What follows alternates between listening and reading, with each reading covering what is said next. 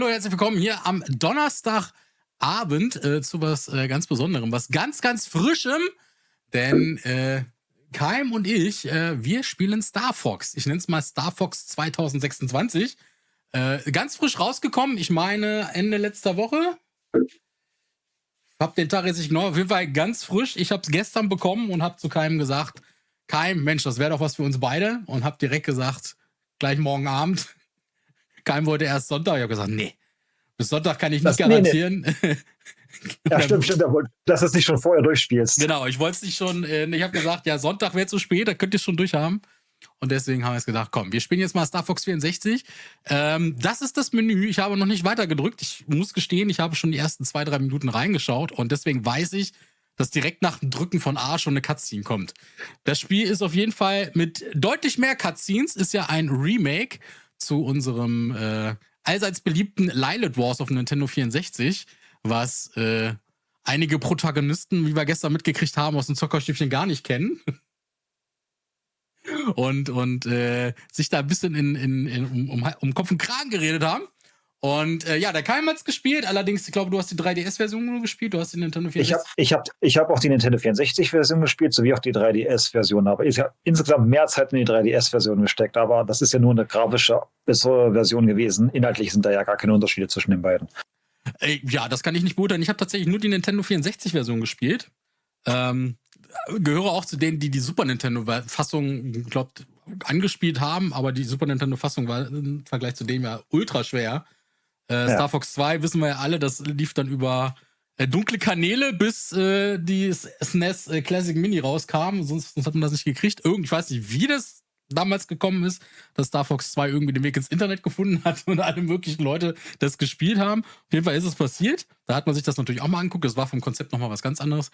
Aber Lilith Wars, das war dann das Spiel, was auf Nintendo 64 rauskam, was ganz viele gezockt haben. Ich habe das auch bis zum geht nicht mehr durchgezockt. Es ist auch von der Star Fox-Serie das erfolgreichste Spiel gewesen, was, denke ich, auch der Grund ist, weswegen dieses für das Remake ausgewählt wurde.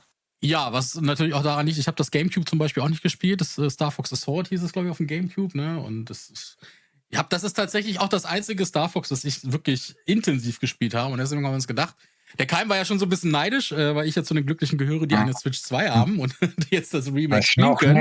Er nicht. Ich kann auf jeden Fall schon mal verraten, sie haben einige Modi eingeführt. Also man könnte jetzt auch übers Internet diese Schlachten, die es da damals gab auf dieser großen Karte, die könnte man jetzt auch gegeneinander spielen. Es gibt Herausforderungen und es gibt natürlich die normale Kampagne. Und die spielen wir jetzt. Ich weiß noch nicht, welchen Weg wir nehmen. Es gibt ja mehrere Möglichkeiten, dieses Spiel über diverse Routen das zu spielen. Ich weiß noch nicht, welchen Weg wir nehmen. Das entscheiden wir spontan. Auf jeden Fall starten wir jetzt erstmal mit der ersten Cutscene. Und da die alle auch super schön synchronisiert sind mit deutschem Ton, über die Synchronqualität an sich sage ich jetzt mal nix. Das war bei der 3DS-Version aber auch eine große Überraschung, dass sämtliche Sequenzen deutsch vertont wurden. Das war eine richtige Überraschung für mich damals. Das ist hier jetzt tatsächlich auch, aber tatsächlich bei den Synchronsprechern, da dachte ich mir manchmal so, passt nicht ganz zu dem Charakter, den man da jetzt gerade sieht, aber... Ich kann das ja mit der 3DS-Version vergleichen. Da ich sehr, sehr oft gespielt habe, ich die Stimme relativ gut im Kopf und kann da mal so vielleicht so ein kleines Werturteil abgeben. Genau, das kannst du ja dann nach den Cutscenes jeweils machen. Auf jeden Fall war das wahrscheinlich auch schwierig, weil ich wüsste jetzt auch nicht, wie kannst du einen Hasen synchronisieren oder einen Fuchs, wie sollst du den synchronisieren, dass er mit was für einer Stimme... Auf jeden Fall, wir gehen jetzt rein und ja, ihr dürft überrascht sein. Genauso wie ich auch und wie wir beide auch, wie sie das Remake umgesetzt haben. Hast du schon irgendwelche Kritiken im Vorfeld gehört? Ich habe von einigen gehört, es soll nicht ganz so pralle sein oder einige fanden es nicht so gut. Also im Großen und Ganzen soll es halt eine sehr schöne Umsetzung sein. Jetzt keine großen Überraschungen, was das Gameplay selbst betrifft. Grafisch natürlich bombastisch. Es gab einige kleine Kritiken bei der Steuerung. Da soll wohl eine Funktion drin sein, die auch beim Original nicht so sein soll. Also das Fadenkreuz automatisch zu schnell in die Bildschirmmitte zieht, was einige Manöver etwas schwerer machen sollen. Aber das kann natürlich sein, dass das nur der Effekt des jeweiligen Testers war, dass der so krass empfand, weil andere hatten das nicht erwähnt. Aber im Großen und Ganzen, was ich mitbekommen habe, das Spiel durchaus positiv bewertet. Ja, dann lassen wir uns jetzt mal uns selber davon überraschen. Viel Spaß mit dem Intro von Star Fox.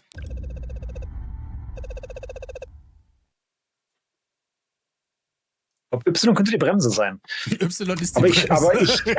ich spiele es ja nicht, der Onkel spielt, ich kommentiere nur seine Flugfehler.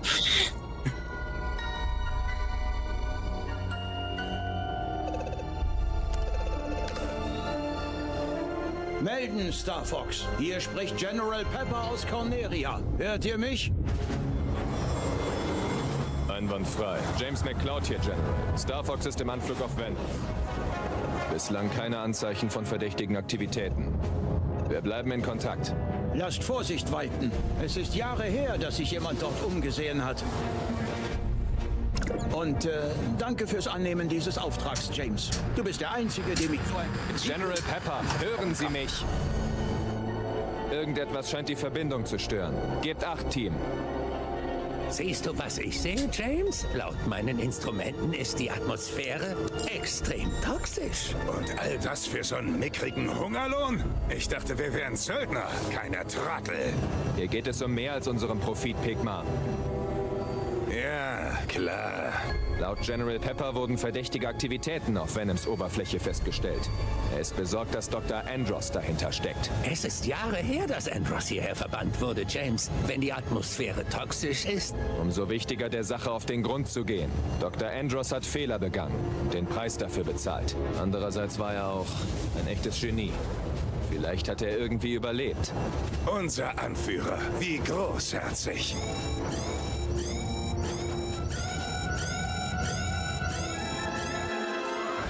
wo kommen die denn her? Defensivformation. Pigma, was soll das werden? Ich folge dem Befehl. Das da ist meine Formation. Hinterhältiges Schwein! Was soll ich sagen? Der neue Boss zahlt mehr. Corneria muss leiden. Und wer sich meiner Rache in den Weg stellt, wird sterben. War das Dr. Andros? Lasst sie nicht entkommen!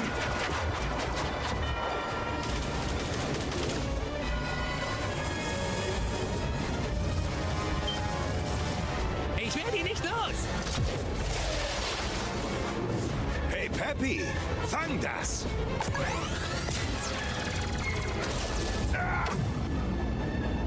James!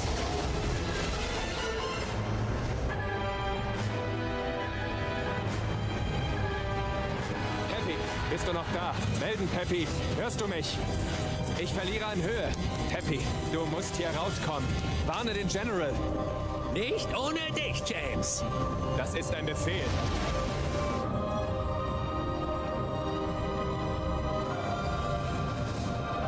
Und Peppy, kümmere dich um Fox.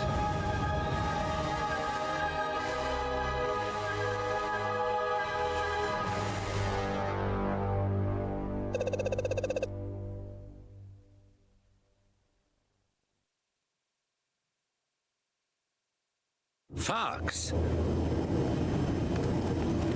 Fox, bitte melden. Bist du mit dem Trainingsmodul verbunden? Verbindung steht. Du bist gut zu hören, Peppy. Gut, ich weiß, der A-Wing ist für dich nichts Neues. Aber es ist wichtig fürs Team, dass wir diese Übung alle zusammen durchexerzieren. Weißt du, als dein Vater noch hier war, hatte... Das war einmal, Peppy. Ich führe jetzt Star Fox. Und wir machen das auf meine Tour. So, los geht's. Wir starten mit einem Training. Willkommen zum Basistrainingsmodul für den A-Wing. Wir sind ja Hier sonst so lernst blöd, du das Ding alles zu über die fliegen anscheinend. A-Wing-Steuerung und seine primären Funktionen. Probier die Steuerung aus. Hui. Die Steuerung des A-Wings. Die anderen Funktionen sind tatsächlich noch gesperrt. Sehr wichtig.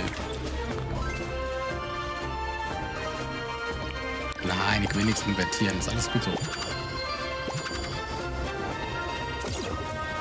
So, erstmal so Superman 64-like erstmal durch Ringe fliegen hier. Selbst hier sieht es eleganter aus. Gut gemacht, Fox. Die Seitenlage ist eine nützliche Technik. Do a Nutze barrel sie, roll. um schneller nach links. Das will ich gerade sagen.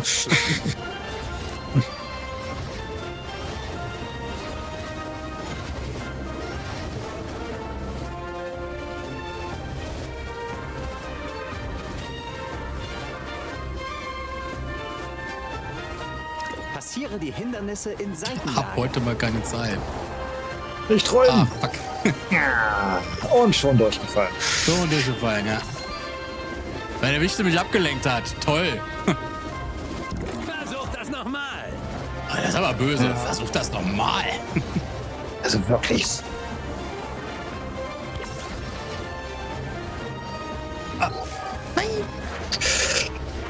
Das ging gestern im Test ging es besser. Nochmal. Ja, ja, natürlich. Wenn keiner zuguckt, kann man das natürlich leicht sagen.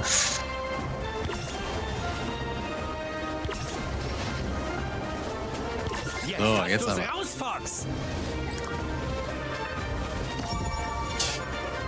Die wollen alle nur ihre Coins. Ne? Jetzt haben wir die Coins extra eingeführt, damit die was haben, um reinzugucken. Jetzt kommen sie nur rein, machen ihre Coins und dann verpissen sie sich wieder. Es ist ja. Ist er Ich nehme wieder aufgeladen, raus hier. kannst du eine Vielzahl an Spezialmanövern ausführen. Ja, das kennen wir doch Probier alles. jetzt Bremse und G-Diffuser, Bremse, Turbo. Kennen wir doch. So. Bremse Je ist länger B, du Y war, glaube ich, desto Bombe. stärker bremst oder beschleunigst du. Ah, okay. Intuitivsteuerung. Komplett aufladen, bevor du ihn erneut einsetzen kannst. Das ist praktisch oben X, Schub, unten B, Bremse.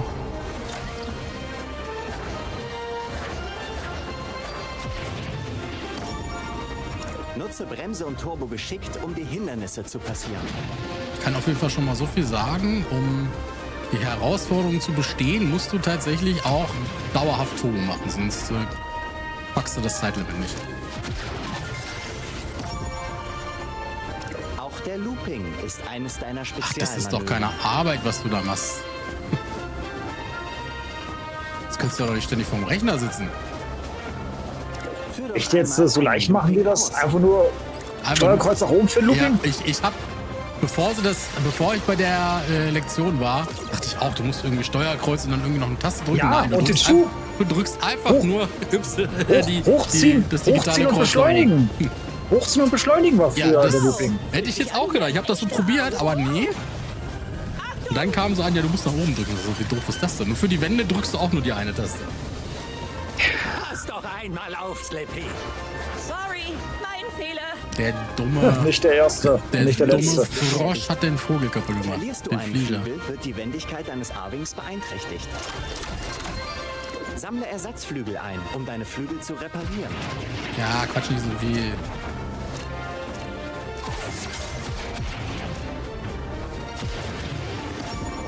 Der A-Wing verfügt über ein dynamisches Waffenarsenal. Feuere jetzt den Laser ab, deine Primärwaffe. Boah, er ist freigeschaltet.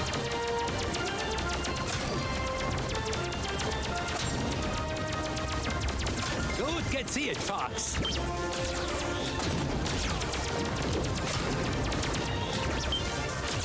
Wer ist gedacht, man kriegt hier irgendwas, wenn man die alle abschießt, aber tatsächlich wird an jedem Tor der Punktestand zurückgesetzt.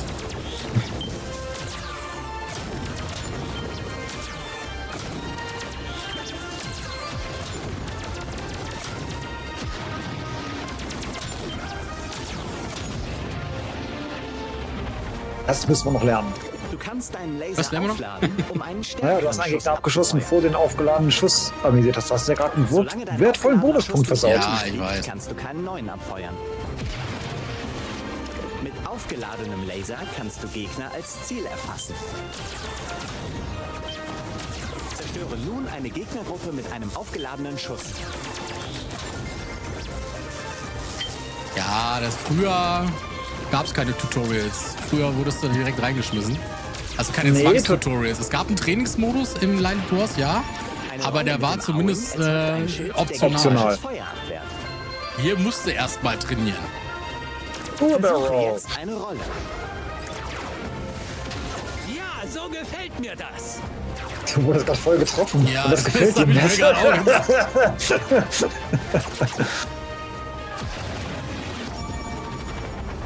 Ciao, Du Tobion. kannst maximal bis zu 9 Bomben einsammeln.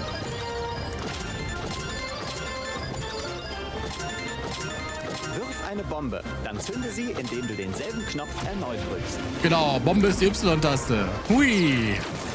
Die kennen wir. Die Taste.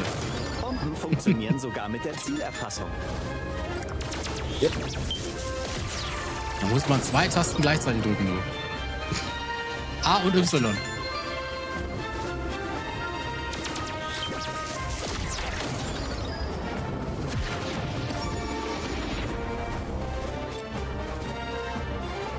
Nein, wir möchten jetzt keinen Maus-C-Modus probieren. Ich habe ja keine Joy-Cons am Rechner. Ist aber auch ganz interessant, du könntest jetzt quasi auch mit der Maus spielen. Also es könnte auch ein zweiter Spieler jetzt neben mir sitzen, der das Ziel übernehmen kann. Eine freie Manöversimulation. Aber mehr Koop gibt's da noch nicht. Ja, Ein guter Pilot hält ich denke mal, ein richtiger Koop, wo jeder einen A-Wing übernimmt, wäre ein bisschen zu viel des Guten. Gab's in Lilith Wars auch. Ja, aber nicht für die Story. Nee, nur für den Kampfmodus. Ja. Das ist ja im die gibt's hier Prinzip ja dann auch. das. Ja genau, den Kampfmodus, den haben sie dann hier auch Das hinzugefügt. war riskant, Falco. Sah für dich vielleicht so aus, aber ich weiß, was ich tue, Alterchen. Durch das Einsammeln von Laser-Items kann dein A-Wing seinen Laser aufrüsten. Weiß ich doch. Das erste Upgrade aktiviert den Zwillingslaser. Ja, du musst auch so sehen, Toni weiß es nicht. Zwillingslaser in einen Das stimmt, ja. Superlaser. Aber pass auf, nehmen deine Vögel Schaden, verlierst du alle aktiven Laser-Upgrades.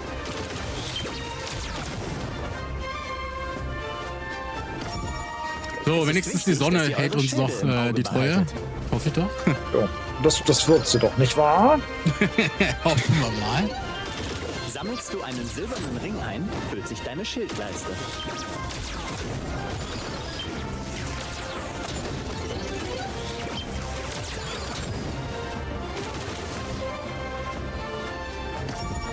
Die goldene Ringe haben. Sammle 3 goldene Ringe ein, um deine Schildleiste zu verlängern.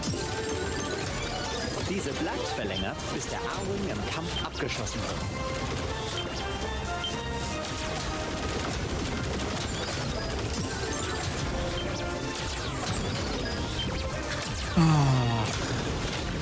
Also solche Zwangstutorials hasse ich ja eigentlich, ne? In der offenen Jetzt kommt noch der Formation Orange kannst du Mode. frei in alle Richtungen fliegen. Nebenbei zu, die Kinder. Ah, guck mal, die Kinder Das gucken Radar sich Star zeigt dir deine Fox an. Das ist gut so. Position. Außerdem kannst du darauf die Position von Freunden und Feinden sehen.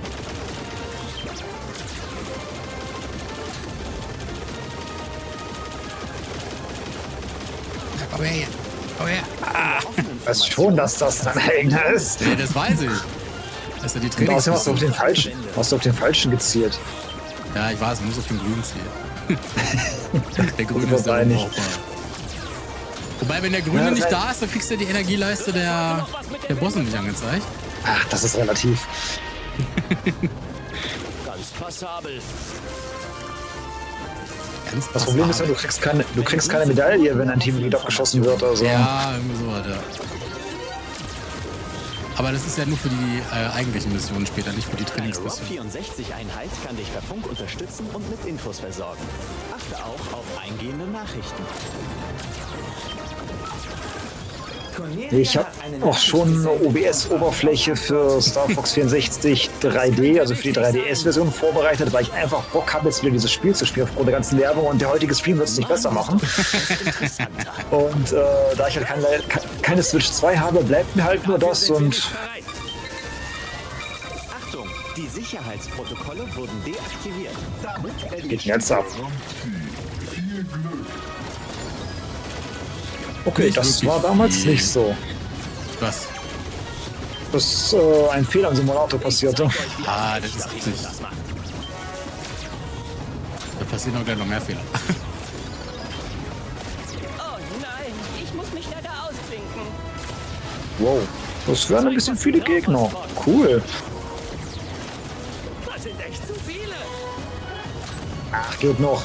Auf Katina waren das fast genauso viele. Ich glaube sogar noch ein paar mehr, wenn das Mutterschiff kommt.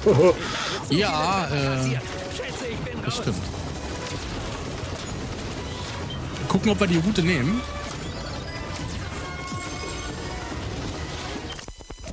So. Alles kaputt jetzt. Sonne hat's kaputt gemacht. So, und Der jetzt? Sonne nicht, Toni. So, jetzt ist die Konsole abgestürzt. Hey, was soll der Mist? Gerade wo es endlich Spaß macht. Klar, du konntest sogar fast mit mir mithalten. Unser Möchtegern-Anführer hält sich offensichtlich für einen Witzbold. Den Sieger küren wir nächstes Mal. Der Sinn dieser Übung bleibt euch allen wohl verborgen. Das passt schon, Peppy. Du siehst das zu eng. Das glaube ich kaum. Habt ihr es nicht gehört? Rob hat den Kommandanten der Streitkräfte von Corneria in der Leitung. Echt jetzt? Der gute alte General Pepper wendet sich an uns bescheidene Söldner? Die Spannung steigt. Hören wir mal, was er auf dem Herzen hat. So, das war jetzt das Intro. Jetzt darf man auch endlich mal weitermachen hier. Ich muss sagen, die Stimmen vom Star Fox-Team selbst sind ganz gut gewählt. Da kann ich eigentlich nicht meckern. Das sind auf jeden Fall Peppy bekannte klingt Stimmen, ja. Also Peppy klingt auch ein bisschen älter. Ich meine, er ist auch der Älteste. Bei Falco war ich zuerst unsicher, als ich im Tutorial gehört habe. Jetzt muss ich sagen, klang seine Stimme besser. Aber ich muss sagen, die von General Pepper, die Stimme, die klingt gar nicht. Der klingt viel zu jung. Ja, der klingt viel zu jung, finde ich. Gleich. Du bist nicht Chaos-Tone, nee, du bist Strahlungssonne. Das ist viel schlimmer. Nee, ja, sie ist Herausforderung. Sonne. Die ist verstrahlte Sonne. Die verstrahlte Sonne, ja, die Strahlungssonne. So, Kampagne machen wir gleich. Herausforderung, gucken wir nur mal kurz, was das ist. Herausforderung ist im Prinzip ein Modus, wo man dann halt die Missionen, die man gemacht hat, nochmal machen kann und bestimmte Ziele erfüllen muss. Das geht natürlich erst, wenn man die einzelnen Level gemacht hat. Wir sehen auch, es sind insgesamt 16 an der Zahl. Das heißt, ich weiß gar nicht, Pichina, der Name, war der im alten Spiel auch schon da, ja, ne? Ja, das ist der Planet mit der Bombe gewesen, wo du das erste Mal auf das Star-Wolf-Team triffst. Genau, die anderen Namen kamen mir alle bekannt vor. Pichina, dachte ich, wir haben sie vielleicht umbenannt oder so. Nee, das war dieser Eisplanet. Genau, Bolso, das ist ja nur diese eine Station da kurz vor Venom gewesen. Oder da auch, aber du so ein paar Dinge abschießen musstest. So, das ist der Herausforderungsmodus. Es gibt einen Schlachtmodus. Diesen Schlachtmodus kann man einmal, genau, im Schlachtmodus trittst du in Luftkämpfen und teambasierten Missionen gegen andere Spieler oder Bots an. In Privat- oder Bot-Schlachten kannst du den Einstellungen Zeitlimit und Schildstärke anpassen oder sogar die Events deaktivieren und dich ganz auf Luftkampf-Action konzentrieren. Das geht tatsächlich sogar auch online. Und lokal kann man mit bis zu 3 Freunden das spielen. Also im Prinzip das, was es früher auch schon gab. Du kannst jetzt hier 3 andere Controller dir schnappen und kannst dann halt diese Schlacht spielen, was es früher auch gab. Holo-Viewer ist im Prinzip das, was mittlerweile in jedes Spiel reinknallen, ja, so ein extra Ding, wo du dir dann so Sachen angucken kannst. Also Hintergrundwissen. Ne? Also Hintergrundwissen und Training ist das, was wir gerade gemacht haben. Und wir gehen jetzt in die Kampagne und wir spielen sie natürlich auch normal. Ich würde auch gleich Experte nehmen, aber die kriegt man erst freigeschaltet, wenn man alle Medaillen... Das war auch damals schon so. War auch damals schon so, wenn man alle Medaillen auf normal gesammelt hat. Deswegen, wir spielen normal, weil leicht ist, ja, Fahrzeuge auf höchster Stufe, weniger Schaden durch Gegner bei jedem Missionsstart, Team komplett, keine Medaillen und Highscores. Ich muss ja sagen, die 3DS-Version, da hat ja auch 2 Spielmodi gehabt. Einmal die 3DS-Version und einmal die N64-Version, vom Schwierigkeitsgrad her. Die 3DS-Version war ein bisschen leichter, aber trotzdem schwerer als das, weil du beginnst gleich mit dem höchsten Level. Und also, das ist ein bisschen sehr Baby-Modus, muss ich sagen. Ja, deswegen, wir spielen auch definitiv auf normal. Und hier gibt's auch, es gibt einmal die Möglichkeit, das Ganze natürlich als Einzelspieler zu spielen, dann Koop lokal. 2 Spieler teilen sich die Rollen des Piloten und Richtschützen. Dieser verwendet einen Joy-Con 2-Controller mit einem Mausmodus, das, was ich eben gerade im Training schon erwähnt hatte. Also wer jetzt hier den Joy-Con hätte, könnte jetzt quasi, ich weiß nicht, ob das, wüsste jetzt nicht, ob das jetzt noch ein zusätzlicher Laser oder sowas ist oder ob die jetzt quasi dann die Funktion meines Lasers übernehmen und ich dann gar nicht mehr schießen kann. Das habe ich noch nicht ausprobiert. Darf mal anmerken, das Grün des Menüs schneidet sich von gerade mit dem Greenscreen-Effekt, daher gab Probleme, dich richtig auszuschneiden. Echt? Guck dir mal, wie gerade aussieht. Das ist ein leichtes Flimmern durch den. Ich denke mal, das kommt durch das Menü, weil das auch grün ist. Ja, das kann durchaus sein. Weil ich habe ja gar kein Dings eingestellt bei mir. Also, nicht beim Spiel. Ach so. Es kann höchstens sein, dass ich jetzt zu dunkel bin oder so. Das sehen wir gleich, ob das gleich wieder besser wird. Genau, und Koop Game Share ist, du musst dich mit mindestens einer anderen Person in einer Game Chat Session befinden, um über Game Share im Koop-Modus spielen zu können.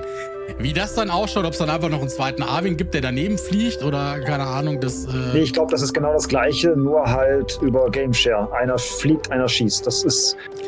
Ja, da du keine Switch 2 hast, können wir das jetzt leider nicht ausprobieren.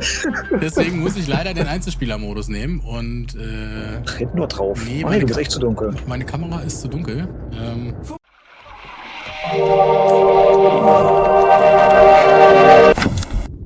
Wir brauchen Hilfe, Star Fox.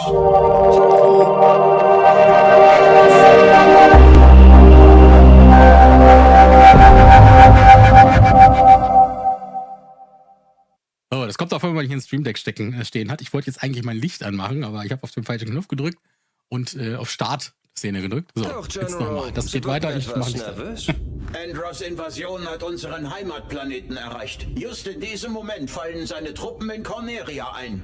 Unsere Streitkräfte werden geradezu überrannt. Euer Team muss vor Ort eine Gegenoffensive starten. Klingt ganz schön heikel, General.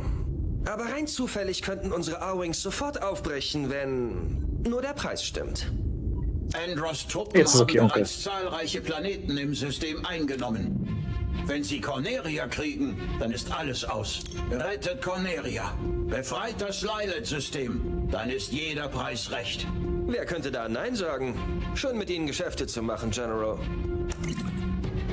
Ab in die A-Wings. Wir haben eine Mission, Star Fox. Holen wir uns das System von Andros zurück. Planet für Planet. Genau, und das machen wir jetzt auch. Ich finde das genial. Erstmal, das System geht fast unter, aber der Pfeil steht erstmal im Preis. So, nächste Cutscene. Die habe ich noch nicht gesehen. Und die haben eine epische Szene weggelassen. Jetzt kommt eigentlich das eigentliche Intro erstmal.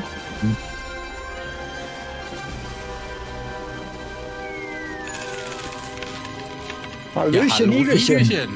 Mensch, hast du deine 10 Coins, wir kamen ja fast zusammen.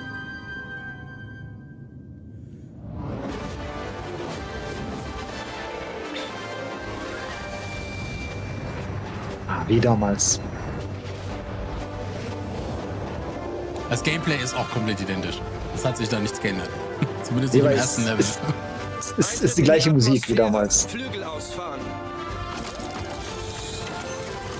Aber hier merkt man richtig, wie sie mit der neuen Grafik angeben wollten. Ja, ja, klar. Die ganzen Details. Guck mal, unsere A-Wings sind Transformers. Das sehe ich ja jetzt erst. Falco hat auf seinen Flügel noch extra Flügel aufgemalt. Soweit alles okay. Hier spricht Peppy. Alles in Ordnung. Falco hier. G-Diffuser. Passt schon. Legen wir endlich los. Feindliche Ziele voraus. G-Diffuser passt schon. So, jetzt geht's los. Erste richtige Level hier. Und es ist genauso wie im Spiel damals.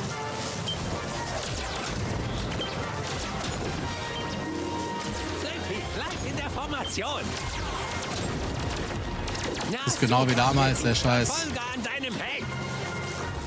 Der Scheiß. Frosch muss immer gerettet werden. Du hast ihn erwischt. Danke, Fox. Deswegen habe ich mir jetzt meinen Laser-Upgrade flöten gehen lassen.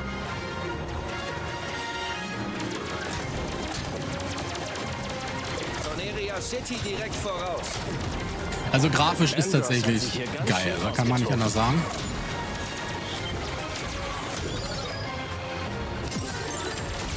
Haltet die Augen offen, Jungs. Kann man tatsächlich nicht anders sagen. Sie nutzen die Kapazitäten des Switch 2 hier so gut aus. Und ich würde wetten, da ist immer noch genug Luft nach oben. Ah, fuck. Ich habe vergessen, dass der das umschmeißt. Gegner an deinem Heck, Fox. Auf die Bremse. Das ist tatsächlich eine Herausforderung in einem anderen Modus, alle von diesen Robotern platt zu machen. Ach, das ist in dem Level nicht so schwer. Sagst du? Ich lock sie in dein Fadenkreuz, Fox. Was zum... Mit dem blöden G-Diffuser stimmt was nicht. Ah, hättest du mal geprüft, Hol ne? ihn schnell mit dem Turbo ein. Ach, auch kein Turbo. Ich schulde dir wohl was. Welche Route nimmst du eigentlich? Ich nehme jetzt die durch den Wasserfall.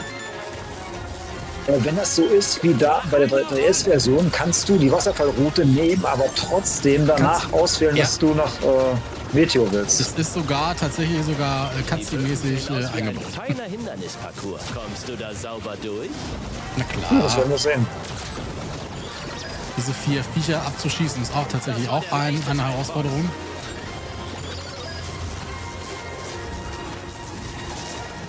Es ist auf jeden Fall, fühlt es sich deutlich rasanter an als früher. Ja, ich denke auch, dass die hohen FPS haben. Durch die hohen FPS. Mit 60 läuft das ja, ne? Ja, ist auf 60 FPS. Ich hoffe nur, du irrst dich nicht, Falco. Ich schlage vor, wir trauen Falcos Instinkt. Trust your instincts. Trust your instincts, Bro. Das ist auch ein berühmter Meme-Satz aus Star Fox. Ja, weiß ich.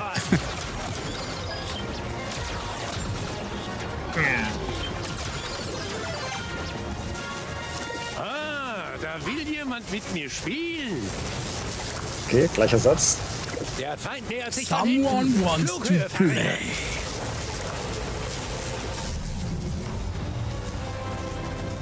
Slippy, wo bleibt die Diagnose?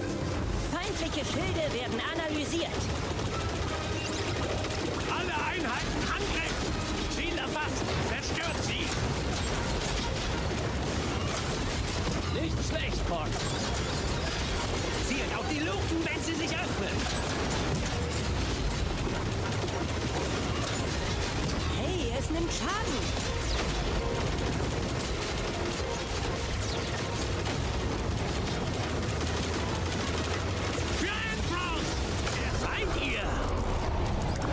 Wir sind Star Fox. Wir sind Star Fox. Bestell deinem Chef schöne Grüße Das von neu. uns. Gegen Andros habt ihr keine Chance. Genau, den Abgang haben sie ein bisschen versaut vom Text Ja, her. der explodiert auch gar nicht wirklich, das Ding. Ne? Also auf der Nintendo 64 war das eine riesen Explosion. Ja. Und da ist doch so, You will never defeat Andros. genau, der ist als Bild auf. Also so ein popeliger Attack Carrier wie der hält uns ganz bestimmt nicht auf. Ich wünschte, dein Vater hätte dich sehen können. Hast sogar halbwegs mit mir mitgehalten. Ja, sondern es reicht auch, wenn du normal für uns da bist. Du musst nicht immer voll sein. Voll gepumpt mit Alkohol, die Frau. Nee, hallo. Psycho steht wieder so nur voll mit Äpfeln. Neuer Highscore. Ja, gab ja auch voll keinen. Ich kann so viel sagen, bei 150 hättest du die Medaille gegeben. Wollte ich auch gerade sagen, ja. Mit 16 drunter. Apfel! Apfel. Ja, ansonsten, was gibt's hier an dem Screen neu? Man kann sehen, ich habe 3 Minuten 46 gebraucht. Das wäre für die Herausforderung auch so lange gewesen. Ansonsten alles okay. Kein großer Schaden erlitten. 89% Schilde. Leistung ist gesteigert. Lasertyp Hyper. Ich habe eine Trefferquote von 44%. 2 Bomben genutzt und habe noch 4 im Feuer. Ja. Alles ganz gut. Dann nächste Cutscene.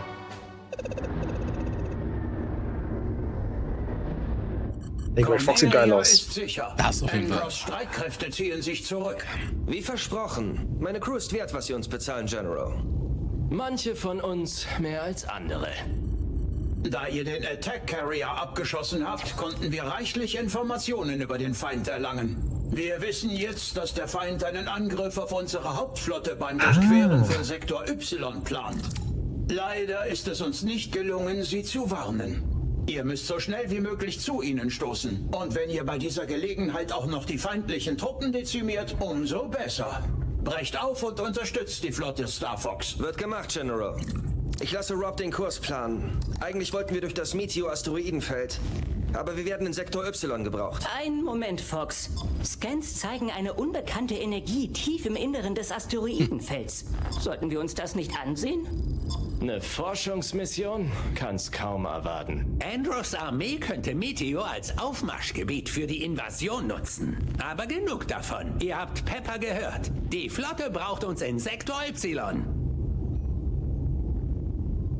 Okay. So, jetzt können wir uns entscheiden. Jetzt ist klar, warum der Attack Carrier nicht explodiert ist. Die haben das für die Story gebraucht, um sozusagen Daten aus dem zu bergen, damit die wissen, dass in Sektor Y ein Aufmarschgebiet ist. Das Ja, ist storytechnisch geplant gewesen. Es ist Clever. tatsächlich auch ganz schön, dass sie das gemacht haben. Denn jetzt wird zumindest mal klar, okay, warum kann man denn überhaupt die Routen wählen, wenn du jetzt den anderen Gegner platt machst? Das jetzt Nee, eingebaut aber haben, ja, wir haben noch- von dem ein paar Daten rausgekriegt. So, die Da muss Frage halt ist allen jetzt, noch mal einen schönen Kontext geben. ja, die Frage ist jetzt, welche Route nehmen wir denn? Also im Meteoritenfeld ist ja dieses tolle, auch mit diesem Hyper, Das mit der habe ich nie Hyperzone, wirklich ne? auf die Reihe gekriegt, muss ich sagen. nie Das auf hab die ich, Reihe gekriegt. nee. Das war voll Also easy. wenn ich die Abkürzung genommen habe, dann immer bei Sektor X über die Portale. Das war voll easy. Frage ist jetzt bloß, begehen wir jetzt eine Befehlsverweigerung oder wo gehen wir Ja, jetzt zu Sektor Sektor Y? Nach Sektor Y hast du ja auch 2 Optionen, wenn du genug Gegner abgeschossen hast. Ja. Wenn. Wenn. Weil das entscheidet dann, ob es glaube ich, nach Katina geht oder nach Aqua. Wir haben ja noch ein bisschen Zeit, es ist ja erst 18:30 Uhr. Wir gucken mal, wir sind auf jeden Fall immer nur 7 Missionen, bis wir bei Venom landen. Vielleicht schaffen wir noch einen zweiten Durchlauf, dann nehmen wir die andere Route. Wir nehmen jetzt erstmal die optimale Route. Was hat's bei mir geklingelt? Ich hoffe...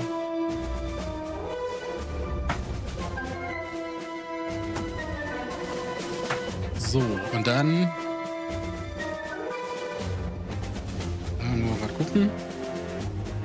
Ich glaube, jetzt werden meine Türen abgeholt. Oder auch nicht. So. Gut, Sektor Y. Genau, Sektor Y stellt eine äußerst wichtige Transportroute für die Streitkräfte von Corneria dar, eliminiert dort so viele Feinde wie möglich, um unsere Flotte zu retten. Kleiner Hinweis darauf, dass man die Mission erfüllt hat, wenn du genug abgeschossen hast. Und auch hier gibt es jetzt erstmal wieder eine Cutscene. Gibt den Spiel aber auch mehr Tiefe, muss ich sagen. Gefällt mir bis jetzt. Ja, das schon, ja.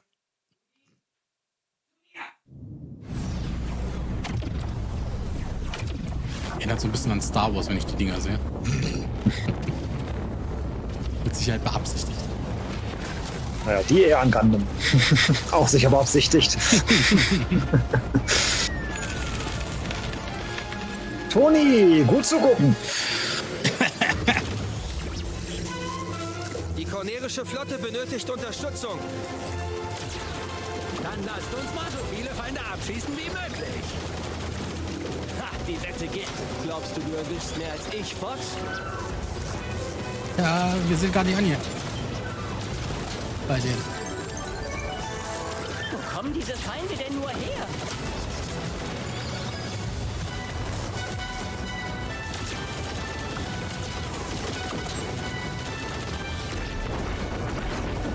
Oh nein, sie hat das Schiff kaputt gemacht. Feinde von Das ist oben. Andros Armada.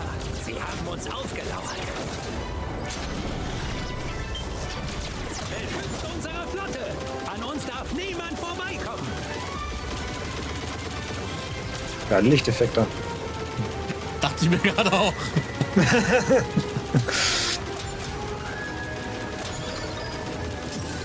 Weiter so. Du musst auf jeden Fall mit deinem Controller sehr sachte umgehen, damit du die auch triffst. Der ist tatsächlich deutlich empfindlicher als der Nintendo 64 Controller früher. Feind hinter dir.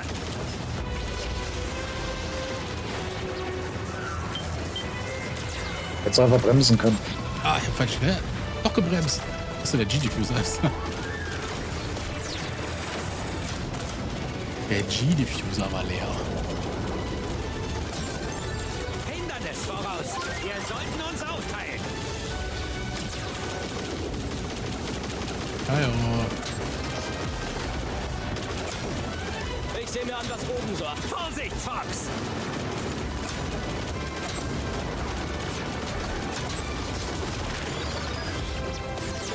Nein, jetzt ist es weggeflogen. Ich hab keine Waffen mehr.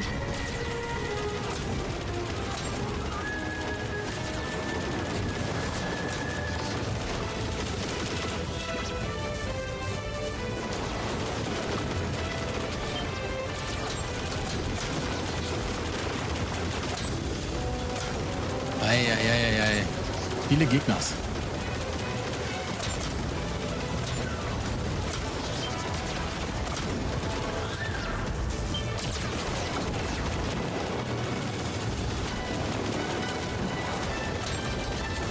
Wir brechen durch.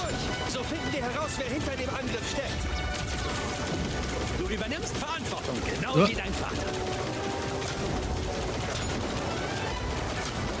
Hör auf damit! Ups. Ja, wollte ich gerade sagen. Hey, hör auf damit, Fox! Eine Nachricht von der Great Fox. Position bestätigt. Sende Nachschub. Ich hab den Nachschub leider verfehlt. Da vorne ist etwas! Aufgepasst! Sind wir schon am Ende? Ja. Zwischenbus. Offene Formation fliegen.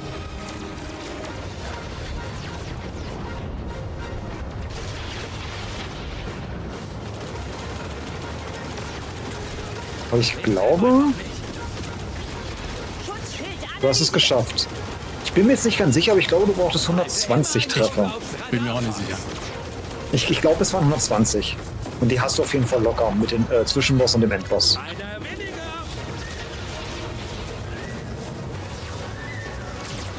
Aber das werden wir gleich sehen.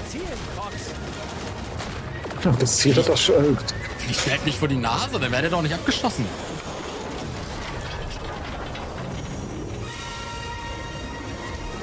Okay. Das ist geil gemacht. Freut euch bloß nicht zu früh. Boah, was ist das für eine Stimme?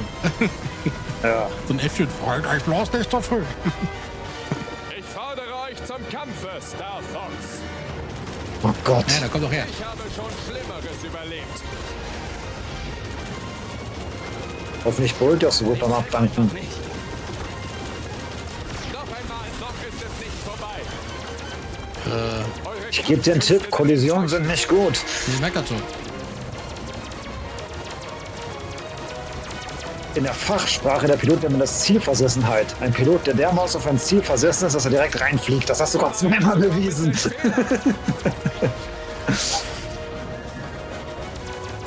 Ja, ein bisschen. Ich habe schon Schlimmeres überlebt. Alter, geh mir aus dem Weg, du blöder Frosch.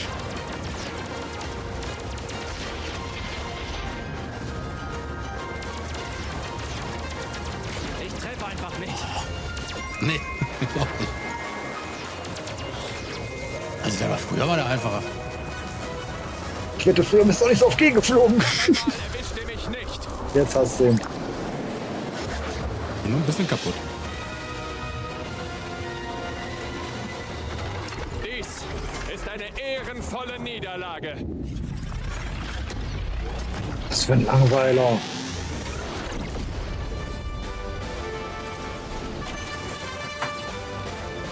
Bisschen kaputt. Erfüllt. Also war's genug. Der Flotte geht's erstmal gut. Statusbericht? Guckt aufs Radar. Der Feind ist weg. Dann überlassen wir General Pepper den Rest. Gut geschossen, Fox. Nennen wir es ein Unentschieden. Gut geschossen. Ich bin kaputt.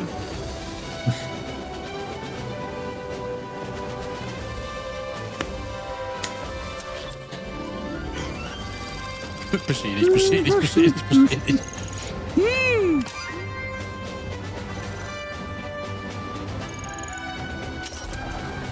Hab ein Leben dazu gekriegt, aber ich bin kaputt. Ein neuer Aufklärungsbericht steht im Holoviewer bereit. Sehr gut. Ja, beschädigt, bestätigt. Wenigstens der G-Diffuser funktioniert, ne?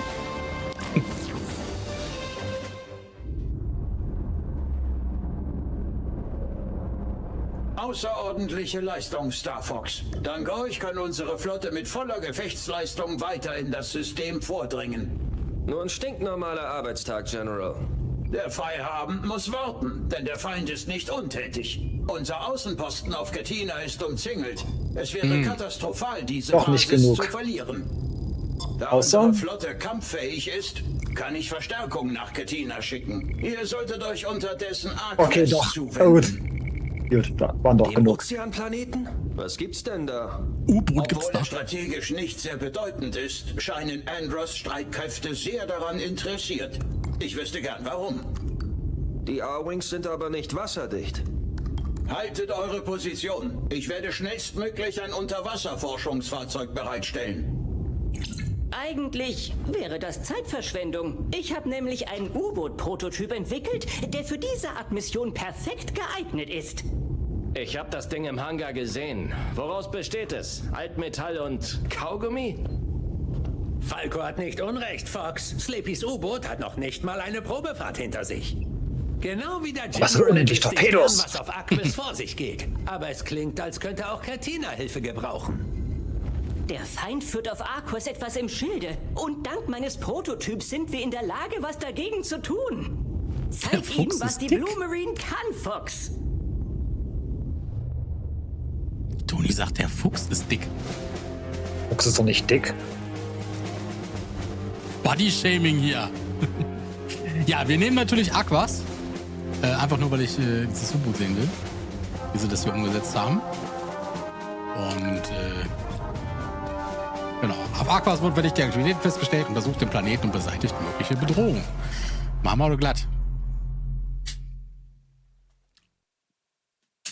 Einmal in die, wie hieß das U-Boot, was kaputt gegangen ist, die Titan oder sowas? Was implodiert ist, Ocean Titan.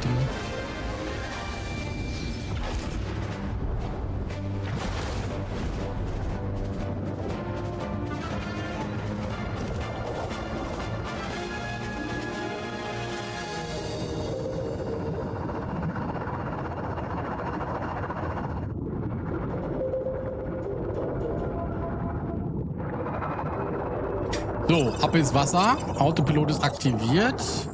5 Leben, unendlich Torpedos. Da ist ein seltsames Signal. Ich schicke euch mal die Daten. Das war's mir wert. Ich hoffe so auf das Aquas, nicht um das machen zu können. Also ich mag die Mucke. Die Jungfernfahrt der Blue Marine zu übernehmen.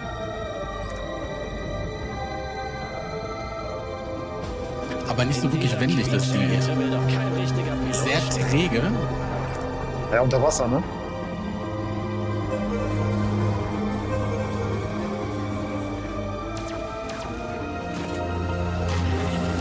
Ach, und es gibt auch nur Torpedos, weil es keinen Aufladeschuss mehr gibt.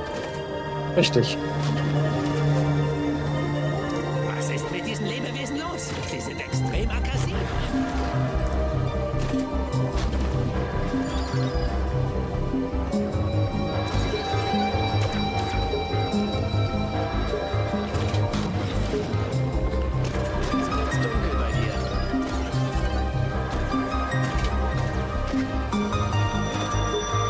Alter, hält der mal eben 2 Torpedos aus hier. Torpedos abfeuerst, hast du ein wenig Licht.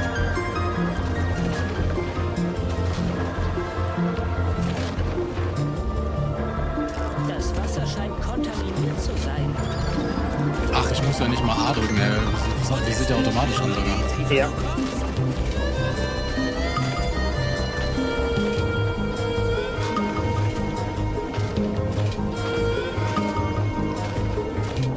Achtung, einprägsam. Ja, einprägsam, sehr einprägsam. Aber lustigerweise gibt es in der Mission eine goldene Regel, drückt permanent Y, um Torpedos abzufeuern. Kann man ja. Wie schlägt sich die Blue Marine denn so, Fox? Alles gut, die Füße sind noch trocken. Sie macht sich besser als erwartet, Slippy.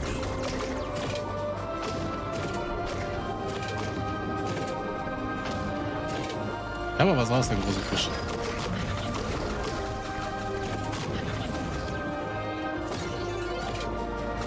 Ein bisschen Energie. Ich wollte gerade sagen, ich finde, die Silberringe geben ziemlich wenig. Ja, das habe ich mir gerade auch gedacht.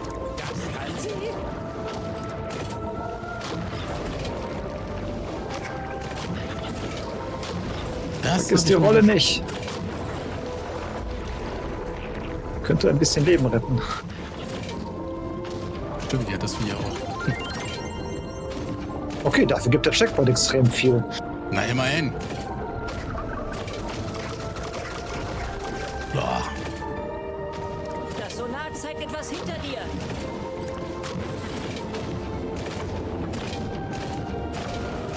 Ja, so tief wurden reicht gar nicht. Du hast jede Menge Torpedos.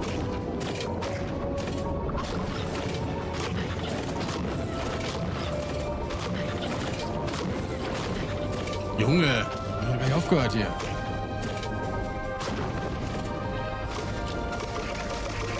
Kannst du nichts machen, die kannst du nicht abschießen.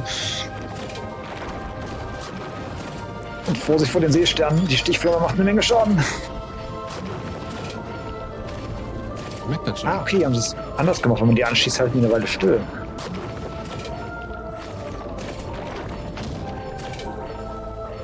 Oh, Junge. Stichflamme!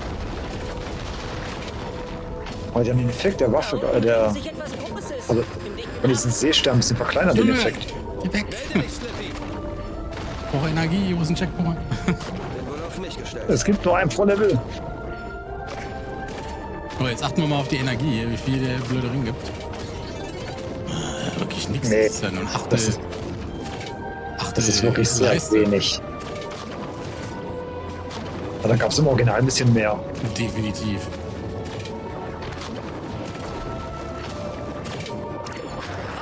Melde dich, Fox. Die Sensoren zeigen etwas Riesiges an. Ja, toll. Jetzt, wo ich keine Energie mehr habe. Ich hab's im Blick. Klar habe ich das hinbekommen. Wenn du willst, mache ich mal einen Spontan-Stream mit Star Fox 64 3D. Ah, cool, die haben ihn technisiert. Schale des Gegners analysiert. Ich schicke dir die Daten. Kleiner Tipp, erstmal die Antennen am Kopf. Ich weiß es doch nicht mehr, Mensch. Das ist so ewig. Ja, deswegen sag ich's dir ja.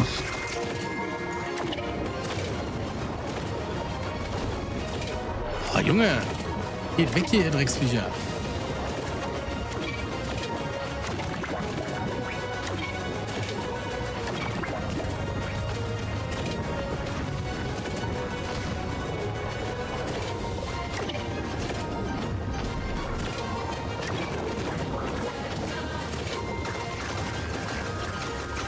Okay, sie haben Core hinzugefügt. Ja, ich habe gerade gemerkt. Schieß einen Lenktorpedo. Ich glaube, in den Kugeln können auch manchmal Ringe drin sein. Ja, weiß ich. Das weißt du noch. Da kommt noch keine.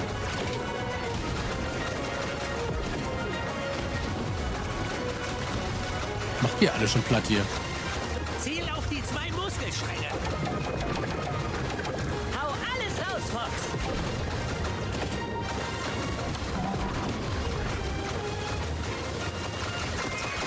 Und sie haben uns auf jeden Fall mehr Technik hinzugefügt bei dem Boss. Schieß einen Lenktorpedo. Also Energie kommen da keine raus. Nee, da ist noch gar also nichts irgendwie- rausgekommen aus den Dingern jetzt. Die Feuerkraft ist nicht übel. Schieß aufs Auge. Systeme sind weiter stabil.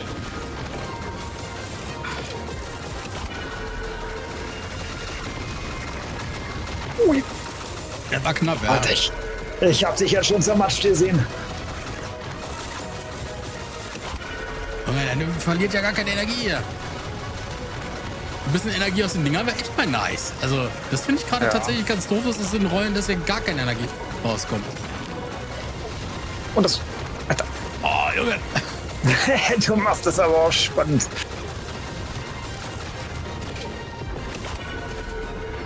Nicht schlecht, Fox.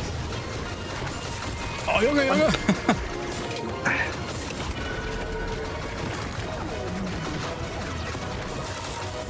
Alter, ich schaff den noch. Junge, Hast du ihn? Alter. Oh, Da kam ein Ring, hast du gerade gesehen? Da war gerade ein Ring. Toll, Wollen die jetzt einfach kam ein verarschen? Ring oder was?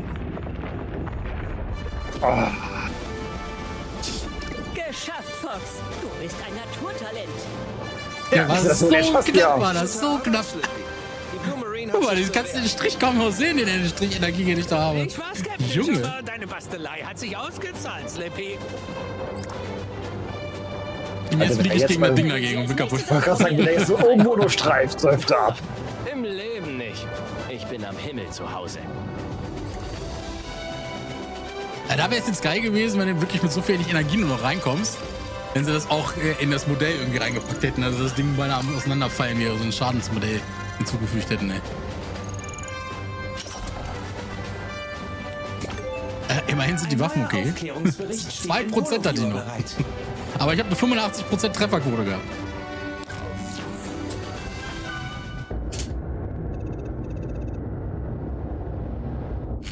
Gute Arbeit, Star Fox. Wenn ihr Andros Experiment kein Ende gesetzt hättet, hätte Arquest zahllose Monstrositäten hervorgebracht. Wir machen unseren Job, General, solange Sie bei Erhalt der Rechnung nicht untertauchen. Unsere Flotte hält den Feind erfolgreich an mehreren Fronten in Schach. Fürs Erste halten wir die Stellung und lenken alle Blicke auf uns. Das ist der ideale Moment für einen Angriff auf Sonus.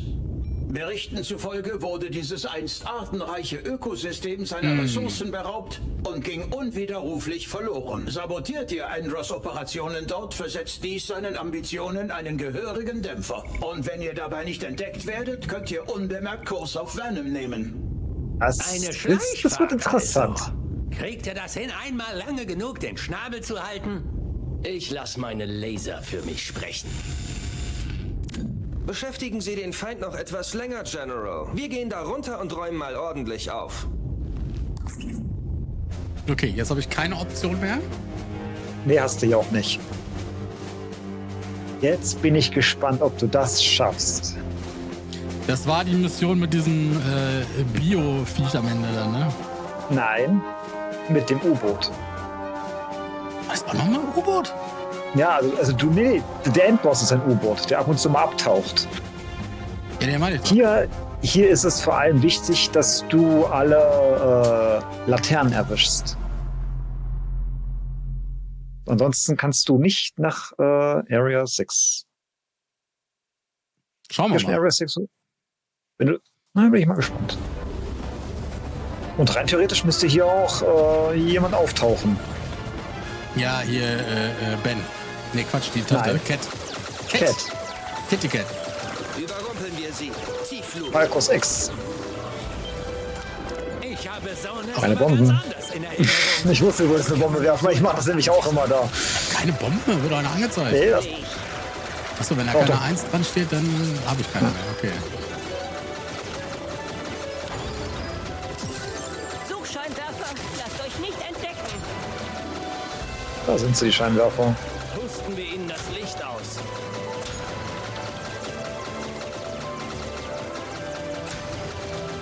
Aber ich muss sagen, durch die schickere Grafik ist die Orientierung auch ein bisschen anders als damals. Das stimmt, ja. Auch wenn so an sich die ganzen Gebäude und so, das ist schon alles so wie damals. Aber ich muss sagen, die Neufassung der Musik ist auch echt gut geworden.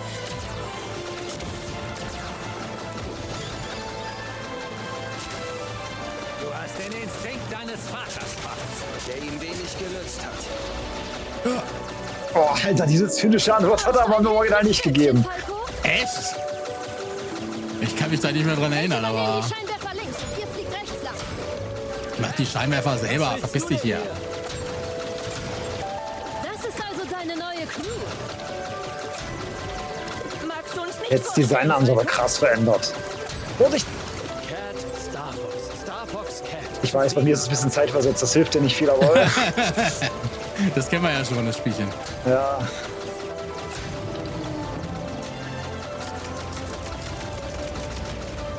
Ich gegen Fliegen. Das war auch ich krieg Angst, wenn du gegen Festobjekte fliegst als Sektor Y.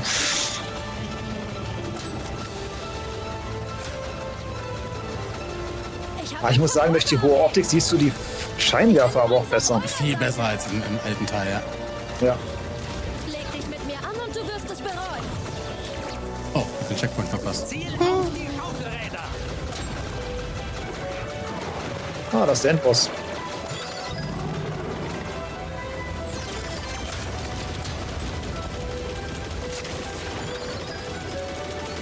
Welche Seite? Ah, erwischt. Du hast noch erwischt, Alter, hast du Schwein. Flugbahn bestätigt. Nachschub abgeworfen. Ja, gib her das Zeug hier. Gib eine Bombe her. Okay, wenn es grün ist, habe ich eine Bombe. Ja, das Bombensymbol rot ist, kann man aber denken. Das heißt, du hast noch eine.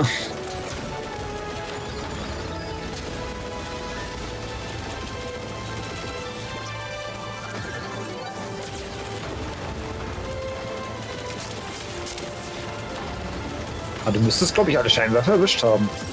Ich meine auch. Also wenn jetzt nicht noch welche kommen. Schlippi wieder hier. Feindliche Jäger im Anflug. Die holen wir uns.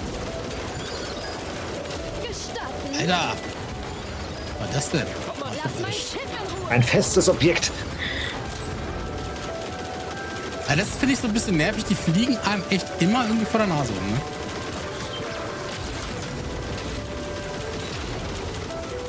Das finde ich schon hardcore nervig. Ah, toll.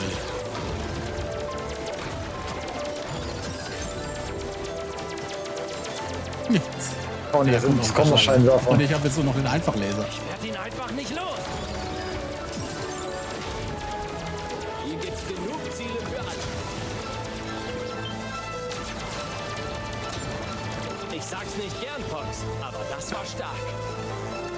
Hallo, ich bin Julian. Was sind das für Fässer? Noch mehr? Oh, jetzt kommt der Boss. Oh, sie fliegt nicht so tief. Schieß drauf oder weicht aus! Laut Sensoren taucht da gleich was Großes auf.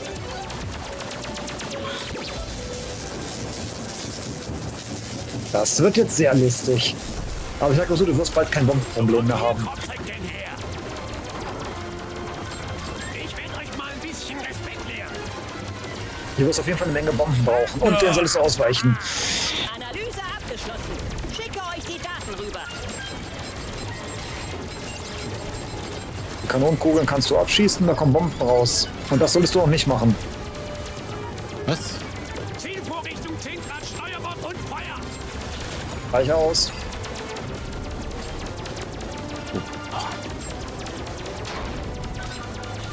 Sammel erstmal ein paar Bomben.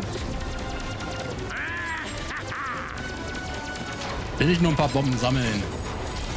Und die brauchst du aber, du kannst ihn anders nämlich nicht schädigen. Bereit zum Auflauf! Alle Stationen bereit! Nein, mach das nicht. Das ist falsch. Das ist richtig, ich hab doch eine schon weggemacht. Nein, hast du nicht. Dann taucht er ab und holt's wieder hoch. Echt? Du musst zuerst deine Luftantennen, die oben sind, zerstören. Und das kannst du nur mit Bomben nicht. Erzähl doch kein Mumpitz. Weiß ich doch jetzt nicht mehr. Ja, hör doch mal auf mich. Manchmal will weiß ich, was ich Flügel sage. haben. Okay, jetzt ist wenigstens wieder stabil. Jetzt habe ich den anderen Flügel auch verloren. Das ist auch eine Logik. Ziel auf die beiden Schlote! Ja, sag doch mal Zielluft. Achso, Danke. die Schlote. Habe ich doch auch gesagt. Und aus den Kanonenkugeln kriegst du jede Menge Bomben, die du brauchst, weil du die anders nämlich nicht beschädigen kannst. Was für eine Panz! Großartig, Fox! Weiter so! Sind doch Dann schon kann weg ich mal jetzt. untertauchen. So, wenn er jetzt, kannst du auf die Dinger schießen, wenn er jetzt runtergeht und mit dem Kran versucht, die zu holen, Feuer auf den Kran. Ja, Mit fast Bomben. kaputt hier. Doch gemacht. Auf den Kran in der Mitte. Achso. Sag das doch. Das sah nicht aus wie ein Kran.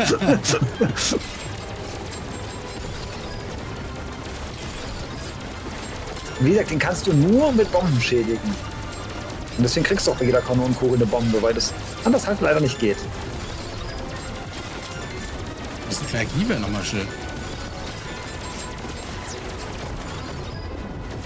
Zerstör den Kran! So ein Mist! Jetzt kann er das nämlich nicht mehr hochholen. Aber ich fürchte, du wirst bald draufgehen, weil jetzt rastet er nämlich richtig aus.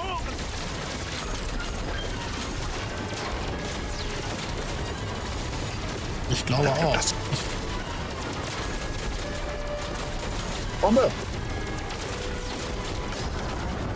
Alter, du machst so wieder spannend! knapp. Alter! Oh.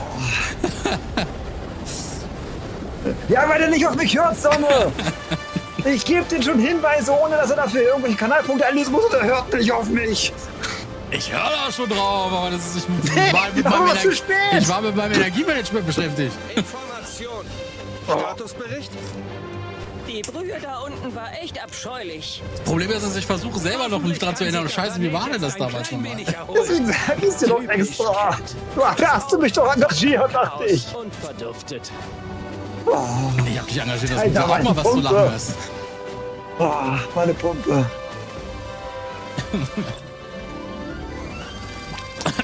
Diesmal alles bestätigt, Da sehr hast du gut. gar nichts mehr ein. 0%! Ich wäre eigentlich schon tot gewesen. Alter. Ja, läuft doch. Genutzte Bomben 18. Aufklärungsbericht steht im Holoviewer bereit. Gott, ich vertrag das nicht mehr. Wir haben den feindlichen Funkverkehr abgehört, Star Fox. Bisher wurde euer Vorgehen auf Sones noch nicht der gegnerischen Führung gemeldet. Es besteht also die Chance, Andros zu überrumpeln, General. Die sollten wir ergreifen. Die Einstellung gefällt mir, Fox. Allerdings müsst ihr erst Sektor Z passieren. Ah, okay, Ein Z kommt berüchtigtes zuerst. Trümmerfeld. Seid also vorsichtig. Wenn der Great Fox in Sektor Z etwas zustößt, müsst ihr die unbequeme Route nach Venom nehmen. Wir sind Profis. Lackschäden sind einkalkuliert. Wir melden uns. Wir kämen mit Sektor Z sicherlich klar, Fox, aber es gäbe dann noch eine Option. Wir sind in Angriffsreichweite Macbeth. von Macbeth, dem Industriezentrum von Andros Kriegsmaschinerie.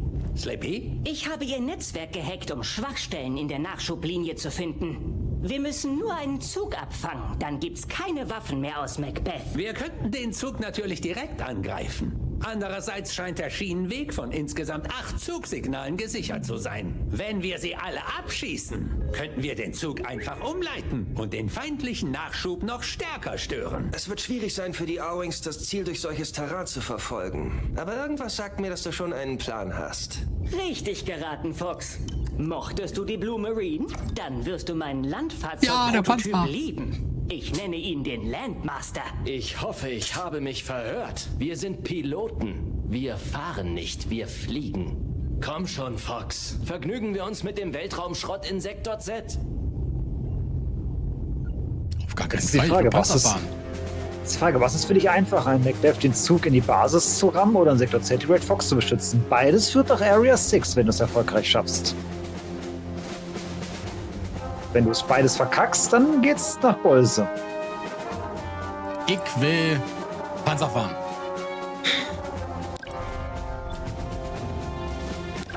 Ja, es ist auch so. Was? Tüdelü? Keim am Pumpen. Anscheinend hast du recht entspannt da gesessen und ich habe hier einen Herzinfarkt gekriegt. Ja, hat man noch genug Leben? Ich sehe das auch nicht so ernst jetzt hier. Die Displayanzeige sagt 100%, dass er sich die Definition von genug Leben.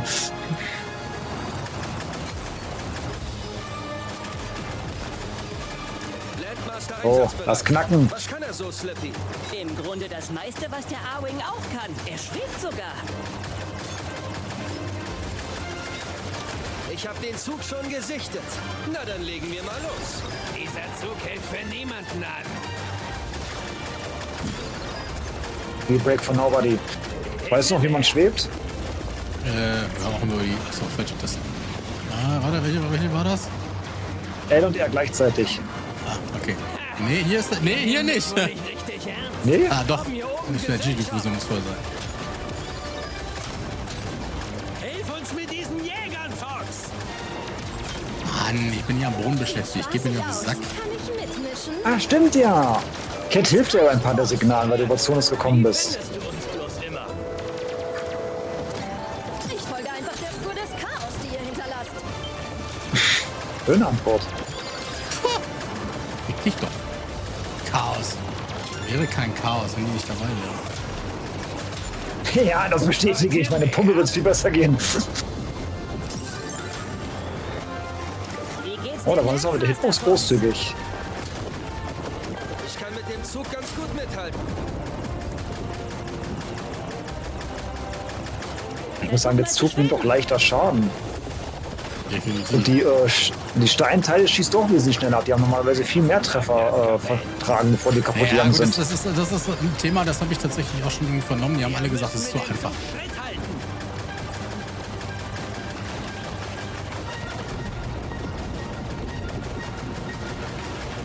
Ich würde bis nach unten schießen. Weil da sind sowas wie feste Gegenstände und die sind nicht deine Freunde. Ich werde verfolgt. Komm her, Junge, Sack. Du triffst ja wirklich was von da unten. Ist tatsächlich gar nicht so einfach, was zu treffen, weil der Controller tatsächlich sehr feinfühlig ist. Die Sensibilität müssen wir unterschrauben. Geht das? Gute Frage. Nee, kannst nur. Was ist eine Knopfkombination? Aktiviert die Steuerungskombination. Damit für Looping und so. So. Also kann man das auch noch umdingsen, wenn man das möchte. Ja, vielleicht bei Gameplay? Nö. Nee, nur Mausempfindlichkeit, aber nicht. Ne, herzlichen Glückwunsch, Nintendo. Komm ruhig etwas näher. Echt jetzt? Die haben dir angezeigt, wie viele Abschlüsse du für die Medaille hier brauchst? Hoch. Ja, Guck mal da. Das ist das habe interessant. ich bei weil ich nicht mehr. Connery auch schon gesehen. Okay, bei Cornelia wusste ich, dass es 150 waren, aber hier wusste ich es nicht mehr genau. Ah, Fliegen kann er nicht, U-Boot fahren kann er nicht, Panzer fahren kann er nicht. Der G-Diffuser war leer. Ja, schieb's auf den armen G-Diffuser, der macht auch nur das, was du von ihm verlangst. Guck mal, Checkpoint habe ich mitgenommen. Da gibt echt viel Energie. Ja, das ist auch nicht selbstverständlich.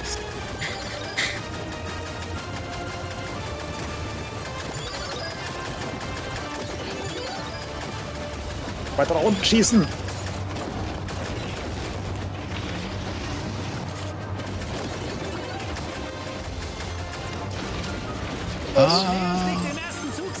Alter, du hast nicht mal ein Tor verfehlt.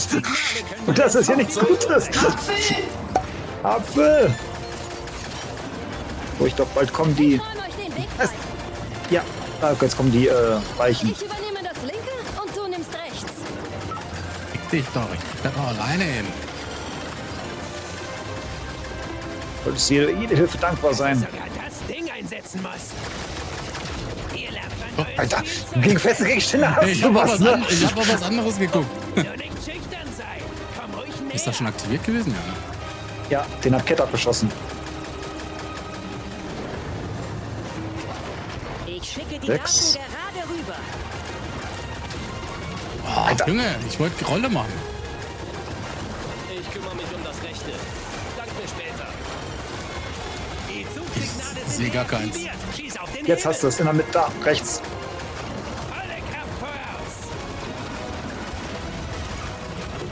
Oh ja, oh, hochziehen. Oh, meine Fresse, machst du es wieder knapp. Alter, Junge.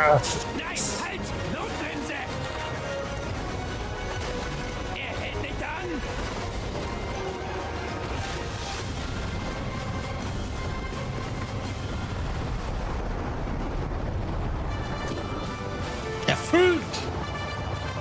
Aber ich muss sagen, die N64-Explosion der Basis ist immer noch die beste. Beim 3DS ist es leider auch relativ unspektakulär. Der N64 macht ja auch Riesenknallen. Also das ist ja, diese schönen alten Explosionsblasen, richtig viele, richtig groß. Das sieht viel geiler aus. Wozu Glück? Das nennt man Können. Genau, das war alles Können. Ja, das würde ich nicht so nennen. Aber hey, insgesamt. Ja, guck mal, ich habe 34% gehabt. Ich mach das knapp. Ja, mit deiner Verhältnis ist das viel Leben. Zweistellig gewesen mit dem Schild. Wärst du gegen jedes zweite Festobjekt gefahren, hättest du bestimmt mindestens 60% 2 Leben dazu gekriegt. Klärungsbericht steht im Holoviewer bereit. Ja, pro 100 Punkte insgesamt kriegst du mal ein Leben. Ja.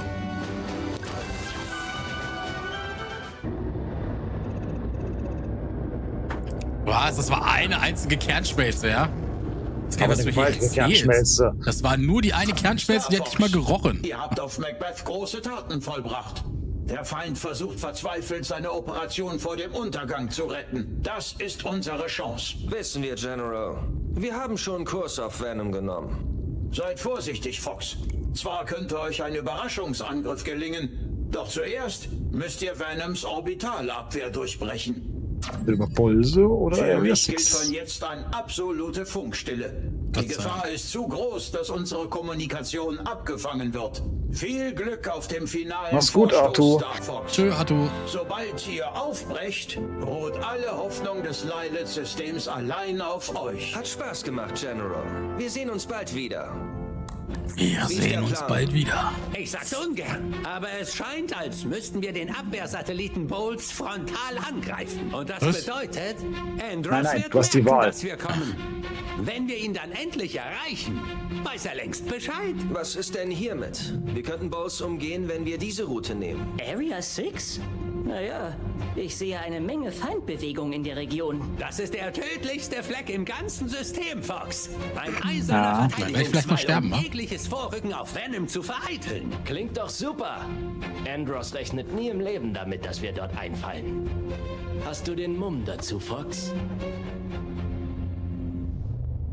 Aber ich muss sagen, ich bin gerade sehr froh, dass du über Sektor Y geflogen bist. Wenn ich denke an Asteroidenfeld mit vielen festen, nicht durchfliegbaren Objekten und dich am Steuerknüppel, das ist keine gute Idee. Das klappt schon. Es ist tatsächlich schwieriger, als es aussieht, weil die Framerate viel höher ist. Also ich habe das auch nicht so schwer in Erinnerung damals vom Nintendo 64, weil da war die Framerate ja irgendwie auf 20 oder so oder auf 30 maximal begrenzt. Ich glaube 30 war das. Man merkt echt schon den Unterschied. So, wir gehen natürlich über Area 6. Gott, steh uns bei. Allein schon, weil ich keinen Bock habe, in Venom hinterher das ganze Level zu machen, sondern ich will nur einen Luftkampf in Venom machen. Du weißt aber schon, was auf Venom 2 kommt. Starwolf und? Cayman meldet. Alles Roger. Cayman. Schnauze! Der Cayman meldet! Alle Truppen sofort zur Verteidigung. Zu spät. Ich habe einen neuen Avatar für Geheim. Der Cayman. Nein. Wenn das Wichtel gesehen hätte, du könntest jetzt wochenlang auf der Arbeit nichts anderes mehr hören. Damit sind wir an vorderster Front. Oh, ich liebe diesen Soundtrack.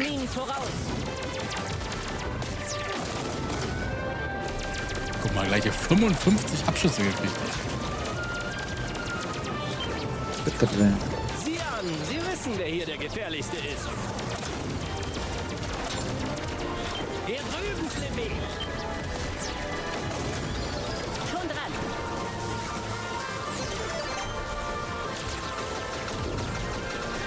Dich krieg ich schon noch. Nur fürs Protokoll, du kannst diese Dinge abschießen, ne? Auch wenn das ohne Hyperlaser ein bisschen schwer ist. Obwohl das heißt in dem Spiel nichts. Ja, das sieht jetzt erstmal nicht so aus, als ob ich den abschießen könnte. Okay, du brauchst die Hyperlaser. Die Great Fox gibt euch Deckung. Ich kann nicht abschießen.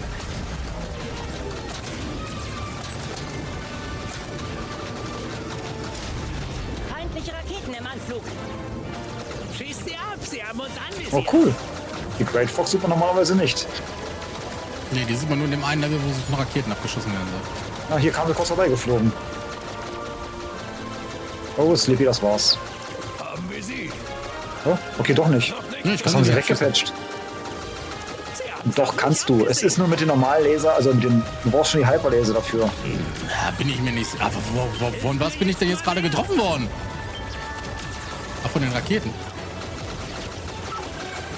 Oh nein, Ups. Tot. Ist der tödlichste Ort, hab ich gehört. Ja, das ist das schwerste Level. Wir haben Venoms Luftabwehrzone erreicht. Damit sind wir an vorderster Front. Toll. Weltraumminen voraus. Sehr schön. Sieh an, Sie wissen, wer hier der gefährlichste ist. Hier drüben, Slippy. Schon dran. Und den kann ich abschießen. Du kannst anscheinend nur bestimmte abschießen. Hab ich dich. Also eigentlich kannst du alle abschießen, da gab es noch nie einen Unterschied, aber wer weiß, was sie hier noch verändert haben. Oder die haben die Hitbox, wenn er das zu einem bestimmten Punkt treffen muss. Ja, die Ah, Antenne. okay, Die Antenne. Die Great Fox gibt euch Deckung. Also der klang auf jeden Fall früher besser nach Roboter. Ja. Ich wollte gerade sagen, nutzt doch die Ausweichrolle. Ich wollte die abschießen, die Dinger. Sie haben uns anvisiert.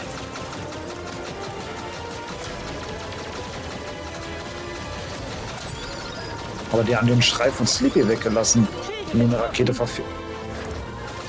Haben wir sie. Noch nicht, Sir. Sie haben es auf mich abgesehen. Das wird auch wieder nichts. Ist noch so weit weg, jetzt triffst du. Hilft mir jetzt mal wer? Mein A-Wing ist hinüber.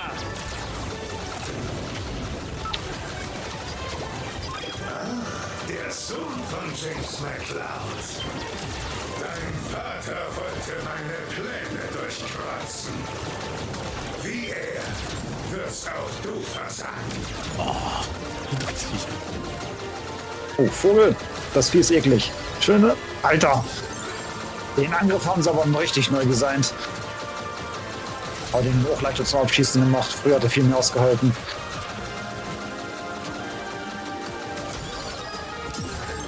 Alter, wenn das der normale Modus ist, dann platzt der die Gegner gleich beim Angucken oder wie beim leichten Modus. Ja, auf jeden Fall.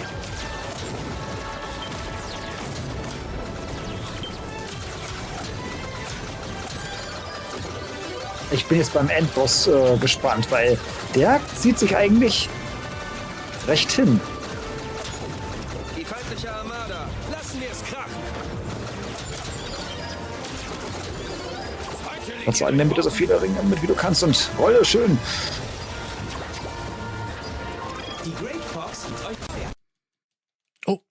los? Bricht ein. Nee, mein Rechner war es gerade. Ach so. Das war gerade mein Rechner. Irgendwie heute hat er jetzt hier mit der Capture-Karte auch mal Schwierigkeiten gehabt. Ja, Mann, mach das Vieh doch mal selber platt, du Arsch.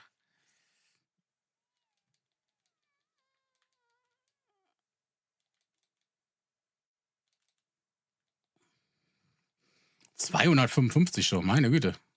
Ja, aber ich glaube, hier brauchtest du 300. Hier ist das ein ganz anderer. Aber ich muss sagen, dass du schon so viele erreicht hast. Das ist schon ein Respekt. Ja, allein durch die Minen am Anfang, wenn man die halt nicht vergessen hat. Aber die Medaille kriegst du, glaube ich, trotzdem nicht, weil Peppy abgeschossen wurde. Ist mir egal. Okay, du schaffst die 300 sowieso nicht. Nee, kriegst du eh nicht. Hast du recht. Bist auch ausgegraut, weil Peppy tot. Ja, aber du kriegst eh keine Medaille. Schaffst Ich du nicht höre mehr. keinen Ton vom Spiel mehr, sagt sie. Doch, der ist da. Das geht Also ich höre noch Ton. Er wird auch übertragen. Laut OBS. Orgon.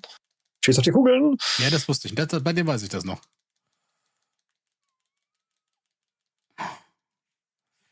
Jetzt kommt doch gleich dieser Superstrahl, ne? Nee, noch nicht. Oh. Erstmal musst du den Tentakels ausweichen bzw. sie abschießen. Dadurch das Zielen ein bisschen hakelig werden. Es ist tatsächlich, das ist tatsächlich echt, ich finde den gerade mit der Steuerung echt hart.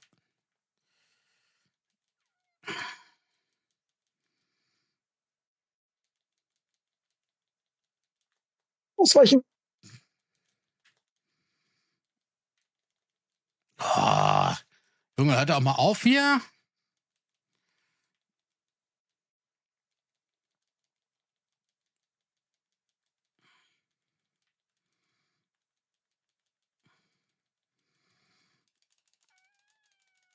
Jetzt wieder Tentakels.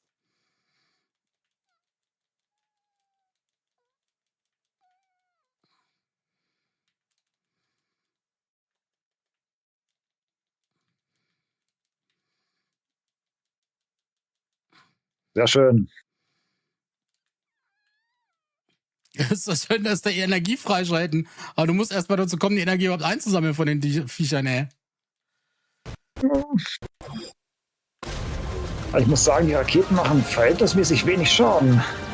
Da gibt's auch zigtausend. Alter, dafür gibt's gar kein Ende mit den Viechern hier. Wir sind fast da. Hallo? Was muss ich denn noch abschießen hier? Danke. Das große Finale. Jetzt wird das Schild. Einmal noch. Eine Phase noch. Oh, Alter, macht der Schaden, ey. Ja, okay, da haben sie anscheinend auch den Schaden ausgeglichen.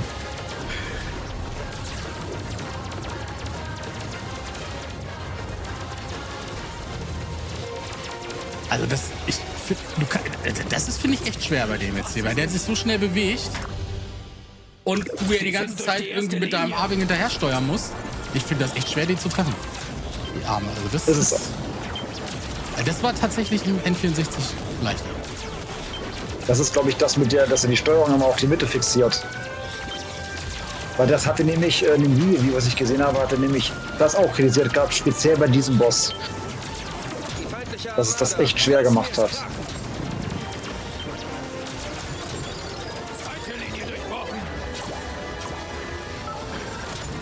Die Great Fox gibt euch Deckung. Feuer!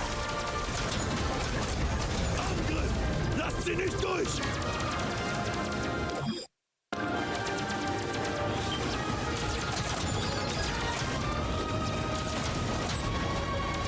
Wir sind fast da. Ich brauche Hilfe. Danke. Das große Finale will ich ungern verpassen. Sende Nachschub. Macht guten Gebrauch davon. Ja, volle Energie. Hilft mir aber nicht, welche Einfachlaser machen. Diese Irren haben ja vor gar nichts Angst. Setzt die Gurken ein! Sir, sind Sie sicher? Den Namen haben sie, glaube ich, damals nicht gesagt. Nee, den haben sie nicht gesagt, nein. Also wir müssen das einsetzen, sofort! Feind voraus. Oder nicht. Mal ist er da, mal nicht. Komm schon, Venom liegt genau vor uns.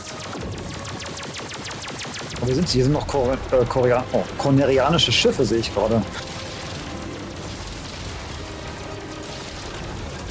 Oh, Alter. Mit dem Einfachlaser machst du so gut wie keinen Schaden bei den Dingern. Mit dem Einfachlaser hättest du nicht mal eine Kugel jetzt zerstören dürfen im Original. Also da haben sie den Gegner auch nochmal leichter gemacht. Zumindest was die Trefferquote und bitte weicht den Dingern aus. Oh, Junge. Guck mal, der macht halbe Energie, ey.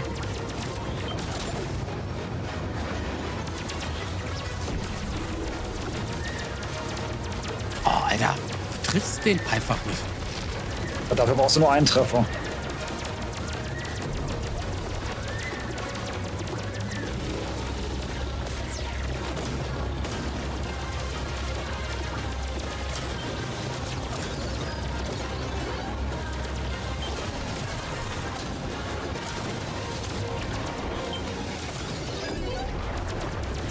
Ja, du kannst verstanden, Junge.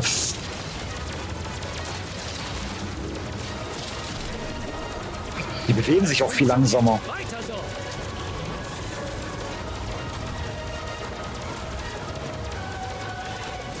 Oh, Alter, du triffst die einfach nicht, ey.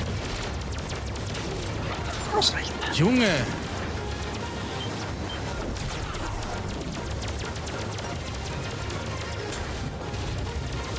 Junge, das war jetzt fies. Du kannst den einfach nicht ausweichen, ey. Wie sollst du denn das machen, ey?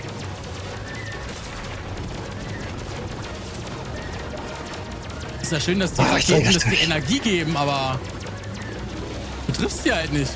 Wieso? Also so schnell kannst du gar nicht wieder aufladen. Du bräuchtest im Prinzip für alle Raketen Bomben.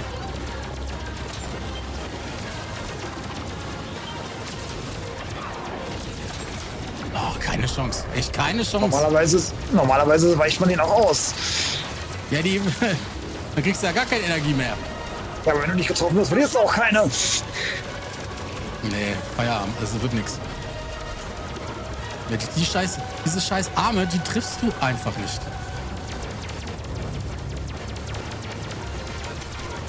Dann kannst du den 10-mal hinterherfliegen hier, ne?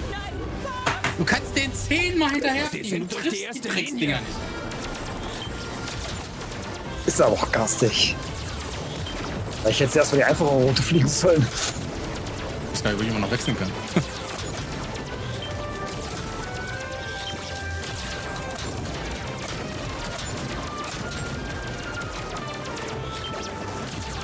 Die feindliche Armada. Lassen wir es krachen.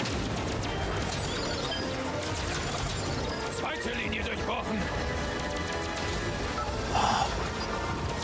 Die Great Fox gibt euch Deckung. Feuer! Angriff! Lasst sie nicht durch!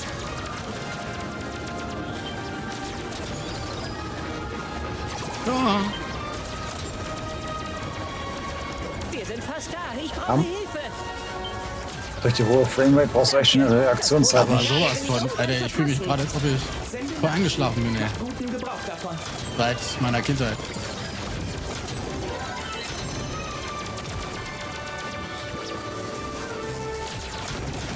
Jetzt auch noch die letzte Linie! Diese Irren haben ja vor gar nichts Angst! Setzt die Gorgon ein! Sir, sind Sie sicher? Sofort! Das ist ein Befehl!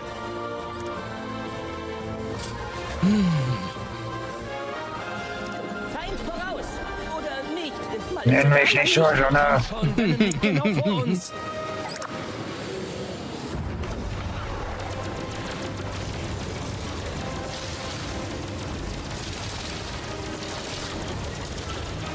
Alter. Ja, dafür brauchst du schon die Hyperlaser. Oder es ist gescriptet. Junge, Alter, hast du gesehen, was der abgezogen Ja, hat? habe ich gesehen. Alter. Du kannst den kaum ausweichen, den Viechern. Technologie.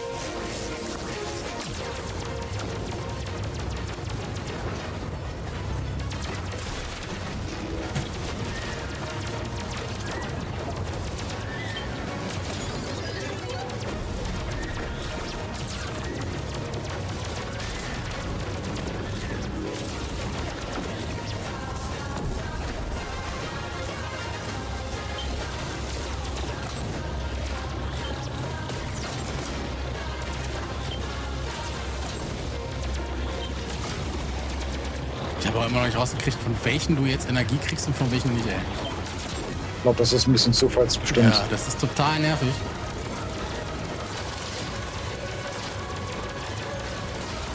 Also das mit dem Zielen ist echt verdammt schwer. Okay, jetzt hast du auch eine Schlagseite. Nee, auch so schon. Weil der immer in die Richtung fliegen muss.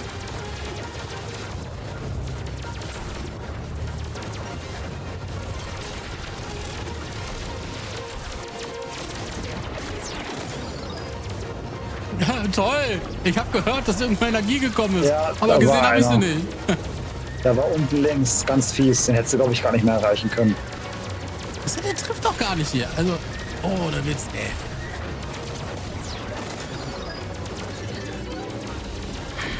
Jetzt habe ich keine Bomben mehr. Alter.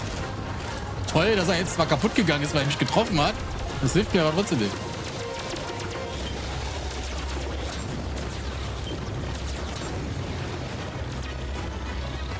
Ich glaube, ich sammle einfach gar keine Energie mehr ein.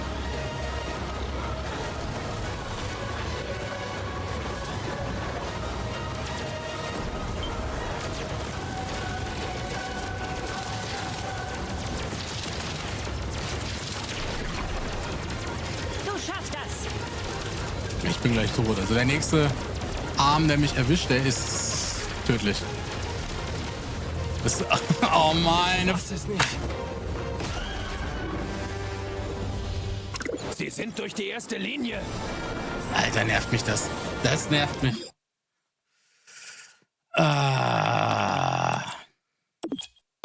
Das nervt mich richtig.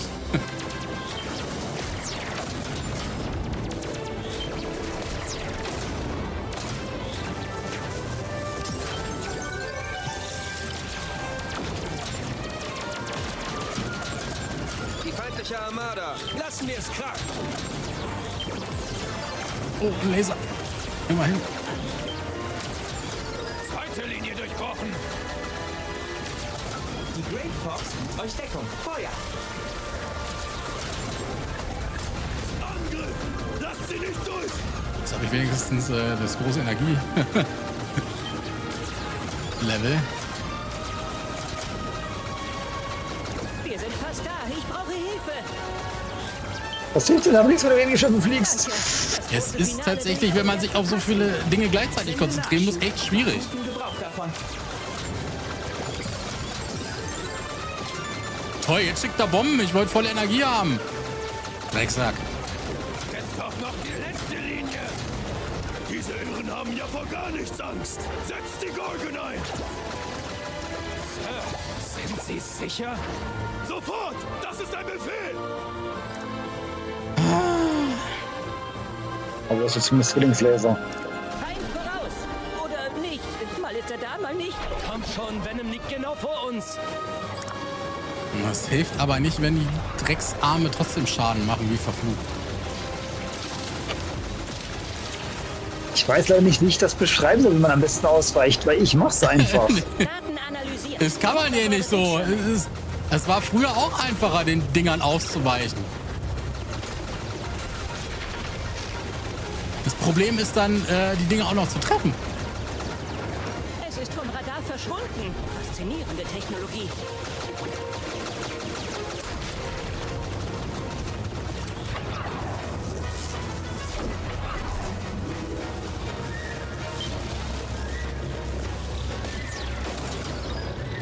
Nein!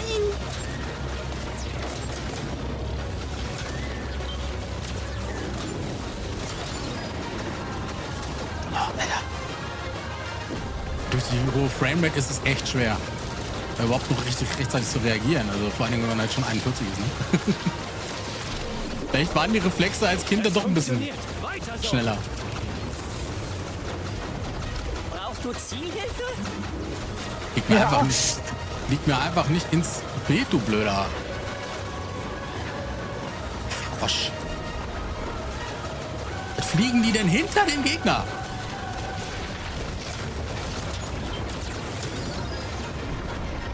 Oh, das war jetzt garstig. Den hättest du eigentlich kriegen müssen.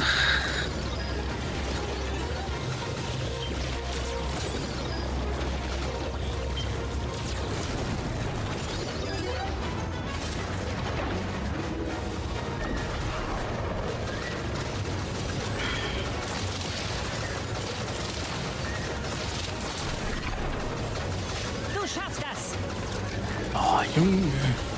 Ich habe dem ersten Achtel Energie abgezogen.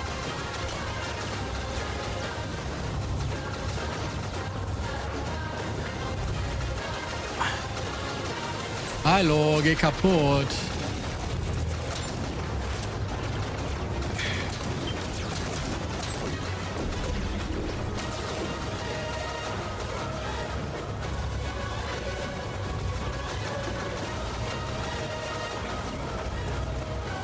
Ja, doch nicht auf zu schlagen, ne? Alter, er macht das in einer Tour. Alter, ich dreh durch hier.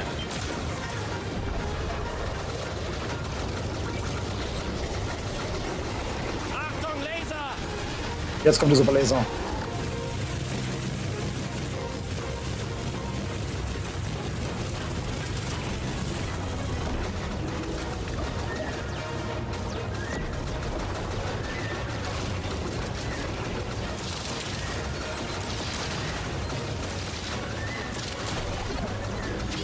Jetzt auf den Kern. Ah, komm, komm, komm. Los. Nein! Zählt noch. Ah, nein! jetzt kaputt. Ausweichen! Meine Fresse. Oh, diese Drecksviecher. Ich schaff das nicht mehr. Das schaffst du! Trust your Ich schaff instincts! das nicht mehr. Luke! Oh. Vertraue an die Macht!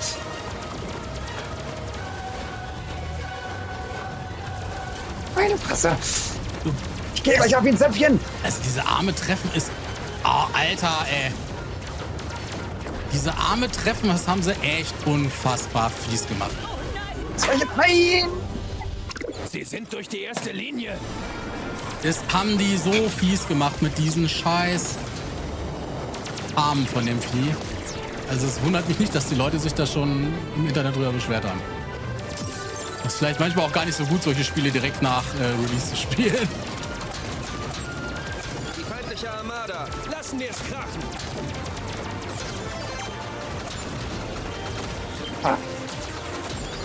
Zweite Linie durchbrochen. Komm, dann geht's der dritte Ring her. Fox gibt euch Deckung. Feuer. Die Ringe, die du jetzt hast, nimmst du ins nächste Level mit. Ja, ins nächste Level, aber ich habe doch eben gerade Nein, ich meine, Ring schon gesammelt. Ja, aber wenn du drauf gehst, meine ich jetzt. Wenn du jetzt drauf gehen solltest, hast du im nächsten Mal, wenn du neu startest, 2 Ringe. Okay. Wir sind fast da. Ich brauche Hilfe. Weil insgesamt findest du, glaube ich, keine 3 in dem Abschnitt. Danke. Das große Finale will ich ungern verpassen. Sende Nachschub. Mach guten Gebrauch davon. Aber jetzt dürftest du wieder... Toll, wieder noch eine Bombe. Ja, wo kann sogar eine Ringe? Hab ich gar nicht gemerkt. Da habe ich es auch geträumt. Sir, sind Sie sicher?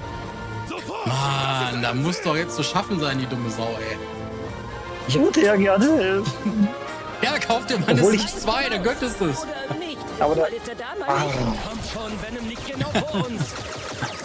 Das Problem ist, ich kann halt nicht abschätzen, wie die Steuerung halt wirklich ist. Ich finde sie grau, also im Vergleich zu früher finde ich sie grausig.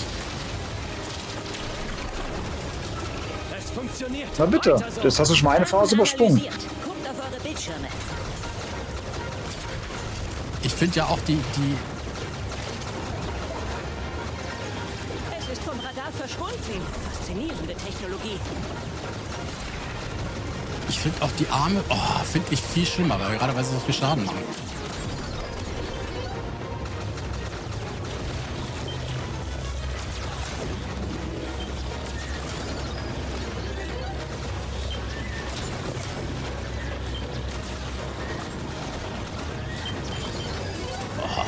Junge.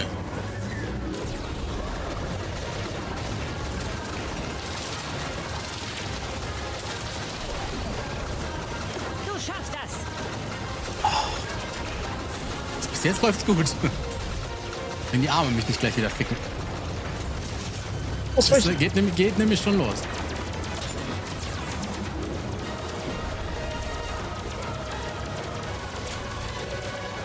Oh, ich habe wieder einfach Laser, weil sie... Oh, ja, weil der Arm hat direkt meinen Dings kaputt gemacht, meinen Flügel, der Sack. Der hat mich einmal getroffen. Das war aber nicht nur der Arm, du wurdest auch vorher auch von Raketen getroffen. Das schwächt ja auch deine Flügel. Jetzt kommt der Laser schon? Ja, wie, du hast die erste Phase übersprungen gehabt, hab ich doch gesagt. Weil dass du gleich am Anfang alle 3 Kugeln erwischt hast. Ja, habe ich wirklich.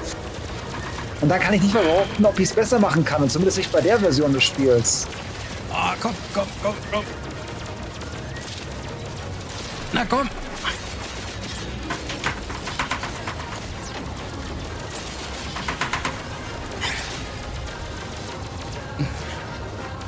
Konzentriere dich auf Ausweichen.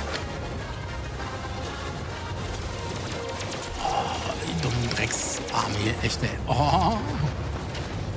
Meine Güte! Ist das eine Scheiße? Du triffst sie einfach nicht.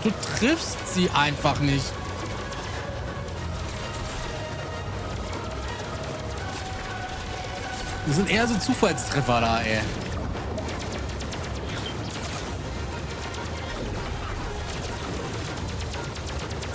Vor allen Dingen war der auch nicht... Oh, der visiert ja auch nicht an, ne? Nee, die kann er nicht anvisieren. Ich glaube, es kommt gleich nochmal Raketen oder Laser. Laser.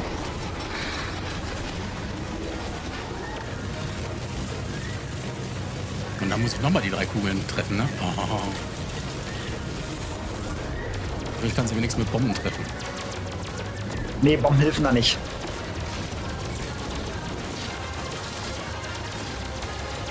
Oh, Junge. Ist das schwer, die zu treffen, ohne Witz.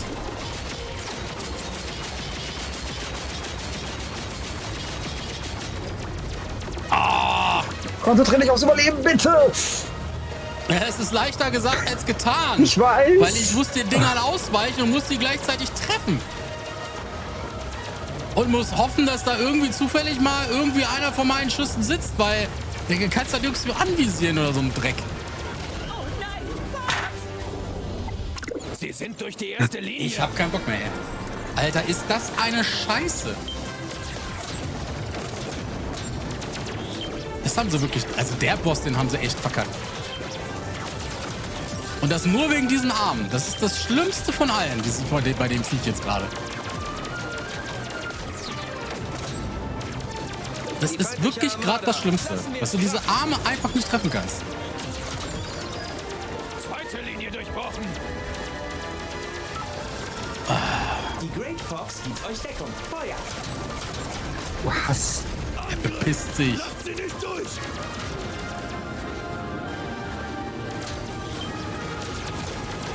Gleich echt eine andere Route. Das ist also ohne Witz, ey. Ich muss aber auch sagen, bei so vielen Passagen fliegst du einfach Stuhl geradeaus und wirst von allen Seiten getroffen. Also das Ja, ist, weil ich mich auch auf hier so viele Dinge konzentrieren muss, hier, weil es so schnell geht. Also das Tempo, wo du allein durch das Level fliegst, das ist bestimmt doppelt so hoch wie früher. Früher bist du da relativ langsam durchgeflogen, aber hier kommt ja alles auf einmal. Diese Irren haben ja Ehrlich vor gar nichts Angst. Setzt die Gorgon ein! Und vor allen Dingen musst du dich dann entscheiden, okay, schießt du die jetzt ab oder weichst du aus? Oder, oh, Alter, ist das... Ja, es klingt vielleicht jetzt blöd, wenn ich sage, mach beides, aber das ist leicht, lässt sich nicht beschreiben. Aber ich habe jetzt schon wieder nur halbe Energie. Komm schon, Venom liegt genau vor uns. Das ist ein Dreck, echt, ey. Das wird nix. Das wird nix. In dem Moment, wo er zugeht, auch wenn du so rein physisch noch treffen kannst, ist vorbei. Ja, und allein den Schaden, den die verursachen, überleg mal, das ist eine Achtel Energie. Du kannst den kaum ausweichen und du musst die auch noch treffen dabei. Kann ich gleich wieder vergessen. Da kann ich... Alter, ey. Dreh durch, Ich weiß aber nicht, ob du im Nachhinein noch die Route ändern kannst. Ich habe es nie probiert, auch nie in einer anderen Version des Spiels.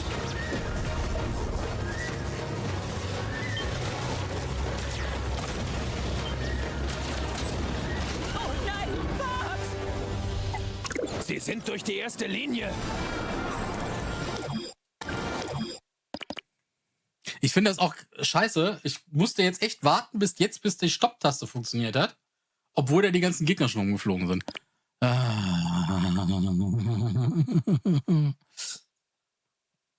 Ich weiß nicht, was ich jetzt, wenn ich jetzt sage, beenden. ob ich dann nochmal wechseln kann. Dreh sonst durch hier. Ich die müssen. Ach, Gott sei Dank. Gott sei Dank. Aber ich kann ja gar nicht wechseln. Warum kann ich denn jetzt nicht mehr wechseln? Können wir nochmal auf B zurück? Vielleicht da? Dann kann ich nur die Kampagne beenden. Oh na. Ach du Scheiße. Ja, es ist, da du das ausgewählt hast, ist es jetzt fest. Ja. Area 6 ist gelockt. Kannst das. Ja, du kannst nicht mehr wechseln. Dadurch, dass du es ausgewählt hast, ist das jetzt das fix. Das ist doch kacke. Das finde ich jetzt kacke. Das finde ich kacke. Muss ich ganz ehrlich sagen. Da kann ich jetzt eigentlich nur hoffen, dass ich in dem besten Zustand, den man so haben kann, durch den Checkpoint komme. Oh. Ja. Obwohl, das bringt ja auch nicht so unbedingt, weil im Checkpoint startest du immer mit voller Energie den letzten goldenen Ring, die du halt hast, und den normalen Laser. Der Checkpoint ist kein Speicherpunkt, dass du in dem Zustand da bist, in dem du durchgeflogen bist. So funktioniert das hier nicht. Cayman meldet. Alles Roger. Klar, der Cayman ist da. Oh. Angegriffen. Alle Truppen sofort. Wir haben Venoms Luftabwehrzone erreicht. Damit sind wir an vorderster Front. Ja, vielleicht spielen wir es dann doch nicht durch heute.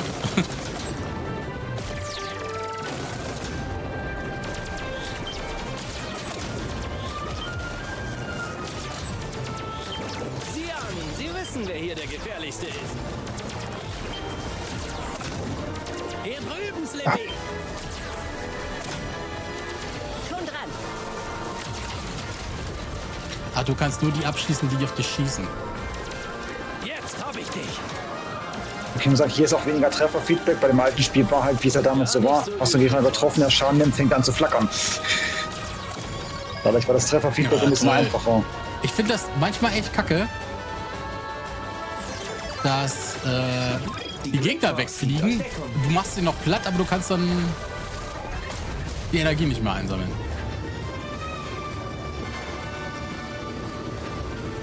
Diesen komischen Raketenreich ist oder sowas von aus. Feindliche Raketen im Anflug. Schieß sie ab, sie haben uns Und ich finde es auch doof, dass manche Gegner einfach nicht anvisiert werden können.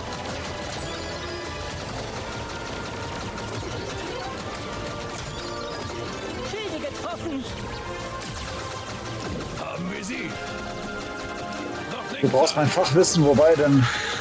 Sie haben es auf mich abgesehen. Hat den Pfandautomaten kaputt gemacht. Oh, diese. Mein A-Wing ist hinüber. Ja, den kannst du auch nicht. Da kannst du auch nicht viel machen. Der Sohn von James McCloud. Dein Vater wollte... Alter, dein Ernst? Ich weiß nicht sicher, okay, ich meine. Quasi, falsche Antwort. Auch du versagt. Falsche Antwort. Falsch. 8 Cent hätte ich jetzt auch gesagt. Nein, das sind Wasserflaschen. Das sind 15. Nur 7 auf Wasser. Ach nee, 18 war nur Bier, ne? Richtig. Okay, Wasser kann auch 18 haben, wenn es eine entsprechende Flasche ist, aber bei der 07er Flasche sind es 15. Checkpoint!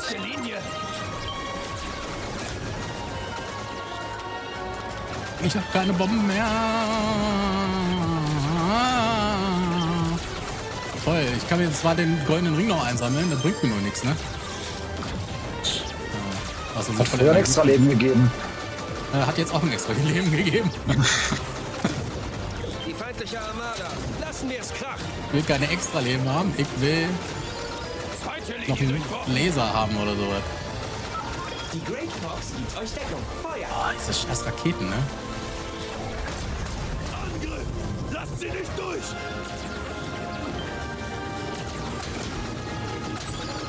Das Rückgeld wird an der Kasse ausgezahlt. Bei einem Automaten gibt es nur den Bon. Wir sind fast. Danke. Das große Finale will ich ungern. Könnt ihr jetzt heute aufhören, über meine Arbeit zu sprechen? Ich habe hier andere Sorgen. Gib mir jetzt bitte ein Laser. Oh, ne, ich will keine Bombe haben, ich will einen Laser haben. Ich wollte den Hyperlaser haben. Jetzt doch noch die letzte Linie! Diese Irren haben ja vor gar nichts Angst! Setzt die Gorgon ein! So, jetzt bin ich aber hier mit voller Energie. Sofort! Das ist Und Zwillingslaser. Also wenn das jetzt nicht klappt, dann... Hey, weiß ich auch Luga nicht. LP. Das Protokoll. Onkel fliegt, ich raste aus. Mal gucken, ob ich hier mal mit der Steuerung noch irgendwas umstellen kann. Invertiert bringt mir nichts. Wende, Anruf annehmen auf die Formation, ja, Ansicht wechseln. Das ist in Cockpit-Perspektive. Vielleicht hilft das beim Zielen, aber könnte beim Ausweichen schwerer werden. Ja, eben. Feind voraus. Oder nicht. Mal ist er da, mal nicht. Komm schon, Venom liegt genau vor uns. Auf dem N64 Ja. würde ich es jetzt auch gern lieber spielen. Ich hab's auf N64 und auf dem 3DS gesuchtet. Jawohl. Es Erste funktioniert. Phase übersprungen. Weiter so. Daten analysiert. Guckt auf eure Bildschirme. Weich aus! Es ist echt Du kannst schwierig. doch Sturm zur Stelle stehen! Ich konnte so schnell gar nicht schalten, wie der losgelegt hat, der scheiß Arm. Eine wichtige Regel im Pilotensitz: fliegt niemals mehr als eine Sekunde nur geradeaus. Du riechst hier mit einem pensionierten Hobbypiloten. Das drehe ich ja voll durch.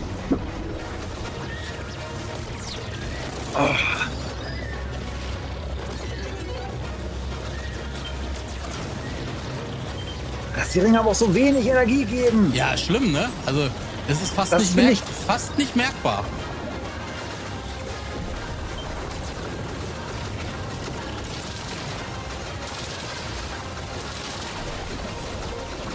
Du schaffst das. Es ist fast nicht merklich, wenn man Ringe einsammelt. Deswegen scheinen sie jetzt auch echt so 15 Ringe wegzugeben oder so, dass dann so gefühlt jeder Gegner einen Ring weggibt. Aber das hilft dir dann auch nicht. Du musst ja erstmal sammeln. Oh, Alter!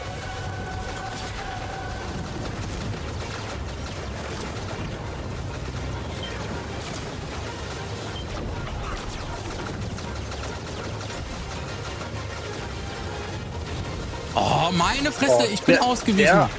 Der hat dich noch von so getroffen.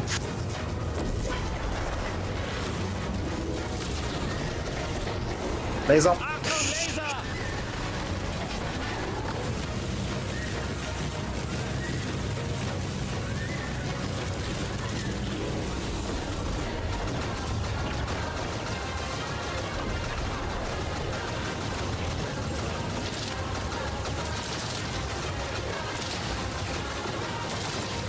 Ohne schwer asynchron zum Bild. Jetzt halt drauf. Mach ich doch In die gerade. Mitte.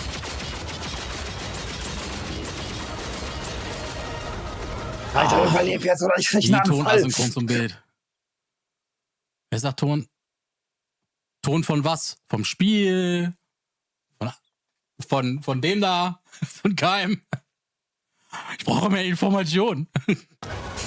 Oh, Alter.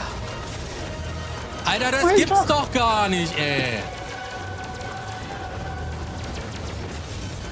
Alter, es ist nicht zu schaffen. Konzentrier dich doch einfach aufs Ausweichen und nicht unbedingt, um die zu treffen. Ich muss ja beides machen, du Scherzkeks. Ich muss ja, während ich ausweiche, den treffen. Das ist ja das Problem. Ja, aber Überleben ist aktuell wichtiger. Nee. Das ist ja beides wichtig. Das ist ja mein Hauptproblem. Ich muss beides Laser. machen, gleichzeitig.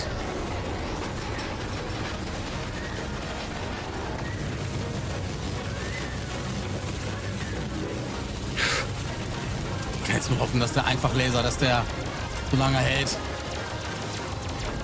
bevor das Ding zugeht. Oh, der trifft.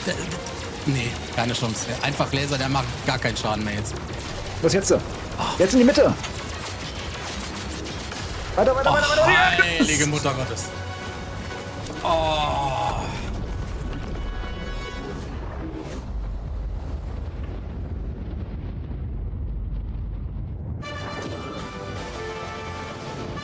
Heilige Mutter Gottes, ey. Andros Spielzeug zu zerstören.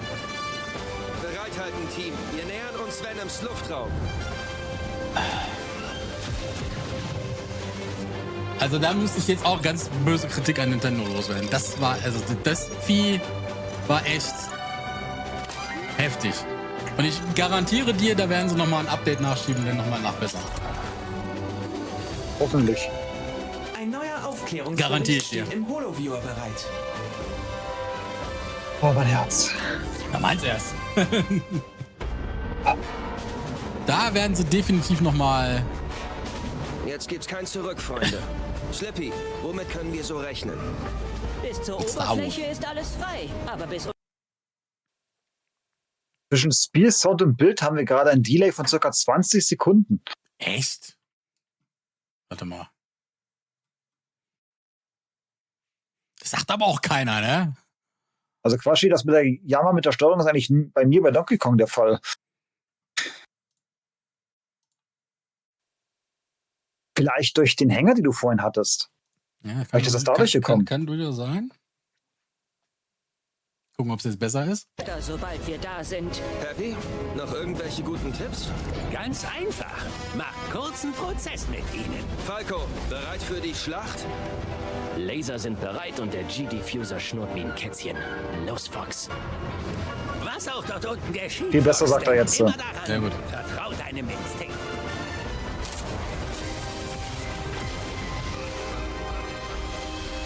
Also zum Ende hin, also ich weiß nicht, ob das beabsichtigt ist, dass der Gegner so schwer ist, aber ich glaube, sie haben es tatsächlich ein bisschen übertrieben. Allein nur das Schlimmste waren echt diese Arme, weil du sie nicht getroffen hast und gleichzeitig auch noch ausweichen musstest. Das ist ein bester Gegenstand, ich wollte es gesagt haben. Bloß nicht zu übermütig, Star Fox. Mit unseren neuen Schiffen werden wir euch zerfetzen. Ich habe nicht mal die alten Schiffe gesehen, ihr Affen. Deine Pleite nicht miterleben kann. Ja, du wolltest ja auch nur gleich die schwere Route fahren. Fliegen, gegenfliegen, mach, such dir was aus. Erbärmlich, wie ihr Andros die Stiefel leckt. Nichts geht über unsere A-Wings. Alter, geh mir nicht auf den Sack hier. Verzieh dich wieder unter deinen Stein. Junge! Wie wär's mal mit etwas Teamwork? Ich werde ihn einfach Anvisieren brauchst du gar nicht erst. Nee, funktioniert bei denen nicht. Funktioniert schon, aber die rollen das ab. Ich hab keine Angst vor dir. Oh, also die sind auch deutlich schwerer als früher. Ich werde dir die Federn rupfen. Wahrscheinlich auch, weil ich jetzt halt hier so Mindestausstattung jetzt noch nur habe. Ja. Du bist ja wirklich jetzt ins kalte Wasser gesprungen, sag ich jetzt mal. Aber ich muss sagen, für den Standardlaser machst du bei Treffern recht gut Schaden. Also das haben sie immer schon toll. Oh, Alter. Ich mach gleich nochmal die nie einfache Route, ey. Das ist, die machen auch so gut wie keinen Schaden. Oh. Nachschub gesendet. Ja, gib her das Zeug. Oh. Was ist in der Nähe der Kuppel? Zahlt Andros einen Bonus. Ich nehm dich so richtig auseinander. Da. Lästiger Turbo. Vogel. Ich werde dir die Federn rupfen. Ja, toll, jetzt kann ich mich nicht mehr drehen wegen deinem Turbo. Ihr seid hier nicht Das jetzt, Du kannst auch einfach rollen. Das bringt hier nicht viel. Doch, mit der Fassrolle wärst du die Laser, die auf die feuern hat. Dadurch Ja, die überlebst du schon mal viel Fassrolle besser. funktioniert aber nur in dem Moment, wo der grüne, wo der blaue Rand zu sehen ist. Das ist nicht so wie früher. Früher war das quasi durchgehend, da warst du quasi unverwundbar. Siehst du, hier, ich mach und werd trotzdem getroffen. Weil das wirklich nur ist, wenn dieser Wirbel zu sich zu sehen ist. Junge! Wir haben da echt eine Schippe draufgepackt, was den Schwierigkeitsgrad angeht. Am Anfang hieß es noch, dass viele gemeckert haben, es wäre zu leicht. Mit unseren neuen Schiffen Okay. werden wir euch zerfetzen. Schade, dass dein Vater deine Pleite nicht miterleben kann. Ja, guck mal, er hat sich ja direkt hinter mir gesetzt. Ihr nicht an den Kaiser herankommen. Ne, also, Star Wars. ich hätte vielleicht tatsächlich nicht die schwere Route nehmen sollen. Andros die Stiefel leckt. Das wäre eigentlich auch mein Vorschlag gewesen, aber Alter, Lästiger die machen einen. Ich werde dir die Ach, Junge. Ich dachte, es war N64, wenn ich mich nah an die schwere Route erinnere. Das war easy peasy. Guck mal, jetzt mache ich hier eine Wende, einen Looping, ich habe direkt den nächsten am Arsch. ja, das, weil die Teammitglieder weg sind. Dadurch hast du mehr als einen hinter dir. Verzieh dich wieder unter deinen Stein. Oh, es ist nicht zu schaffen. Hilfe wäre nett. Ich muss ganz ehrlich sein, am Flugverhalten hat sich nicht so viel geändert. Das war damals genauso.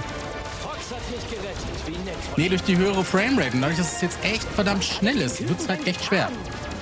Okay, mir passiert etwas, was ich nicht beurteilen kann. Weil auf Discord, darfst du nicht vergessen, sehe ich es ja nur auf 30 FPS. Ja, musst du dir mal Das den müsste Stream ich- angucken. Mein A-Wing ist am Ende. Ich nehme dich so richtig auseinander. Mach ja auch so gut wie keinen Schaden. Nicht willkommen. Für diese Frechheit werdet ihr noch büßen.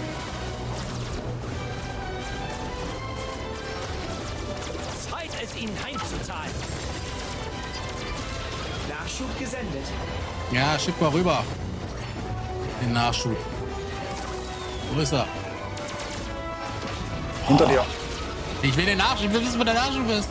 Grauer Punkt auf dem Radar. Ja. Erst mal hinkommen, ohne zu sterben. Jetzt hab ich dich. Ich fass es nicht. Oh, ich glaub's ja nicht, ey.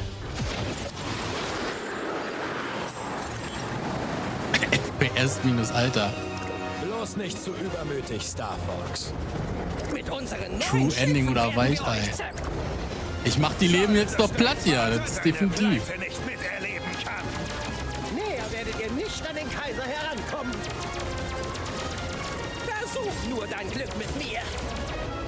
Ich muss aber sagen, du verwendest hauptsächlich Rollen, aber wenig Schub und Bremse. Nichts geht über unsere A-Wings. Das ist richtig. Ich bin mit anderen Dingen beschäftigt. Schub und Bremse haben früher auch nicht so viel gebracht. Das bringt eigentlich eine ganze Menge hier. Wenn man es richtig einsetzt, ist immer leichter wird's gesagt als wird's ja getan. noch Ich, schneller. Der gibt nicht auf. Der lässt einfach wie gesagt, nicht los. passionierter Pilot. Für mich ist das vielleicht ein bisschen was anderes, aber ich will das auch nicht, weil ich halt das Spiel nicht kenne. Ich weiß nicht, wie das genau mit der Steuerung ist, mit der erhöhten FPS. Da will ich jetzt nicht zu vorschnell urteilen. Oh, Junge. Ja, das Schlimme ist auch, dass ich halt immer einen am Arsch hängen habe. Ich hab keine Chance.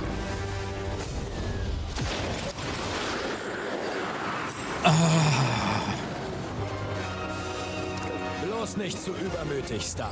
Das ist so einfach, ist es definitiv nicht. Zumindest nicht auf der Route. Werden wir euch zerfetzen. Schade, dass dein Vater deine Pleite nicht miterleben kann. Näher werdet ihr nicht an den Kaiser herankommen. Star Wolf. Erbärmlich, wie ihr Andros die Ja, dasselbe Problem auch wieder mit dem Zielen. Also das Zielen, das haben sie echt A-Wings. schwer gemacht mit dem Spiel. Was habe ich dem Typen denn getan? Lästiger Vogel, ich werde dir die Federn rupfen.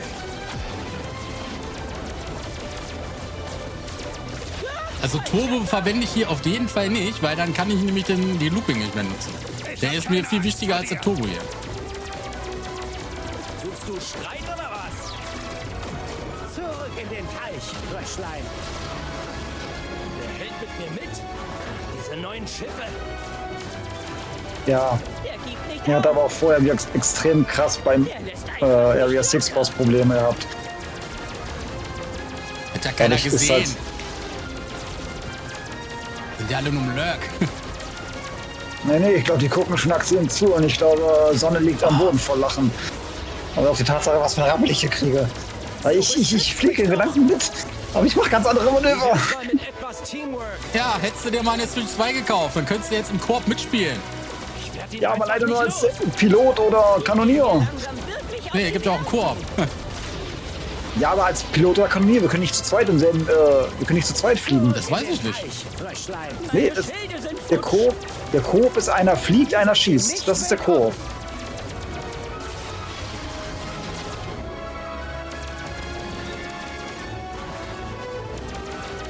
Und schießen muss man mit dem Mausmodus, also.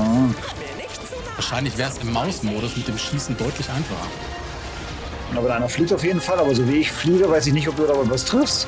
Und das heißt nicht unbedingt, dass du schlecht schießen kannst, sondern weil ich ziemlich wild fliege. Also ich finde das hier mit dem Zielen, finde ich echt schwer. Unterwerft euch, Kaiser Andros. Für diese Frechheit werdet ihr noch büßen. Ja, aber nicht mal ein. Also du siehst ja, du triffst ja gar nicht. Und wenn, dann bist du Nacht, sofort wieder weg. Nachtsonne. Ich bin gerade ein wenig im Stress. Ja, absolut verständlich.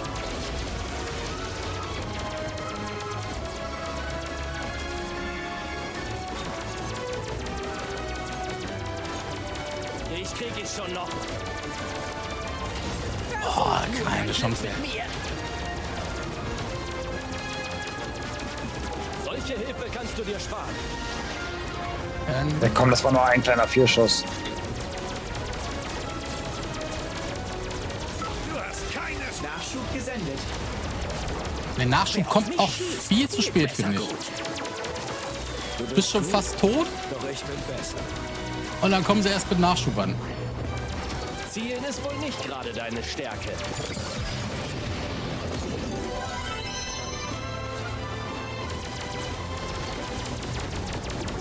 Du mutiger kleiner Batman. Ich meine, wenn sie dir immer wieder Nachschub schicken, das wäre zumindest schon mal was. Oh, Alter. Du kriegst aber mit jedem abgeschossenen Star Fox-Mitglied ein Item. Da müsste eigentlich ein Stern, zumindest auch früher gab es da mal einen Stern. Da ist er. Solange der liegen bleibt. Nicht für ewig.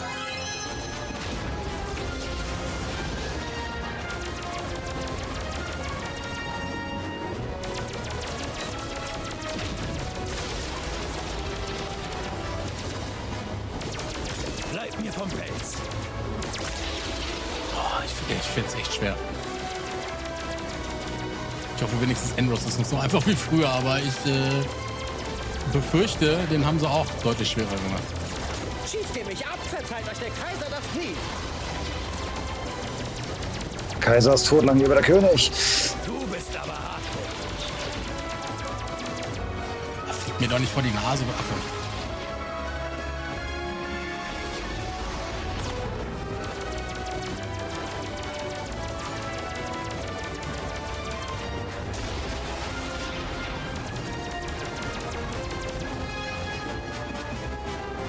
Kratz die Kurve. Lass mich in Ruhe.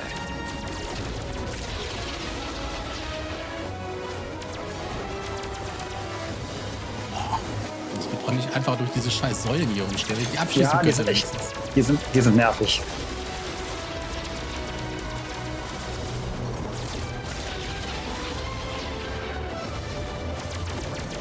Du bist gut. Doch ich bin besser. Ja, den Spruch hat er früher auch schon gemacht. Ja.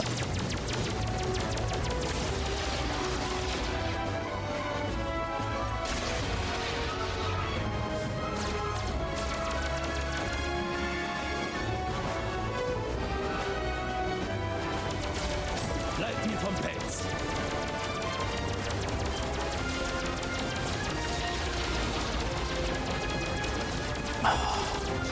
Ja, der hat gerade gerollt und nicht abgewehrt.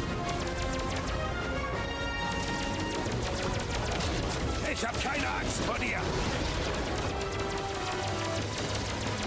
So beschützt mich doch. Erwischt. So leicht besiegen. Ah! Ach, der lag liegen, ne? Ja, aber nicht für ewig. Ich nicht. Alter, du hast ihn erwischt. Glaub's ruhig. Wie hast du das jetzt gemacht? Was? Du hast Wolf erwischt. Echt? Ist nur noch einer, nur noch einer übrig. Gegengeflogen. Ich jetzt sagen.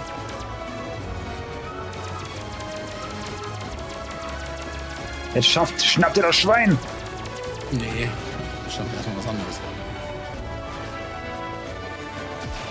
Gleich. Der ist aus. Oh, Alter.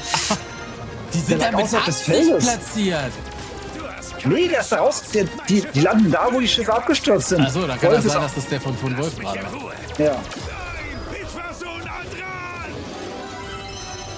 Das ist der Lohn für deinen Verrat. Oh, Gott sei Dank. Jetzt zumindest sehen wir Andros Damit sollte nochmal. der Weg zu Andros Ob ich ihn frei jetzt schaffe. Ja, bin da gerade nicht mehr sein. so. So früh gefreut. Oh, Offenbar so. gibt's eine Überraschungsparty. Das ist neu.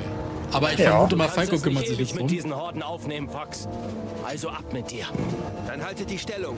Jemand muss Andros stoppen. Und das Oh, werde Junge. ich sein.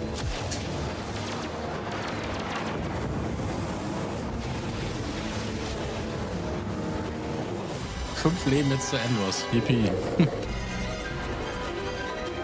4 sogar nur. Ich habe dich beobachtet. Das ist schön für dich. Stur folgst du deinem eigenen Pfad. Ich habe jetzt natürlich keine Ahnung, wo ich lang fliegen muss, Ja. um den einfachen Weg zu kriegen.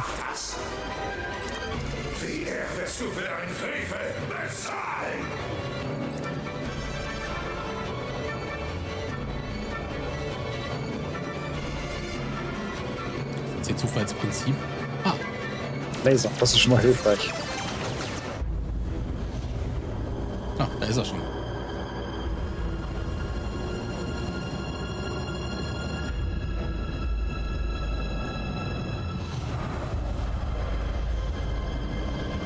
Ich habe keine Ahnung. Ich weiß es alles nicht mehr.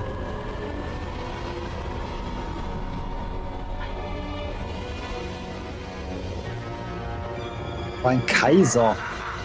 Warum haben sie einfach Imperator genommen? Weil eigentlich war es ja Imperator.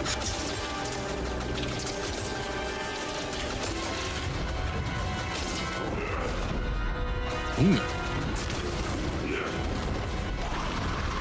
Oh, Alter. Rückwärts. Habe ich jetzt so schnell nicht dran gedacht, welcher Bremsknopf das Bremsen war.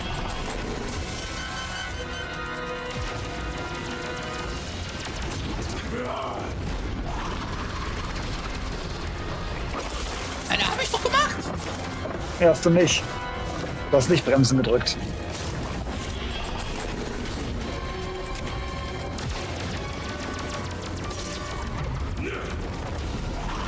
Alter, wie soll man denen denn ausweichen?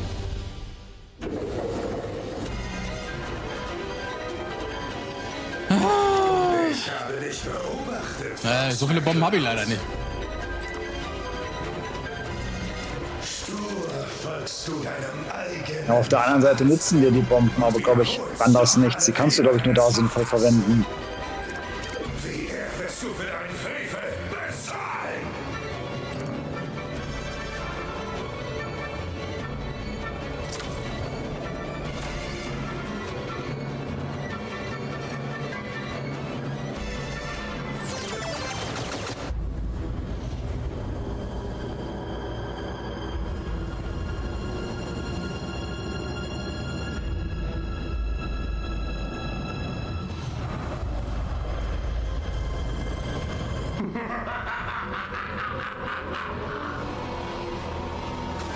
Nein, mit Bomben, also Loga meinte, dass man mit Bomben das Einatmen unterbrechen kann. Und aber ich war noch der Meinung, dass man die Bomben anderweitig sowieso nicht braucht. Oh, Alter. So schnell konnte ich jetzt nicht reagieren. Ja. Und das Schlimme ist, jetzt sind da die Flügel gleich wieder im Arsch. Ja.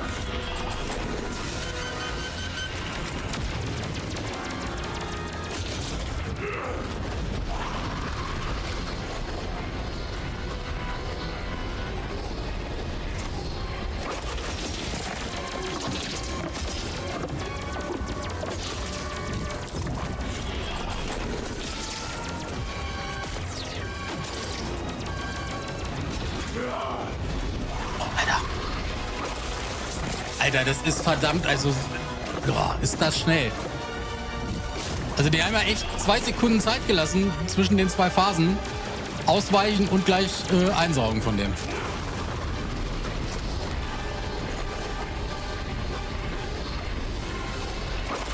Hm? Ja, das ist, ich hab gewusst. Früher hat doch einmal ein Rückwärtsschuhblock ausgereicht.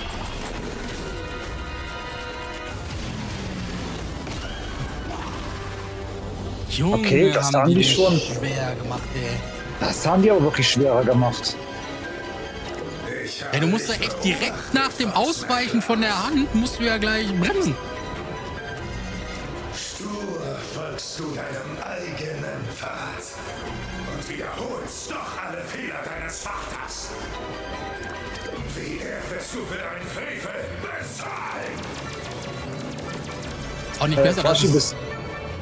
Bist du auch die schwere Route geflogen oder die leichte? Weil das hier ist der Real Andros. Ich hätte nicht gleich die Schwere nehmen sollen. Weil es gibt halt 2 Versionen von diesem Boss, je nachdem welche Route du nimmst.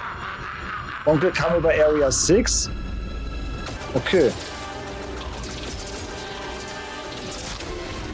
Oh.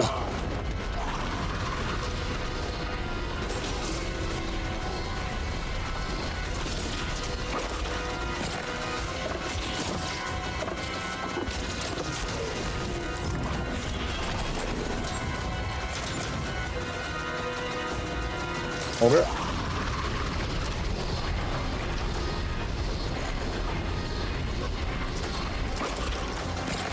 Das ist echt ein bisschen knapp bemessen. Aber definitiv.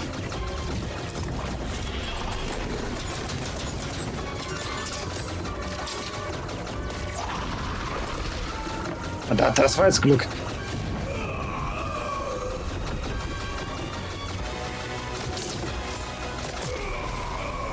Okay, jetzt kommt das Hirn.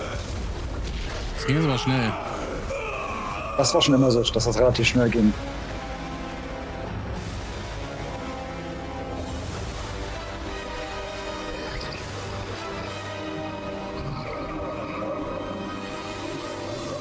Jo, das Hirn musst du mehr von hinten besiegen. Erstmal musst du die Augen platt machen. So genau wollte ich dein wahres Gesicht gar nicht sehen. Das Problem ist, wenn wir jetzt sterben, muss ich wahrscheinlich wieder bei Phase 1 anfangen, ne? Das weiß ich nicht, aber pass auf, zwischen den Augen und dem... Ja. Ich allein habe genug Hirn, um über das Silent-System zu... Alter, den Spruch haben sie drin gelassen. Den hat er in der 3DS-Version losgelassen, wo man sein wahres Ich enthüllt. Also die nehmen keinen Schaden. Doch, tun sie. Aber ganz langsam.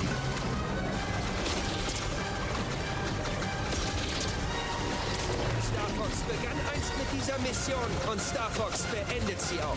Vorsicht, nicht so dich ranfliegen. Gegenfliegen ist ja äußerst tückisch, dann kommst du in seine Tentakel und verlierst wieder deine Flügel. Ich habe wieder Flügel. Nicht so nah ran.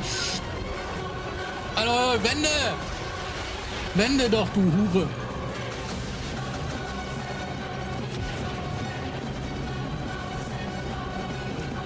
Dein Vater hat alles geopfert. Okay, das hilft dir jetzt. Alter, den erstmal von hinten zu kriegen, ey. Vorsicht, nicht so dicht. Achte auf dein Radar, wo der ist.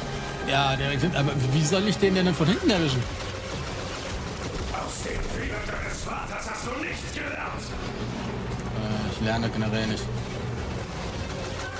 Nicht so dicht, nicht so dicht. Gut, das reicht nicht gut. Wie gesagt, die Tentakeln sind böse. Ja, das ist Wo ich nicht weiß. Aber ich muss ja trotzdem irgendwie den mal von hinten erwischen. Aber geschossen hat er früher nicht, oder? Nee. Da. Okay, die haben das Unterhirn etwas... Ja, nicht so tief, Rüdiger, nicht so tief. Oh. Das habe ich jetzt so schnell nicht gesehen. Ah, wusste es, weg ist der Flügel. Nicht so, nein! Boah, Alter, das ist knapp. Ja, aber musst du ihn ja mal irgendwie mal von hinten erwischen. Wie sollst du den denn von hinten erwischen? Ja, es gibt eine Taktik, aber das würde nicht gefallen. Von hinten scheint auch nicht das Ziel zu sein bei dem. Doch, doch, ist es. Das, was so gelb leuchtet. Dann machst du Schaden. Ja, nicht merklich. Doch, du machst Schaden. Du hast nur keine Lebensanzeige, deswegen merkst du es nicht. Aber glaub mir, du hast den schon Schaden gemacht.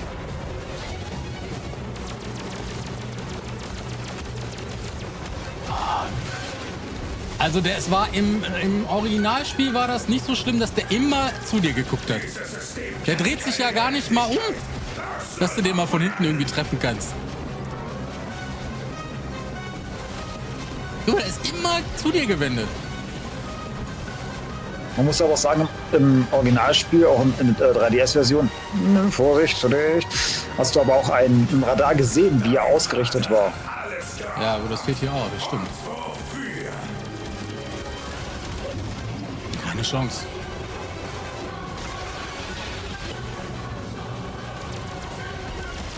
Er ist immer zu dir gewendet.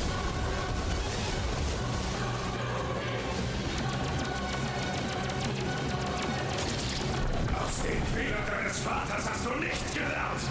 Hast jetzt aber ein paar Treffer gelandet. Mach die Methode von Sonne, du hast jede Menge Zeit. Habe ich das? Ja. Ich meine, es werden vielleicht nur weitere Bewohner von Corneria draufgehen, weil seine Armee nicht besiegt wird, aber hey, du hast jede Menge Zeit.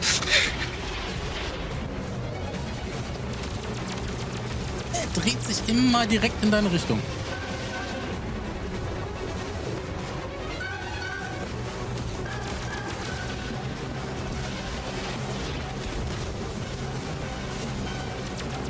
Keine Chance. Nun erfährst du wahren Schmerz.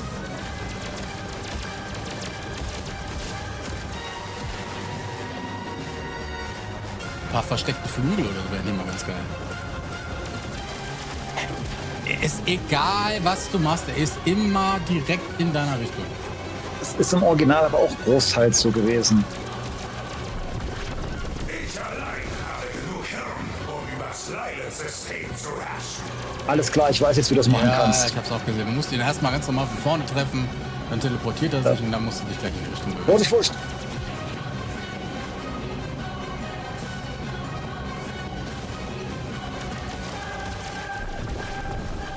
Alter! Dieses System kennt keine Gerechtigkeit. Es soll verbrennen.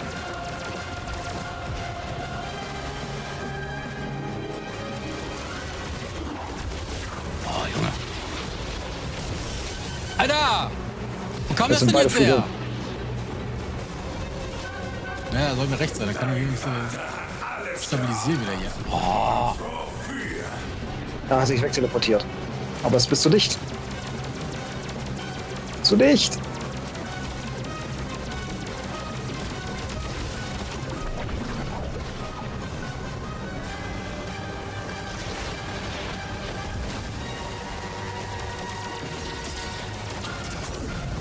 Ja, das, Alter, ich wollte... Ich muss das wieder ausstellen. Das muss ich unbedingt wieder ausstellen. Das ist nicht gut. Die Knopfkombinationen sind jetzt gerade nicht gut.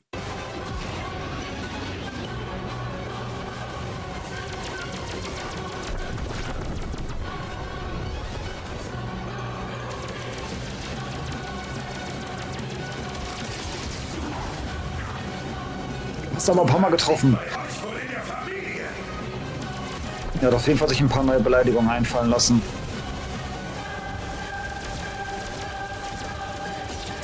Ja. Nicht so dicht. Oh, ja.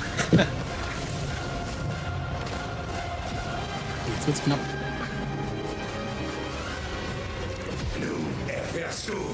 Ein bisschen Energie wäre mal nicht. Kannst ja mal riskieren, eine Bombe zu schmeißen. Ich weiß nicht, ob die Schaden macht, aber du hast auch gerade nichts mehr weiter zu verlieren. Nicht, wenn er unsichtbar ist.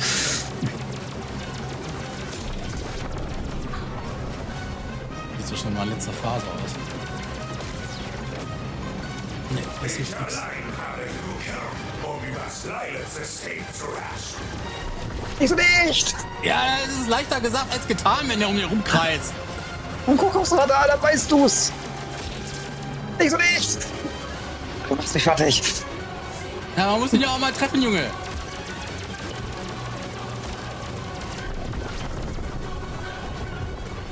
Dieses System kennt keine Gerechtigkeit. Es soll verbrennen.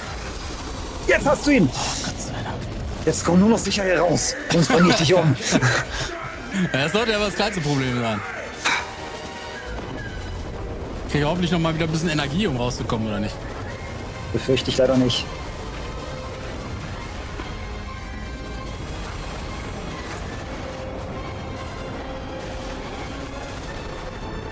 Geh niemals auf, mein Sohn.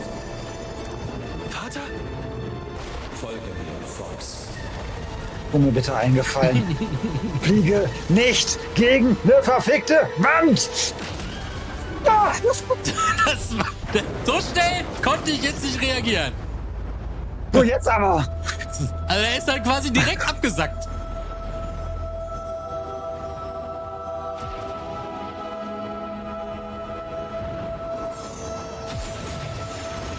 Hier kommt ja eigentlich auch nichts mehr, wo du großartig gegenfliegen kannst. Du musst ihm ja nur noch hinterherfliegen. Da gibt's Wände. Und Wände sind nicht deine Freunde, das habe ich gelernt. Oder sagen wir, feste Gegenstände sind nicht deine Freunde. Ey, ich habe die schwere Route geschafft. Ja, jetzt mach mal... Noch hast du es nicht geschafft. Ja. Wände! Gib niemals auf. Ich geb nicht auf. Ah! Wende! Ja, jetzt gerade die Kamera ist aber gesprungen hier. Alter, bitte, hast du's? Hast du's endlich? Ja. Oh, Himmel, Gott in Jesus, er hat's geschafft! Oh. Oder? Ja. Ja.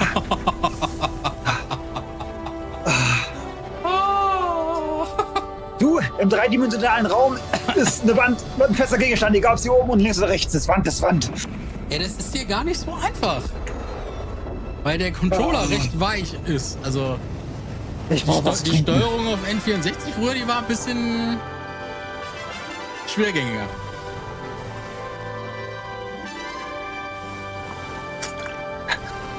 Danke für die GGs. Ich hab selber nicht mehr dran geglaubt. Rob empfängt Funksprüche aus dem ganzen System. Andros Armee zieht sich zurück. Fox, ich wusste, du schaffst es. Ich wusste nicht, dass ich es schaffe. Ich auch nicht.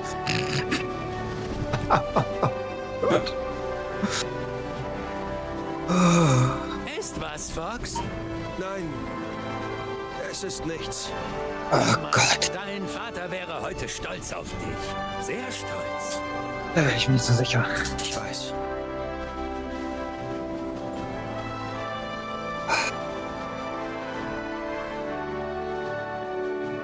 Junge. Guck mal, nur der Funk ist beschädigt und die Lebenserhaltung. Ist alles beides nicht so wichtig. Wird das auch überbewertet. Das merke ich gerade. Mal über 1000 Abschüsse gehabt hier. Was heißt das Ein noch? neuer Aufklärungsbericht steht im Holoviewer bereit. Ah. So, und dann schauen wir uns jetzt mal den Abspann an. Alter, den haben wir uns verdient.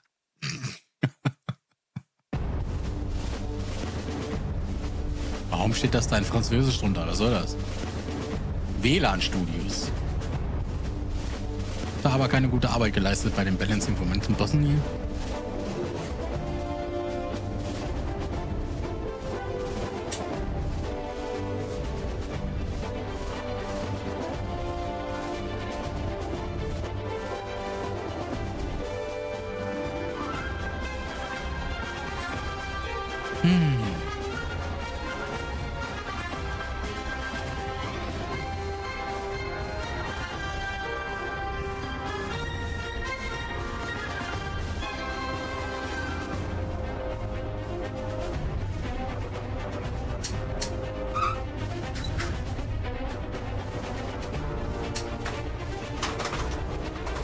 Ich genieße diese Musik gerade, das könnt ihr euch gar nicht vorstellen.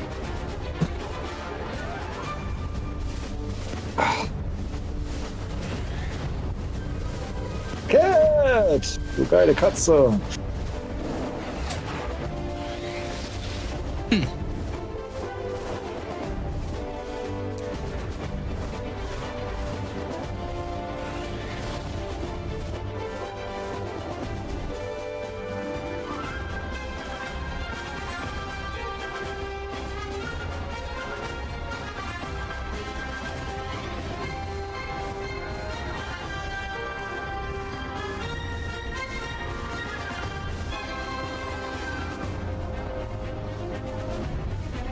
Alles klar, Wichte.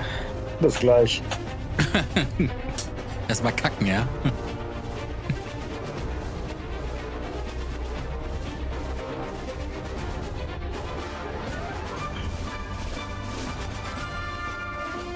Ich glaube, der klappert gerade alle Sektoren ab, in der Reihenfolge, die du so geflogen bist. Ja, macht er. Aber rückwärts halt. Ja, klar.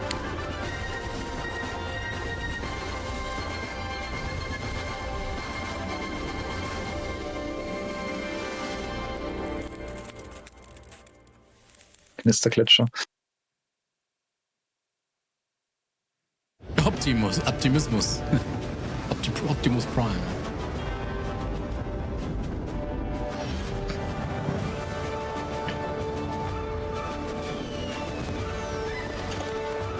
Ob es das Feuerwerk wohl auch gibt, wenn du den normalen Andros machst? Theoretisch ja, weil da wissen sie eigentlich nicht, dass sie den Gefälschten besiegt haben.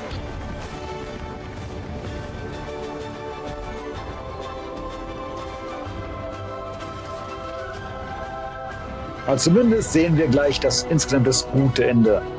Beziehungsweise wer weiß, was sie hier für Unterschiede gemacht haben. Mal, Toni, der Fuchs ist nicht dick, der Hase ist dick. Der Rammler.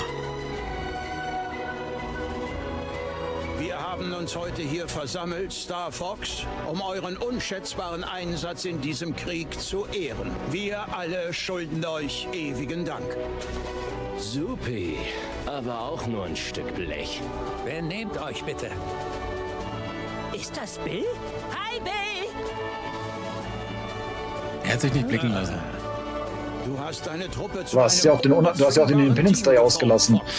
Es wäre mir eine Ehre, wenn ihr euch den Streitkräften anschließt. Was sagst du? Nichts für ungut, General.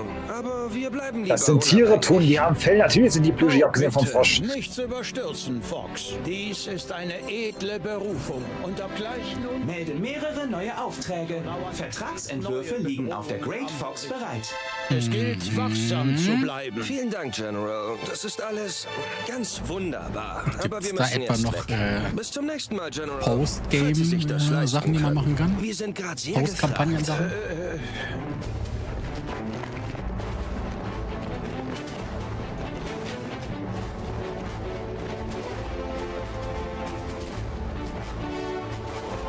Okay, Toni meint, die sind alle dick. Expertenmodus, nee, Expertenmodus, als hätte er erstmal alle Medaillen ich wollte gerade sagen, sammeln aber nicht müssen. eine Medaille gekriegt.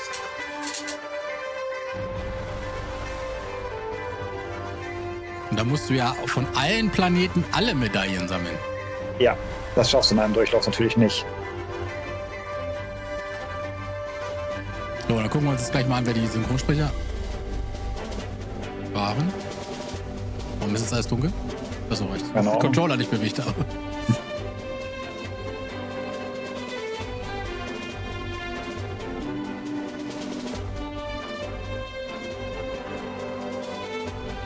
Dass der da in den Schlafmodus geht, obwohl das Spiel Ja, läuft. das war bei das im Spiel Astral Chain. Das Intro-Movie ist so lang, dass die Switch dann auch sagt, ja Leute, geh gleich in den Sleep-Modus, wenn du nichts machst. Obwohl das Spiel voll läuft. Jetzt müsste G wie Germani kommen. Nee, doch nicht. Oh, nee. Vielleicht war Germani auch schon da. Während der kurzen Zeit. Auf jeden Fall ist ja. Da. Irgendwelche Namen, die man kennt. Ne. Marcel Zuschlag. Okay. Bill heißt Marcel Zuschlag. Die Stimme von James in den Cayman ist der gleiche Sprecher. Und von den Roboboss in Sektor Y. Wenn ich das richtig gelesen habe.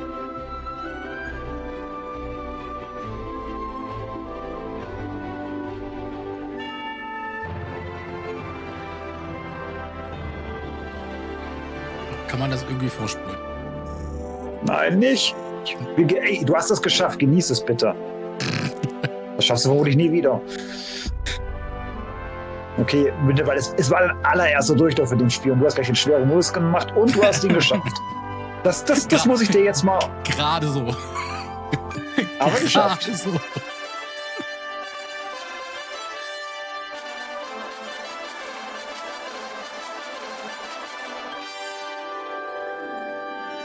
Das war eigentlich die Musik, die bei der Medaillenverleihung kommt jetzt. Star Fox, we are in your debt. It will be honor when you join the Cornerian Army.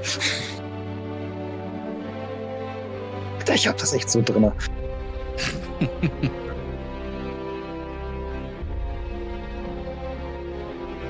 Ich habe Lilith Wars das letzte Mal vor 25 Jahren gespielt.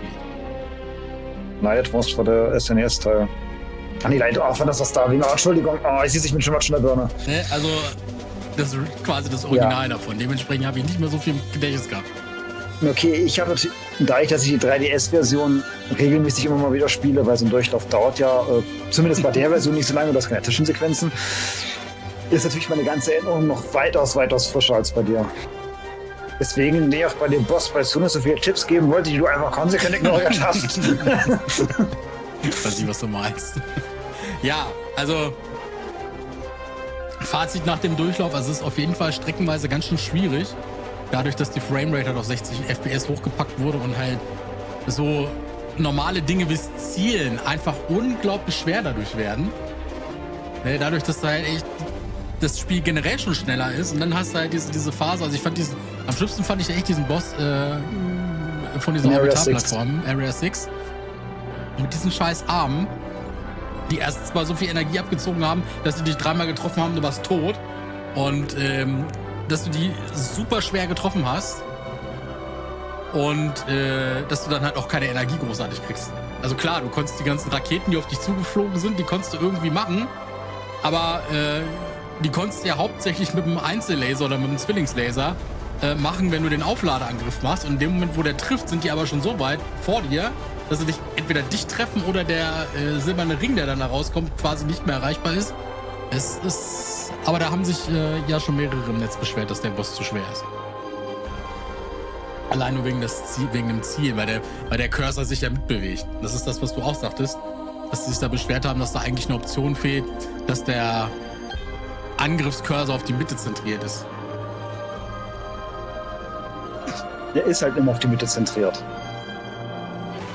Und der schaltet auch automatisch immer in die Mitte zurück, wenn du halt den Stick loslässt. Ja, genau, das ist das Problem. Das gab es im N64 auch, aber nicht so stark.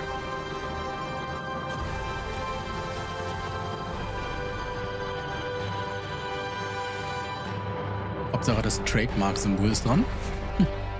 Richtig.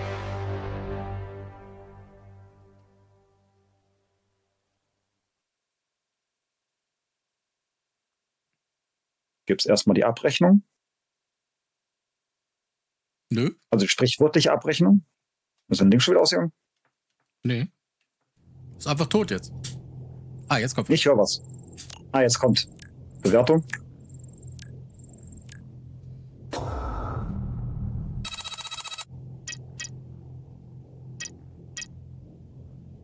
Ich habe kein Continue gebraucht. Jetzt gibt's an General Pepper die Rechnung. Bis Macbeth war doch alles fein. Ja. Und dann kam Area 6 hat dich gebrochen. Da gibt's noch die gute alte Rechnung. Ja. Das ist ja mal ein Sümmchen.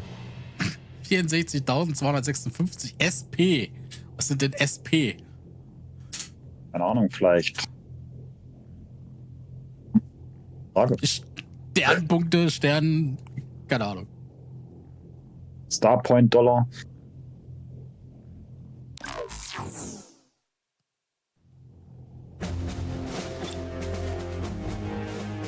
Glückwunsch, das Leidet-System ist voller Geheimnisse. Spiele weiter, um neue Missionen, Herausforderungen und Belohnungen zu entdecken. Bereits verdiente Medaillen bleiben in weiteren Durchgängen erhalten. Ja, das kennen wir ja. Wenn du welche hättest.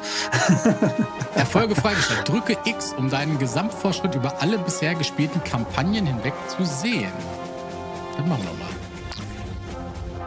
wir mal. Achso, nutze diese Option, um deine Leistungen und Missionen zu überprüfen. Einen Überblick über verdiente Medaillen zu... Achso, gibt es sogar 2 Medaillen. 2? Vielleicht einmal normal, einmal Hard-Mode. Das andere ist, glaube ich, der Herausforderungsmodus. Ja. Um Details zum Freischalten von Alternativrouten zu erfahren. Na okay, die kennen wir ja. Aber jetzt bin ich mal neugierig. Was bei den Medaillen jetzt steht. Ach, weil du... Achso, da steht, wenn du jede Mission eine Medaille verdienst, wird der Expertenmodus für die Kampagne freigeschaltet. Jetzt geht's mal auf den Planeten. Ich will jetzt mal wissen, ob das jetzt wirklich... Ob das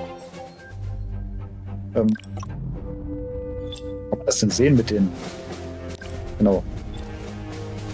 Ah, doch, siehst du einmal normal ein Experte. Schwierigkeitsgrad normal, Schwierigkeitsgrad Experte. Erziele 150 Punkte, beende die Mission mit allen Teamkollegen aktiv. Ja. Alternativ, achso. Rette Falco, fliege durch alle 7 Felsbögen und besiege den Attack Carrier. Das haben wir ja gemacht. Deswegen die Alternativrouten kennen wir ja alle. Wir haben ja alle Alternativrouten eigentlich gemacht. Ja. Bei Aquas war es halt 120, bei der Y war es 120 Treffer. Ach, 100 Punkte? 100? 100? Waren das nicht früher 120? 100 Punkte und bei 150 hätte ich fehlten auch immer nur so kurz davor. So, bei Aquas Aber da gibt es ja keine Alternative. Auch 150 Punkte. Auch knapp. Ja, Scheinwerfer gefunden werden oder nicht, ja. Zerstöre 250, alle 36 Suchscheinwerfer, ohne entdeckt zu werden. Das hast du ja geschafft. Man kann da entdeckt werden. Natürlich kannst du da entdeckt werden. Wenn du über die Suchscheinwerfer rüberfliegst, ne? Wenn du einen nicht zerstörst oder zu nah rankommst, bevor du ihn zerstörst. Obwohl das eine schon verdammt knapp war. 150 auch wieder knapp davor. Aktiviere alle 8 Zusignale, das haben wir ja gemacht. Area 6. Ja, 300. 300. Ja. Das war nicht ganz so knapp. Venom 2.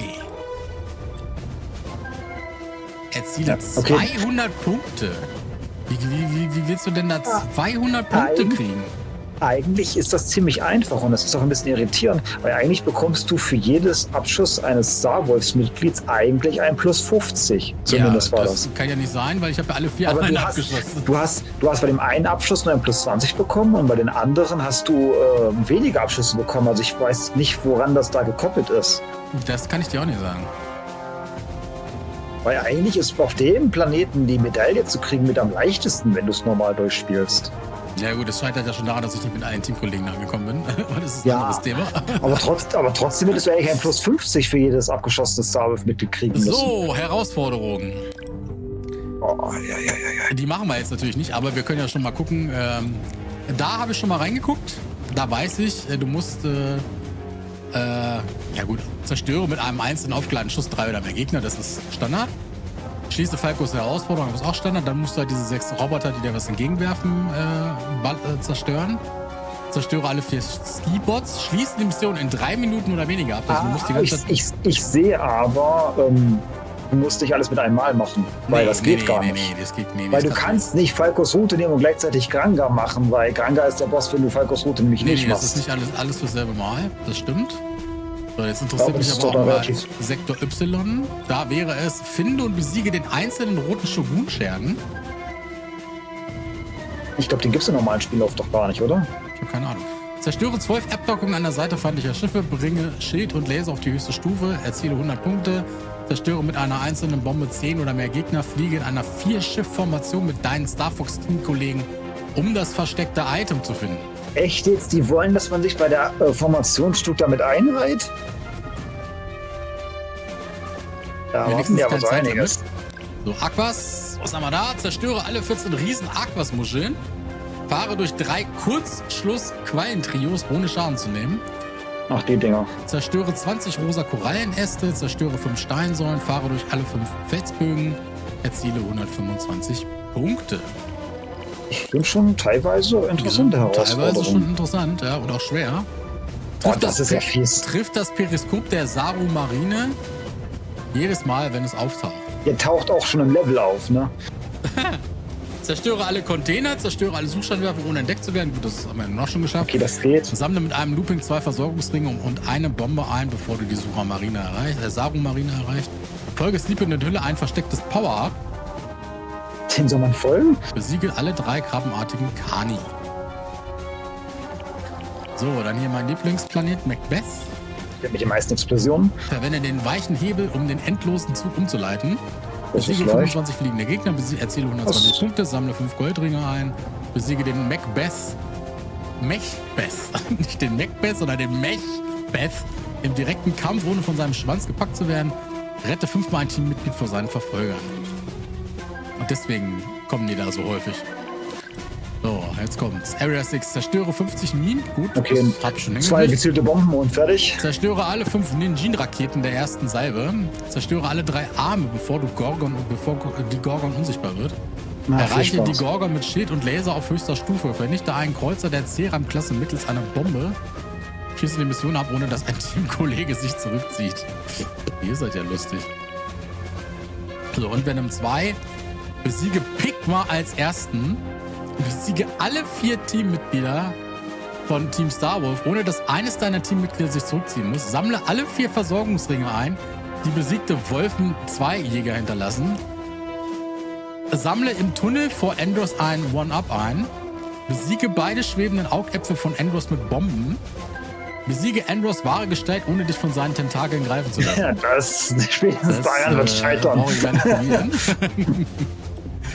So. Dann haben wir hier. Alter, haben wir. Hä? Ey, das sind jetzt fast 3 Stunden schon vergangen. Ja. Alter, das hätte ich jetzt nicht gedacht. Ja, nicht. Was ist hier neu? Ah, hier, da war. Ah, okay. Einfach so deine. Kann man auf Details, wollte gerade sagen, kann man sicherlich auf Details noch gehen. Ja, ja. Haben so ganz viele Geschichten noch dazu gepackt. Das Fahrzeug zeigt enormes Potenzial und ist daher auch für die Streitkräfte von Corneria von großem Interesse. Ah ja. Ja. Ich würde ganz gern mal mir den Schlachtmodus angucken mit Bots. Okay.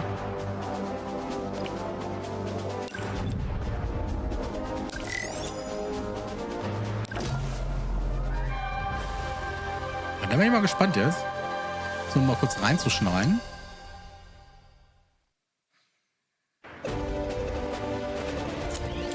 Bereit? Zerstöre feindliche Schiffe. Beobachte, wenn ein Satellitenturm die Übertragung beginnt. Okay. Erobere ein Gebiet. Okay. Um Verstärkung zu kriegen. Ach, das ist aber was ganz anderes.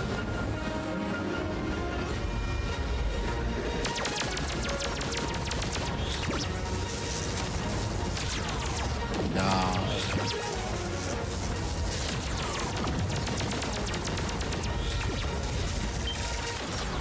Was war das denn? Das war ein Sensor-Jam. In der Zone, um zu gewinnen.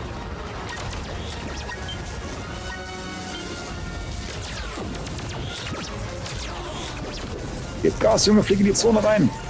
Und bleib jetzt schon hier drin. Und sorg dafür, dass die anderen rauskommen. Das ist ein Typ. Dünnes verteidige das Gebietsszenario. Ich hoffe ja, dass die anderen beiden oder die anderen 3 Teammitglieder auch mal so ein bisschen.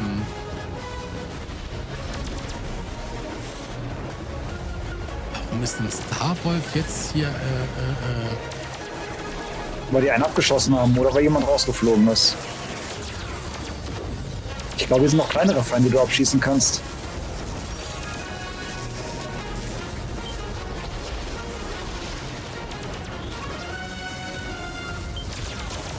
Ach, da kann man sie aber anvisieren, okay. Ich sag nicht, das ging eben gerade auch schon. Dann dreh ich durch. Das ging also nee, in der Mission in der Mission vorhin konntest du sie auch anvisieren, aber sie haben sich halt per Looping bzw. per Fassrolle haben sie den aufgeladenen Schuss abgewehrt. Deswegen hat das bei dem Venom 2 Planeten kaum was gebracht.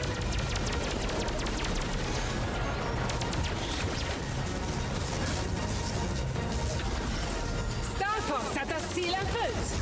Aha. Und jetzt? Haben verstanden, Star Fox. Schicken Verstärkung. Jetzt hast du mal auch nicht einen Punktebonus gekriegt. Was? Du wurdest anvisiert. Okay. Ist nicht so mein Fall, aber interessant. Dann machen wir doch nochmal Corneria und fangen nochmal an, zumindest den Meteor zu machen, weil ich werde dem lieben Keim mal zeigen, wie das funktioniert. Große Töne gespuckt und dann krieg ich es wahrscheinlich gleich selber nicht hin. Ich würde es dir nicht übel nehmen, ganz ehrlich. Früher habe ich das immer hingekriegt auf dem Nintendo 64, aber wir haben ja schon gemerkt, dass das hier mit dem Nintendo 64 nicht mehr viel gemein hat. Nicht viel zu tun hat. Jemand meinte auch mal in dem Technikbereich, dass er vermutet, dass das Spiel eher auf der 3DS-Version basiert. Aber selbst da war die Steuerung nicht so, wie du es beschrieben hast.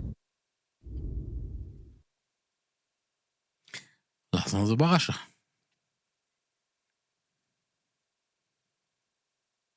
Leg mal den Stick. Ha, ich wusste es. Ja, das habe ich schon gesehen.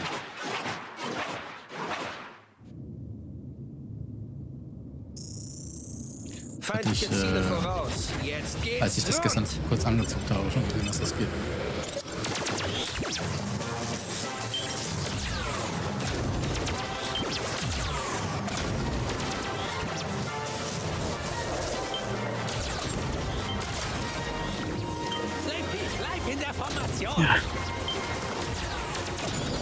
Super, Slippy. Verfolger an deinem Heck. Gebt mir Deckung, ich muss die Sensoren justieren. Du hast Du ihn musst keine erwischt. Sensoren Danke, justieren. Fox. Du Affe. Pass doch auf, Nee, Slippy. Frosch.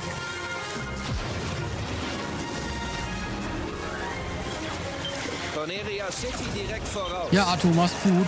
Schon wieder. Andros hat sich hier ganz schön ausgetobt. Ciao, Arthur.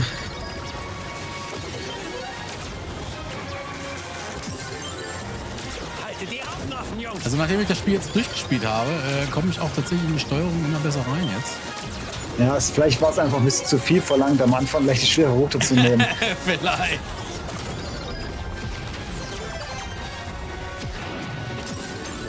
Oh. Aber für sie sind immer noch an dem Gegner. Ja, bei dem Spiel sowieso.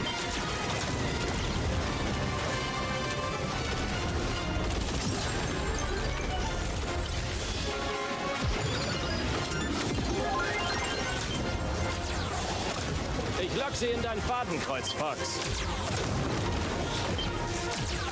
Was zum... Mit dem blöden G-Diffuser stimmt was nicht. Fox, hol ihn schnell mit dem Turbo ein. Ich schulde dir wohl was. Deshalb ist der Systemcheck so wichtig. Mach eine Rolle. Keine Rolle machen.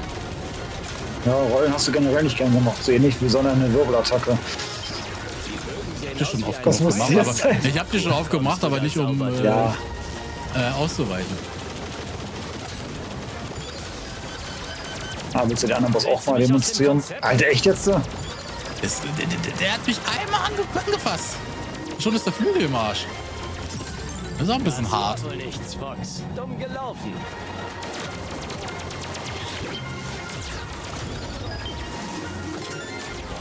Denk an deine Ausbildung.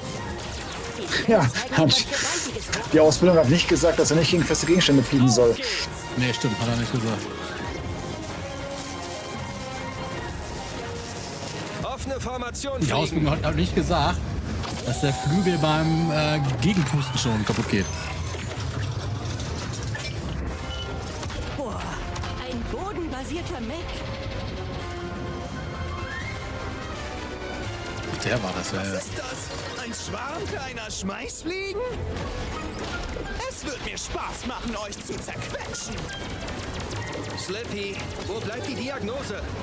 Feindliche Schilde werden analysiert. Aber weißt du noch, wie man den am besten platt macht? Corneria gehört Andros. Dann musst du eigentlich erst auf die Beine schießen, ne? Und damit er erstmal umfällt, ja. Das tat weh. Anscheinend auch mit Bomben, weil... Nee, nicht mit Bomben. Du hast halt nur den Standardlaser, deswegen machst du gar nicht sehr viel Schaden.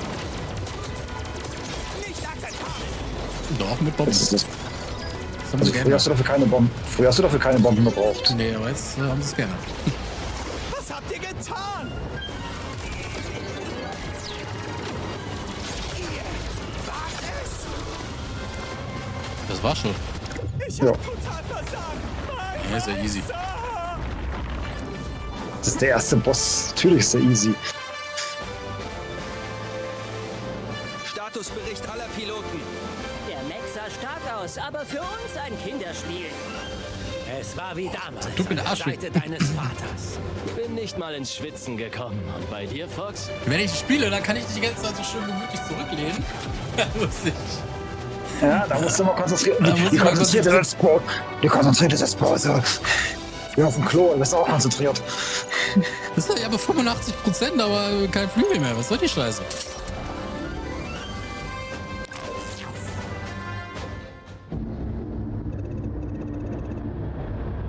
Mal gucken, was Ich er bin mal jetzt gespannt, was sagt. er. Wollte ich auch gerade sagen. Gute Arbeit, Star Fox. Die feindlichen Streitkräfte sind in Aufruhr. Im Luftkampf kommen wir gerade noch zurecht, General.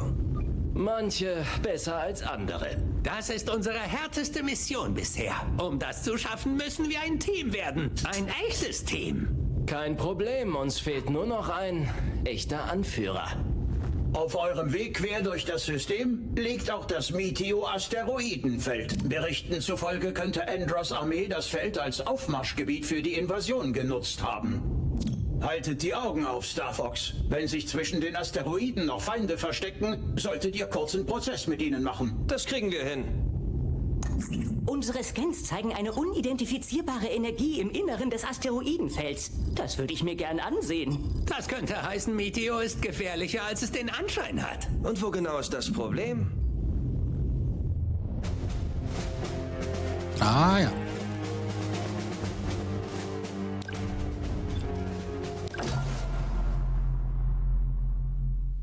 Interessant. Guck mal, je schneller du einen Bossgegner besiegst, desto mehr Punkte werden dir dafür gut geschrieben. Das ist auch neu. Früher war die Zeit vollkommen egal. Das stimmt. Deswegen hast du wohl bei dem Endboss in Area 6 nur eine +2 gekriegt. Ja, weil ich so ewig lange dafür gebraucht habe. Hm. Und Star Wars wahrscheinlich genauso. Das könnte sein.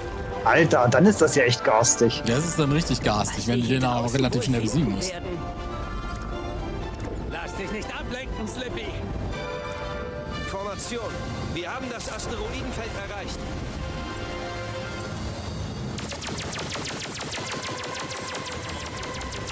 Forschern zufolge waren diese Asteroiden mal ein Planet. Was da wohl passiert ist? Wenn der Krieg nicht bald endet, wird ganz Leile so aussehen. Naja, ein Asteroidenfeld so dicht an einem anderen Planeten, ich weiß ja nicht. Pass auf! Bieg mir nicht vor die Nase, du Affe. Das sind Steine, die fest sind. Meine Schnurrhaare zucken. Irgendwas ist faul. Och man, die haben den klassischen Satz rausgenommen. It's quiet. Too quiet. Oh, Junge. Ja, ausweichen ist immer noch nicht seine Stärke. Zielt auf ihre Köpfe!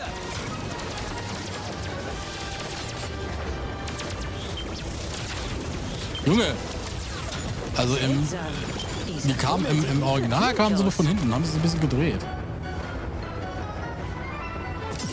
Größere Asteroidenbrocken voraus!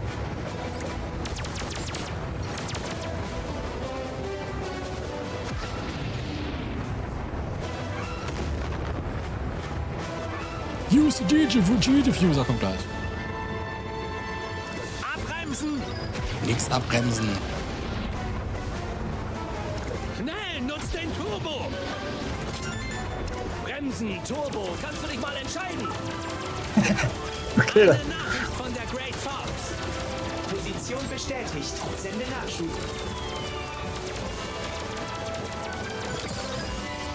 Fox, hinter dir! Was ist hinter mir? Wenn du abbremst, siehst du es vielleicht. Wisst ihr was von Chicken Invaders? Toni, was ist falsch mit dir? Verfolger! Danke, Kleiner. Wie kommst du denn darauf? Eigentlich gibt es ja nicht mal Hühner. Gibt es alle möglichen Tiere, aber Hühner, soweit ich weiß, nicht. Außer jetzt, du siehst Falco als Huhn an. Aber ich glaube, das sind bitte übel. Ich nehme gar nicht übel. Nee, ich meine Falco, das. Feinde nähern sich von hinten. Oh wow! Permanente Laserstrahl. Wie viel Zeit? Was meinst du, Toni? Am Tunnel? Wer macht denn sowas?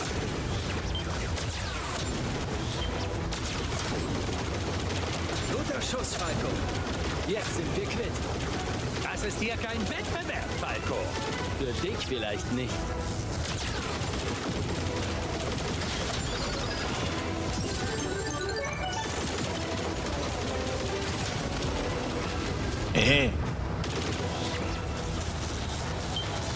Ach so, ja, okay, stimmt. Ja, das zu erklären dürfte eine Weile dauern. Da gebe ich dir recht. Was erklären? Was mit Toni nicht stimmt. Was mit Toni Also nicht das Toni stimmt? das Toni erklärt, was mit ihm nicht stimmt. Ja, das dauert. Die Liste ist länger. Aber das läuft bei uns ein so.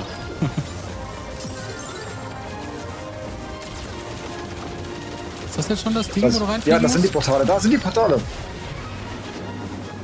Dein A-Wing absorbiert die Energie. Gib niemals auf. Vertraue deinem Instinkt.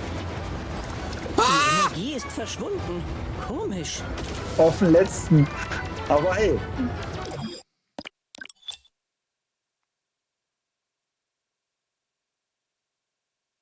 Das wurmt sich jetzt, ne? Das wurmt mich jetzt, ja. Oh, du verlierst nicht mal Leben. Zufolge waren diese Asteroiden mal ein Planet. Früher hat man noch immer ein Leben eingebüßt, wenn man Level noch von vorne angefangen hat. Wenn der Krieg nicht bald endet, wird ganz Leile Das ist ja fast wie Cheaten. Merkst du, es läuft scheiße, machst du einen Neustart und dann hoffst du, dass es besser läuft. Naja, eigentlich ja nicht, weil du bist ja nicht tot gegangen. Dann hast du sogar einen Nachteil dadurch, dass du sagst, du fängst wieder von vorne an. Ja, aber früher hast du durch einen Neustart immer ein Leben eingebüßt als Preis. Vielleicht habe ich auch ein Leben eingebüßt, aber wir haben es nicht gesehen. Ich glaube, du warst doch bei 4. Klar, du hast hier doch nur über 100 Punkte, du hast nur ein Leben dazu gekriegt. Okay, vielleicht hast du aber auch einen neuen Ring nebenbei eingesammelt, also mehr als ich. Falls du es jetzt wieder verkacken würdest und wieder neu startest, achte ich mal drauf. Und jetzt schaffst du es natürlich. Gibt leider keine Safe States. Größere Asteroidenbrocken voraus.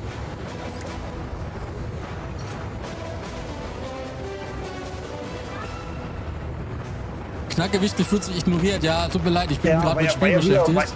War ja wieder Blödsinn, schreibst. Gleich kommt die Enderpresse mit der Todesstelle um die Ecke. Ich bin hier mit Spiel beschäftigt. Ich kann nicht so sehr auf den Chat gucken. Ich bin damit beschäftigt, durchzudrehen, wie Onkel spielt. Ja, der G-Diffuser war leer. Sorry. Ja, man, der G-Diffuser, das hat Falco auch nicht als Ausrede abgehalten. 5 schlechte Witze, oh Gott sei Dank achte ich nicht auf den Chat. Hinter dir!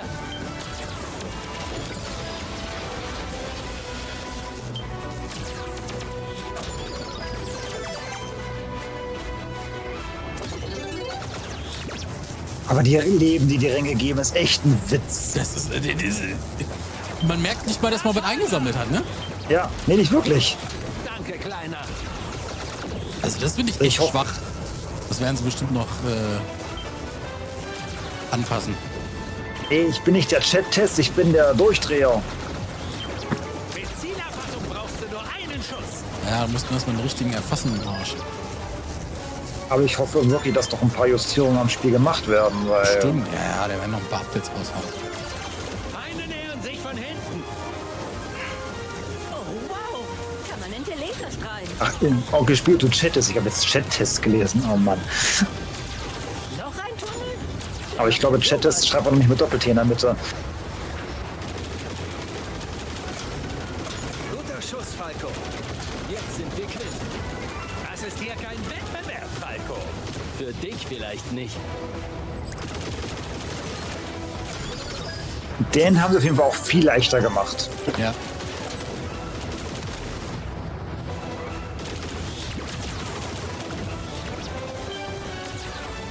Ihr macht gerade einen gewaltigen Fehler. Ach, habe ich den Checkpoint nicht? Ach, Was habt ihr davon? Wir hab nähern den uns Checkpoint der vorhin schon nicht Quelle der eingesammelt. seltsamen Energie. Das hätte ich am Checkpoint starten können. Ja, ich schaff das jetzt hier. Nein, du korrigierst mich nie. Absolut nicht. So, jetzt geht's los, Onkel. Zeig, was du kannst.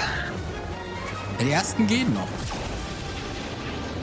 Ich finde das schwierig durch den Effekt. Macht Ja, das das schwierig, hab ich- das zu sehen. Niemals auf. Vertraue deinem Instinkt. Jetzt hast du es. Ja, Rex ist da. Hi, Rex. So, So, hier passiert jetzt ja kommt nicht mehr Star viel. Fox auf LSD. Was passiert hier? Ein räumlicher Riss tut sich auf. Ist das etwa?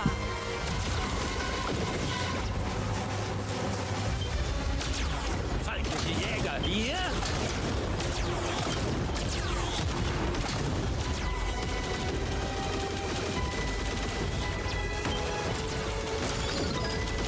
Meine Anzeigen spielen verrückt. Geil, Effekte. Das ist trotzdem Star Fox auf LSD. Dass meine alte Crew sehen könnte.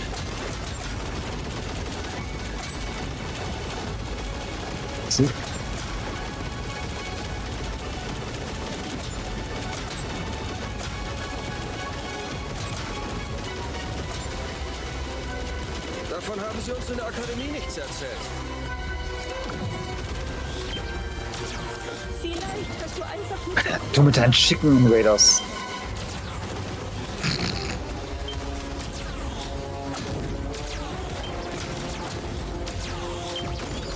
Schieß auf die Asteroiden! Schieß auf alles! Meint doch schon. Eben, da ja. Geil. Was will ich schon sonst?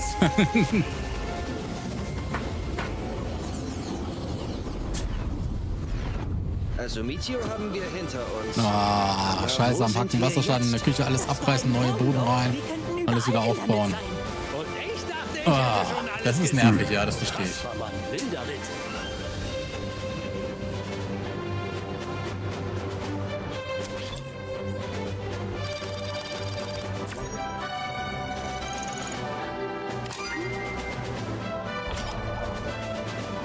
Medaille erhalten. Und 2 Leben.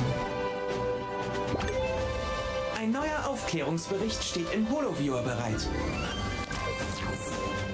So, dann gucken wir mal, wie das jetzt aussieht, wenn die Lampenmedaille vergeben. Okay. Ist euch eigentlich klar, wie selten so ein stabiler Warp-Tunnel ist? Diese optischen Verzerrungen. Viel Blabla, nur um zu sagen, da war eine Abkürzung. Fox hier, General. Was haben Sie für uns?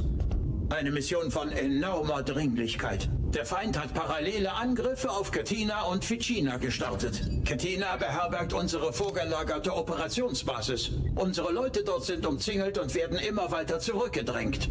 Unsere Verstärkung wird nicht rechtzeitig eintreffen. Aber da ihr dieses Wurmloch entdeckt habt, könnt ihr schnell zu Hilfe eilen. Und Ficina? Was fährt Andros, ein abgelegener Vorposten in so einer lebensfeindlichen Eiswüste?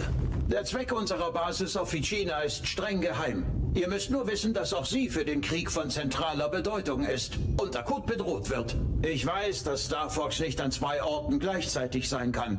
Die Entscheidung liegt bei euch. Auf Ficina werden die Militärgeheimnisse von Corneria verwahrt. Wenn diese in die falschen Hände geraten, ist die ganze Operation des Generals in Gefahr. Andererseits sind auf Katina eine Menge Truppen stationiert, Fox. Auch sie brauchen unsere Hilfe. Die Rettung einer der Basen könnte das Blatt wenden. Folge deinem Instinkt und entscheide.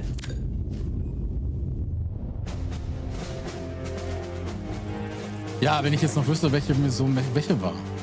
Katina ist die mit Bill, wo du Independence Day nachspielst. Ficina ist der Eisplanet mit der Basis in der Mitte, wo du zum ersten Mal auf das Starwolf-Team triffst und es innerhalb der Zeit besiegen musst, bevor die Basis Boom macht. Ja. Allerdings kann auch die Katina-Basis Boom machen, wenn du das Mutterschiff nicht schnell genug abschießt. Das geändert? War das nicht so, dass du Katina normalerweise nach Sektor Y erreicht hast? Ja, du konntest Katina anfliegen nach Sektor Y, wenn du nicht genug Punkte gemacht hast. Du hättest ja die Wahl gehabt, du bist ja direkt nach Rakwas geflogen. Ah, genau, irgendwie sowas war das, genau.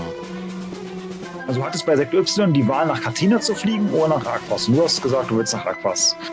Weil du halt sadistisch bist. Und die schwerere Mission machen wolltest, in Area 6 leiden wolltest und bei Venom durchdrehst. Ach, nein, beziehungsweise ich. Ja, bei der falschen Knopf gedrückt. Ich wollte die Route wechseln. Dann machen wir erstmal die einfache. Wir haben ja die schwere schon durch. Und die kann ich mich noch ganz gut erinnern. Und wir haben das Star Wars, außerdem will ich wissen, ob das Star Wars-Team in der ersten Mission auch schon so scheiße war. Nein, da haben sie ja noch die einfachen Jäger. In Venom 2 haben sie ja verbesserte Jäger. Basis in Sicht. Ganz schön viele Feinde. Teilt euch auf und zeigt's ihnen. Aber dadurch, dass du jetzt hier das Star Wolf-Team besiegst, müsst du eigentlich, wenn du tatsächlich über Bolse fliegst, da das Star Wolf-Team nämlich nicht auftauchen. Wenn du Ficina nämlich überspringst, nämlich über Katina fliegst und dann wieder in die alte Route zurückwechselst, was du auch hättest machen können, würdest du nämlich statt Ficina auf Bolse auf das Star Wolf-Team treffen. Gehe zum Angriff über. Such dir dein eigenes Ziel, Fox. Okay, hier kriegt auf jeden Fall anscheinend jeder Gegner gibt dir einen Ring. Du bist ja jetzt auf der leichtesten Route. Katina wäre ja sozusagen Schwierigkeitsroute Mittel gewesen. Du bist ja wirklich die komplett schwere Route geflogen beim ersten Durchlauf. Ja, das habe ich gemerkt. Ja nur weil ich dachte, ja, also früher auf dem N64 war das auch gar nicht so schwer. Ihr hättest ja ein paar Ausweichrouten über leichtere Planeten machen können, sondern da die Spezialbedingungen erfüllst, hättest du ja trotzdem wieder auf die schwere Route gehen können. Nee, du bist von der schweren Route abgewichen. Du hast ja, hier den, ja, du hast ja Macbeth gemacht. Du hast den Sektor, Sektor X. Sektor Z hast du ja ausgelassen. Ja, weil ich über das Macbeth wäre, gegangen bin, ja. Der Basis wurde Ja. eine Zeitbombe gelegt.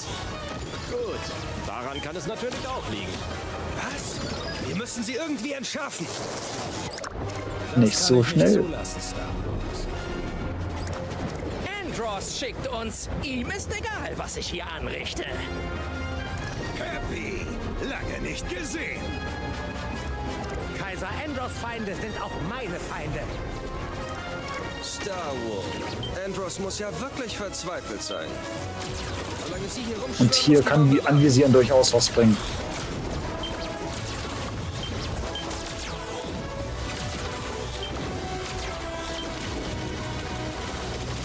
Lernt man das an Elite-Schulen?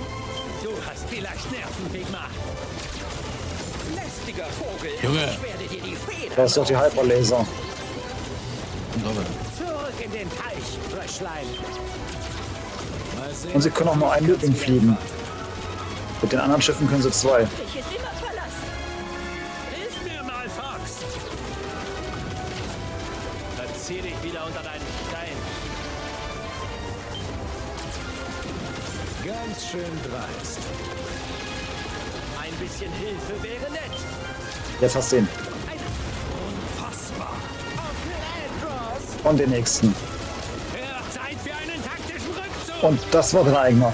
Tja, Jetzt warst du gerade im Blutrausch. Mir ist egal. Er ist mir vor die Nase geflogen.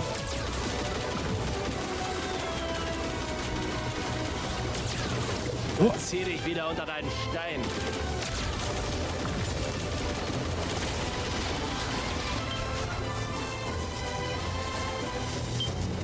So hat keiner geholfen.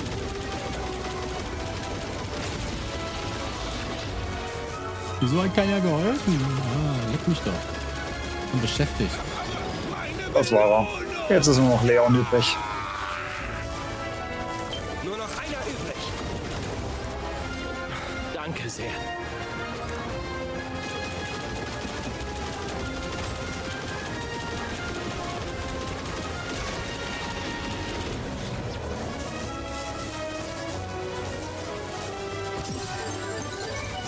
Achtung, noch eine Minute. Ja, wo ist er denn? Müssen wir uns um Star Hinter Wars dir. kümmern. Wer auf mich schießt, zielt besser gut.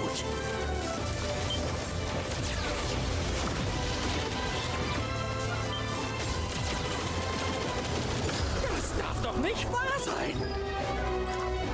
Ich hab sie beide Ich getroffen. übernehme die Bombe. Bin gleich zurück. Ich hab nur ein Teammitglied. Egal. Echt jetzt so? Ja. Nee, die fliegen doch beide noch.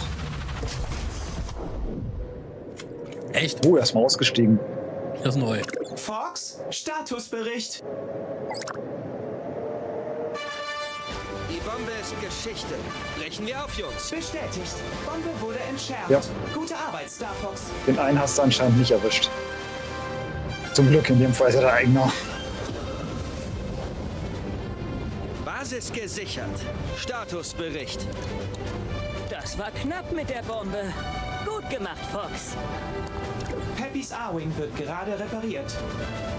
Natürlich war es der blöde Hase, Das ist tatsächlich mein Mumbelwesen. der sich abschießen lassen hat. Du hast ihn abgeschossen. Ist mir vor die Nase geflogen. Der fliegt mir immer vor die Nase, der blöde Hase. Ah, hätte eh keine Medaille gegeben. Nee, hättest du 50 Punkte erreichen müssen. Ein neuer Echt? Es haben nur 4 gefehlt? steht im Holoviewer Ja. bereit. Also hier waren es, glaube ich, wirklich nur 50. Sehen wir gleich. Jo. Sehr gut. Die Basis auf Vicina ist wieder in unserer Hand. Fast hätte ich Star Wolf gratis miterledigt. Pigma hat endlich seine gerechte Strafe bekommen. Nun, da unser Informationsnetzwerk wieder aktiv ist, wurden neue Bedrohungen erkannt. Die größte Sorge bereitet mir dabei Solar. Scans zufolge gibt es Bewegungen auf seiner Oberfläche. Doch Solar müssen wir vorerst ignorieren. Die hohen Temperaturen dort machen Nachforschungen unmöglich. Ich schlage vor, ihr konzentriert euch auf Sektor X. Dort besitzt Andros eine experimentelle Waffenfertigungsanlage. Meinen Agenten zufolge plant der Feind, eine Geheimwaffe von verheerender Macht zu entfesseln. Eine, die Sleepy nicht mag. Und diese Waffe zerstören, bevor sie gegen uns eingesetzt wird. Wir werden drüber nachdenken, General. Ich prüfe gerade die Daten zu Solar. Da unten scheint was Lebendiges zu sein. Seht! Gutes Nächte, ja, wir machen auch nicht mehr lange, da wir ja Donnerstag haben. Vermutlich. Was Gute sonst Nacht, könnte Toni. in diesen Temperaturen überleben? Wir jedenfalls nicht. Wie der Typ schon sagte, die A-Wings würden dort gebrutzelt werden. Und wir gleich mit. Naja, mit ein paar Anpassungen könnten die Schilde eine Aufklärungsmission lang durchhalten. Das klingt riskant. Doch die Kreatur zu ignorieren klingt riskanter. Wir würden mehr riskieren als jemals zuvor. Aber die A-Wings sind der Sache gewachsen, Fox. Garantiert. Nee, ich gehe nicht auf den Lava-Planet. Na, eigentlich ist es der zweite Stern des Lilith-Systems. So, jetzt gucken wir auch nochmal in die Erfolge rein. Es wäre tatsächlich nur 4 fucking gewesen. Aber gut, der war ja sowieso einer tot. Ja. Themisches. Wenn man da mal für die Nase fliegt. Hat er selber Die Schnauze, meinst du? Hat er Du selber spielst ja einen Schuld. Fuchs. Selber Schuld hat er da. Ja, natürlich selber schuld. Aber ganz ehrlich, der Moment beim Andros-Boss, wo ich gesagt habe, flieg jetzt nicht gegen eine Wand. Es ist wie damals beim Zuckerstäbchen-Tag bei Donkey Kong Country 2, wo ich am Schluss gesagt habe, so jetzt nicht treffen lassen und dann war tot. Lasst uns diese Waffe finden und kaputt machen. Klopp, klopp. Geht es hier vielleicht zur supergeheimen Geheimwaffe? Okay, das Level haben sie geil gemacht. Das war doch damals so ein loser Schutthaufen. Da bist du nicht auf so eine Wand zugeflogen.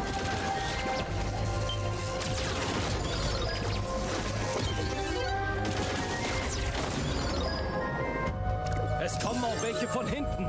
Passt auf! Das Level haben sie komplett neu interpretiert. Das ist so, ja. Ja. Du musst auf jeden Fall am Anfang sehr viele Bomben einsetzen, um die Gegner ja irgendwie platt zu kriegen.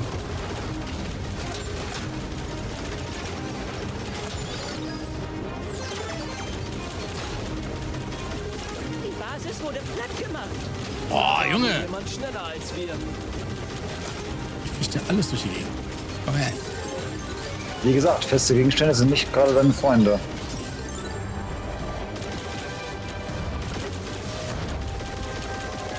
Vorsicht, Hand. Okay, das ist neu. Was ist das denn? Vorher ist einfach die Klappe auf und die kam so rausgeflogen. Merkt man, dass ich das Spiel gut kenne? Guck mal, die Reichweite der Laser ist auch nicht sonderlich gut. Also ich habe den ja schon von voll weit beschossen. Ja. Aber er hat nicht getroffen. Wenn du jetzt nach links fliegst, kommst du durch die Portale. Also kannst du durch die Portale. Dann kannst du den Boss skippen, wenn du möchtest. Fox, die Sensoren zeigen seltsame Energie Da geht's rein. in deiner Nähe. Hier ist alles seltsam.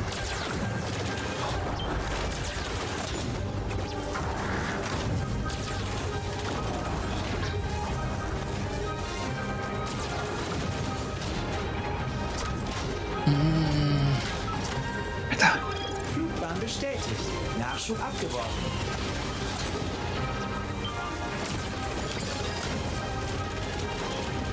Da ist ein Portal. Hä? Hat was von der Energie absorbiert. Hat noch gereicht. Hat noch gereicht. Ah, Junge. Du musst Hat aber auch ge Passt auf das Ding auf! Ja. Gut, nur noch ein Tor. Das ist der reinste LSD-Trip, den du auf diese Route machst. Erst die Abkürzung durch Meteor, jetzt das.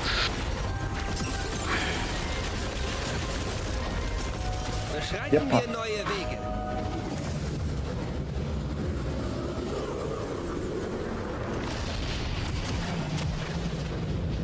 Du kannst ja trotzdem dann noch die Route wechseln. Nee, das hätte ich jetzt sowieso gemacht. Der Feind steckt voller Überraschungen. LSD-Trip Nummer 2 in einer Mission. Keine Panik, aber ich habe null Ahnung, wie stabil das ist. Wir wollen ja jetzt nicht nochmal dasselbe die ganze Zeit sehen.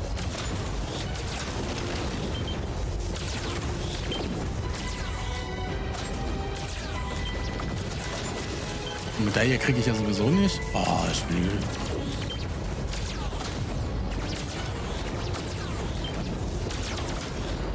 Schon mal mein Flügel weg.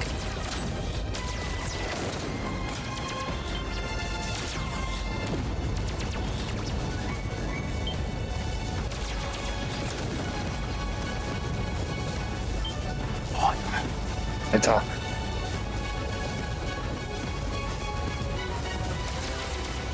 Bei diesen Messwerten wird mir ganz schwindelig. Nur bei den Messwerten, mir wird bei der Optik schwindelig. Das sieht geil aus, ohne Frage. Aber es ist schon ein bisschen wow. Schon ein bisschen heftig, ja.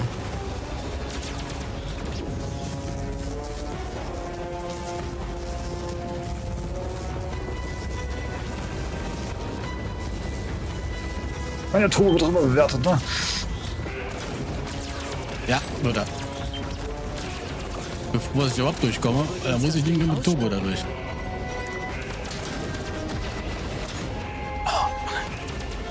Geschafft. Nächstes aber auch drauf an, du hast beide Flügel verloren. Der wird wieder gerade fliegt. Wo sind wir hier gelandet? Geht's allen gut? Andros hat ein künstliches Wurmloch gebaut? Peppys A-Wing wurde repariert. Da kann jetzt einer repariert werden. Ja, nur die Flügel.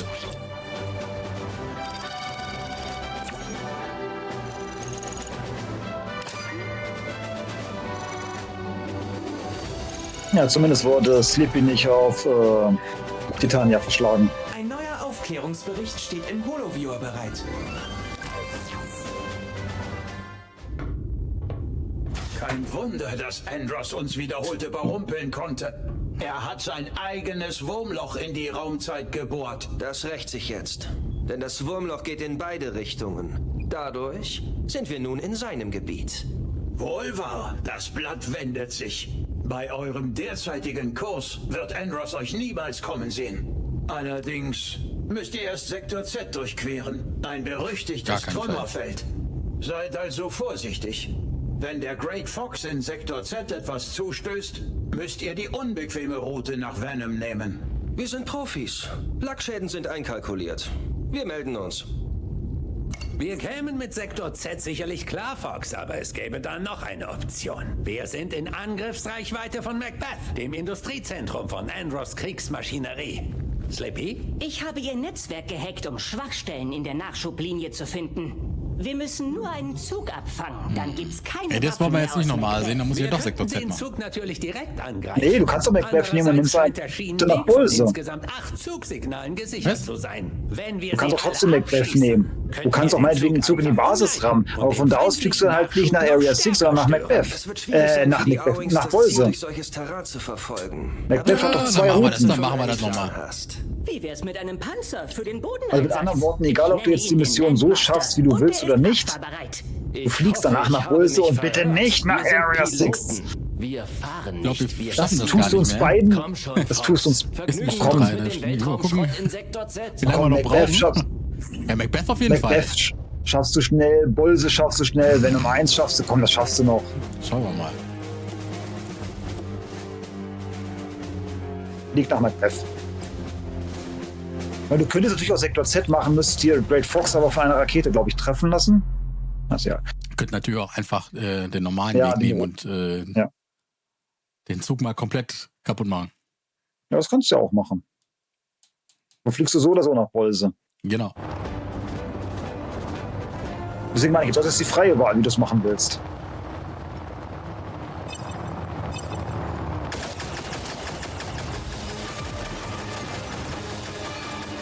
Ja. Landmass ist er einsatzbereit. Was kann er so, Slippy? Im Grunde das meiste, was der A-Wing auch kann. Er schwebt sogar. Ich habe den Zug schon gesichtet. Na, dann legen wir mal los. Dieser Zug hält für niemanden an.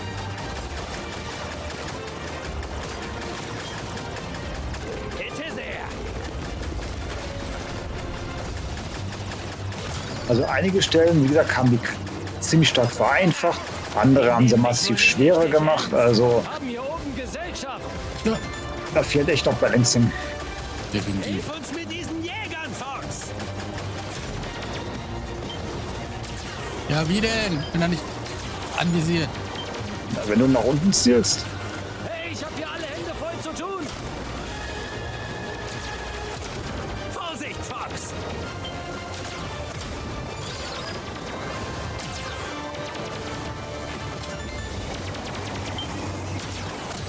Also man merkt tatsächlich richtig, die müssen erst echt verdammt nahe kommen, bis sie erstens anvisiert werden, zweitens bis sie getroffen werden können. Vermutlich haben sie die Weitsicht verbessert, aber nicht die Reichweite der Zielerfassung. Nee, die haben sie wohl vom definitiv. Originalspiel gelassen. Ne, weil Ich wirke das das bestimmt so, Projektil ja. fliegt ja weiter, aber du siehst richtig, dass ich den Boss da nicht treffen kann. Das nicht treffen Ja, kann. ich sehe es. Wagen abkappeln. Wir müssen mit dem Zug Schritt halten.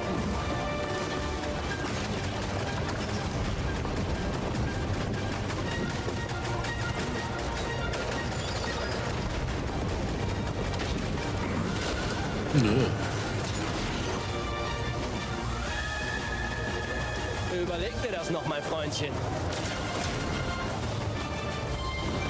Du triffst ja wirklich was von da unten.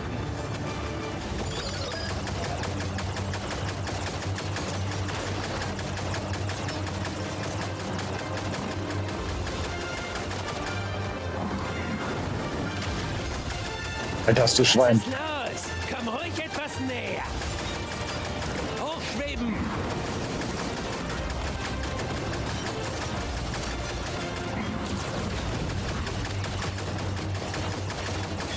Kommt der Schaden denn jetzt her? Och nee, ernsthaft? Hast den Checkpoint noch nicht erreicht Was gehabt. kann er so, Slippy? Im Grunde das meiste, was der A-Wing auch kann. Ich glaube, du Er bist so schwebt oft sogar. gegen wogegen gefahren, gegen die Steine und so. Da hast du beim ersten Durchlauf viel mehr von abgeschossen. Ich habe den Zug schon gesichtet. Na, dann legen wir mal los. Dieser Zug hält für niemanden an. Ah, Bitte sehr. war leider leer. Der G-Diffuser.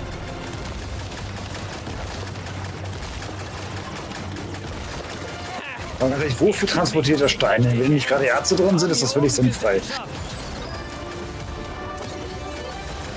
Hilf uns mit Das diesen Jägern, frage ich mich jetzt zum ersten Mal.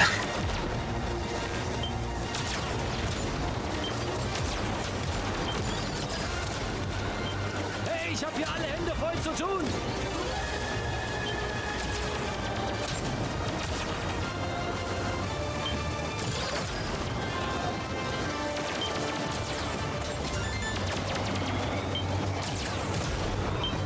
Wollt ihr mehr? Wieder den goldenen Ring nicht erreichen können. Wie geht's Ja. dem Landmaster, Fuchs? Ich kann mit dem Zug ganz gut mithalten. Ja, jetzt zum Beispiel auch wieder. Ich treffe den von hier, Ja. aber krieg kein Feedback. Letzten Wagen abkappeln. Wir müssen mit dem Zug Schritt halten.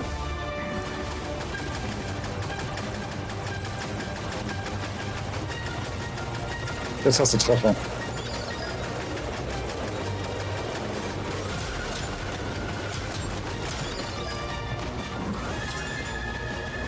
Jemand klebt mir an den Federn, Fox.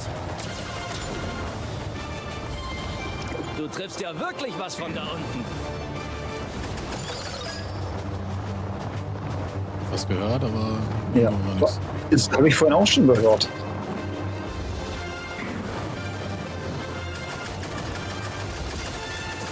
Was ist los? Komm ruhig etwas näher. Denk an die Dinger.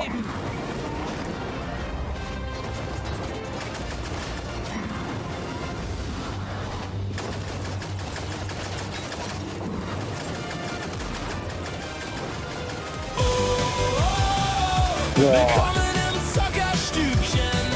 Okay, das höre ich auch doppelt. Ja. Ach du Schande. Ich sag einfach kurz Nicole. Danke fürs Folgen. Drücke Start für die Retro-Zeit. Das muss ich noch mal gucken, warum man das doppelt hört jetzt. Bei uns wird man doppelt Bescheid. Danke auf jeden Fall für den Follow. Ja, vielen Dank. Checkpoint.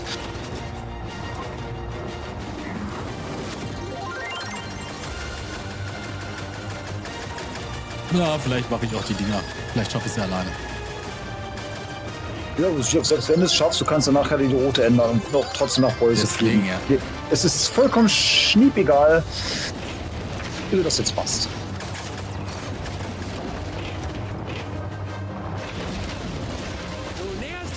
Aber du nimmst immer noch jedes Tor mit an dieser Stelle. Nee, weil ich schlecht getimt habe.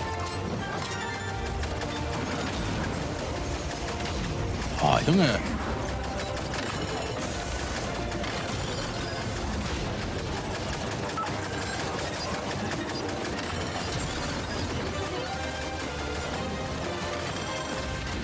Dass ich sogar das Ding einsetzen muss. Ihr lernt mein neues Spielzeug kennen. Habt ihr ein Glück? Nur nicht schüchtern sein. No. Oh, war das knapp.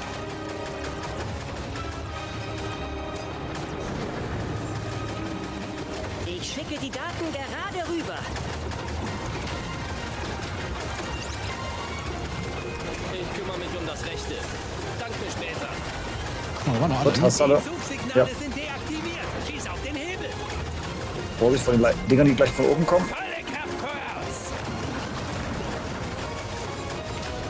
Ey, ich schieß Ziel doch. höher. Nicht übel, Fox. Du hättest ein bisschen höher zielen müssen. Ne, hab Du ich musst doch. auf oben auf. Hab ich doch.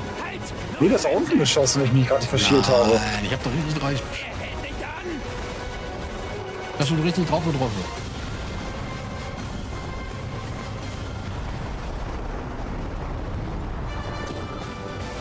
Erfüllt. Der Landmaster hat mir gute Dienste geleistet. Wie sieht's bei euch da oben aus? Damit haben Sie sicher nicht gerechnet. Wow. Das dürfte Andros Pläne durcheinander bringen. Tja, Explosionen haben wir echt drauf.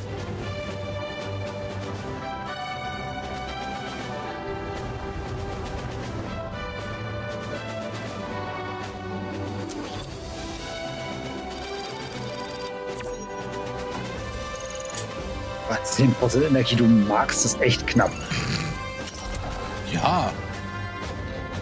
Warum denn auch nicht?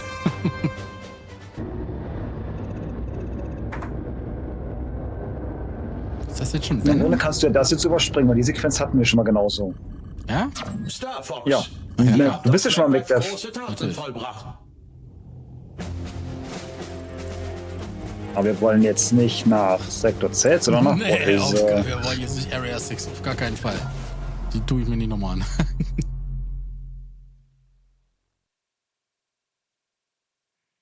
Aber rein theoretisch solltest du hier das Starwolf-Team nicht haben, weil du halt über China gekommen bist. Das heißt, das hier dürfte relativ easy sein. Ich würde sagen, es sind da eigentlich nur diese Wir müssen das komischen Kraftfeld ausschalten. Die Türme abschalten. Die Türme abschalten. Ja. Und nach Möglichkeit nicht in die Laser reinfliegen. So zum Bleistift. Visiert die 6 Energiesäulen an. Weiter oben.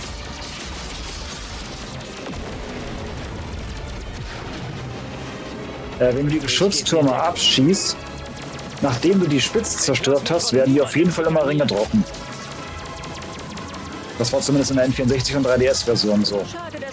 Wenn du die Geschütze vorher abschießt, droppen die mit hoher Wahrscheinlichkeit gar nichts. Ja, super cool. Ja, alles gut, ich hab das gerade gehört.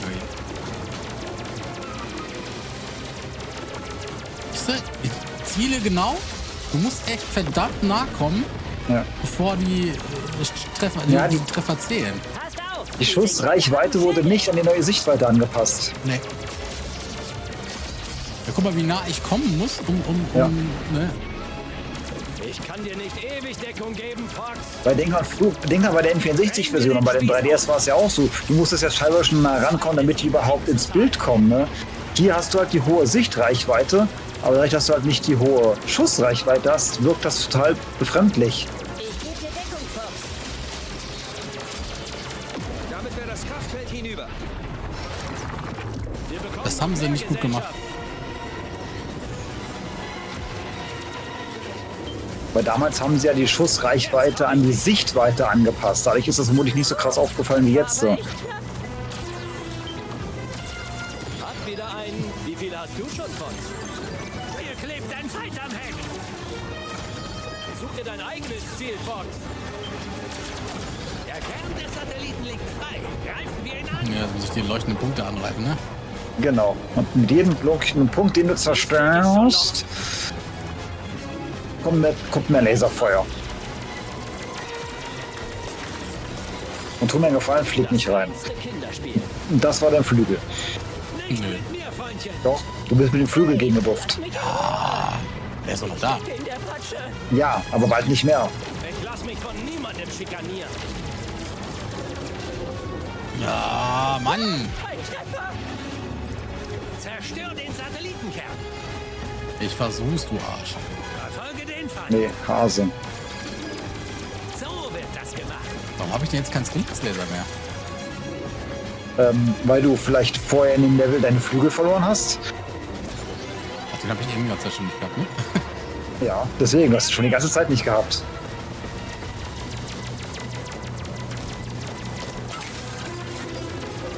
Nachschub gesendet. Jetzt könntest du eventuell den Doppellaser kriegen.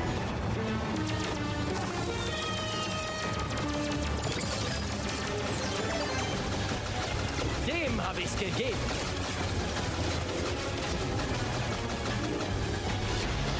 Der lässt einfach nicht locker. Oh, Junge. Also da merkst du das richtig auch schon. Du versuchst von echt weit anzugreifen und die Dinge anzuvisieren und es trifft halt einfach noch nicht. Also das muss mir erstmal gemacht haben. Ja, das trifft erst, wenn du kurz davor bist. Das ist schon Kacke.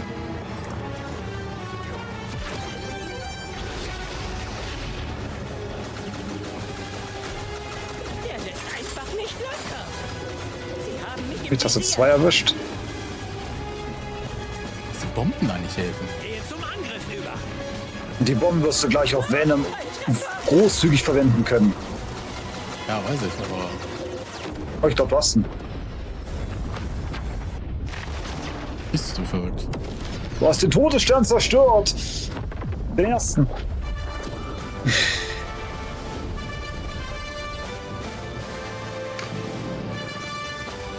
Venom, jetzt kommen wir. Komm, siehst du, noch gut in der Zeit. Venom schaffst du. Dann haben wir beide Enden in einem Stream. Ja, da kriegen wir noch hin.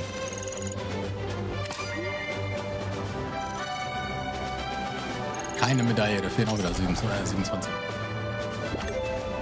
Die hier eine Medaille zu kriegen, ist natürlich wesentlich einfacher, wenn du nicht über Ficina fliegst und da dann das Star Wolf Team kommt oder da schöne Bonusabschlüsse kassieren kannst.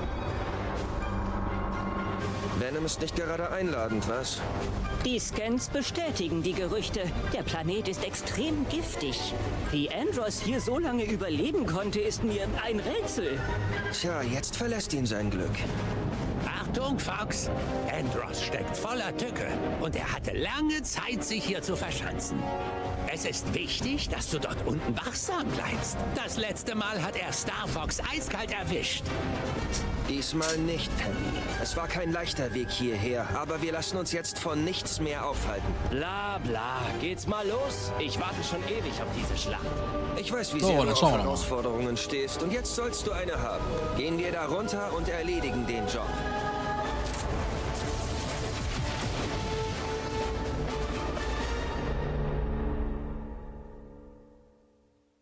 Der Boss hier könnte vielleicht ein bisschen nervig sein. Vielleicht. Wegen Zielen. Ja. Ach, das ist ja der in dem Tunnel, ne? Ach, Das Knacken. Und Showtime, Star Fox. Augen auf, Vollgas. Zeigen wir den Amateuren, wo es lang geht. Seid vorsichtig. Dass die mir immer direkt vor die Nase fliegen und sich dann wundern, dass sie abgeschossen werden. Ne? Wir haben sie fuchsig gemacht. Solche Das ist doch Hilfe wieder. musst du dir sparen. Geh hier bloß nicht vor die Hunde, Fox. Hallo? Du bekommst noch eine Chance für einen Hyperlaser, glaube ich. Ich will ja nicht nochmal jemanden verlieren. Zeigen wir ihnen mal, was unsere A-Wings können.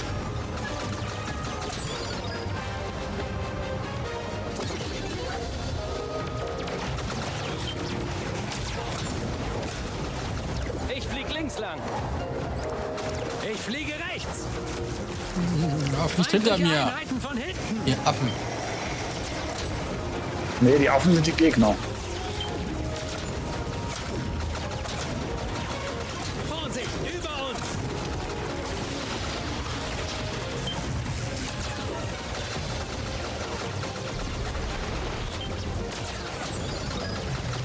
Ich will keine Bomben, ich will Energie, ihr Affen. Ich flieg links lang.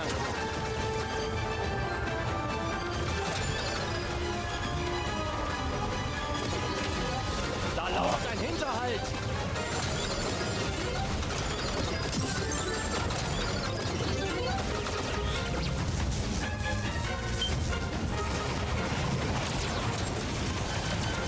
Vorsicht, Säulen. Oh, Mann, wo kam der denn jetzt her? Also die Flügel gehen hier gefühlt 10-mal schneller kaputt als früher. Also wirklich, das geht ratzifatzi in die Flügel hier kaputt. Also wenn ich überlege, dass du im Originalspiel damals, da musstest du schon dreimal auf dem Boden, wenn du die mit Absicht mal loswerden wolltest, dich mit dreimal auf den Boden treffen lassen, damit der Flügel abgeht. Und jetzt geht der ratzifatzi hier irgendwie komplett kaputt. Sich noch umsehen. Wir fliegen also direkt in diesen unheimlichen Tempel. Klar, warum nicht? Komm schon, alter Haudegen. Das wird lustig. Ist ja nicht so schlimm, wenn der Laser nicht auch mal gleich wieder kaputt wäre.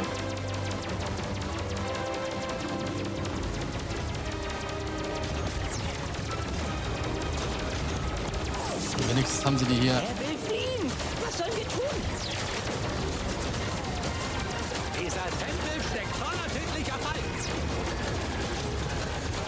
Halte Abstand, Fox.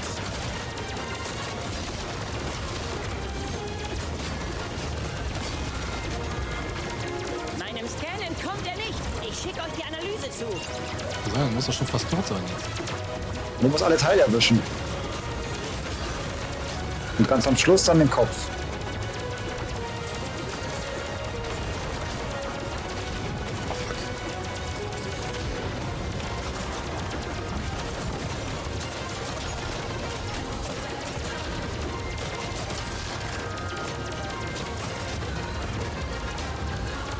Gib niemals auf. Vertraue deinem Instinkt. Jetzt der Kopf. Ah!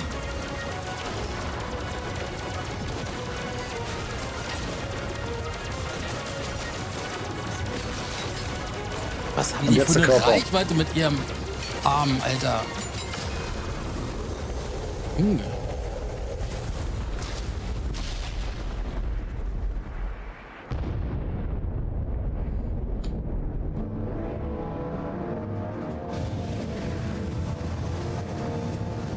Ihr räumt hier weiter auf.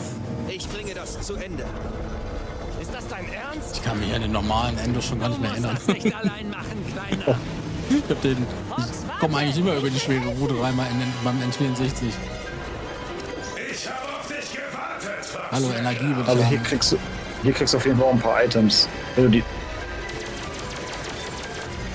nicht in den Laser fliegst. Du weißt, dass ich die Galaxie beherrsche. Du kannst die Laser auch durch Anvisieren zerstören, ne? Echt? Achso.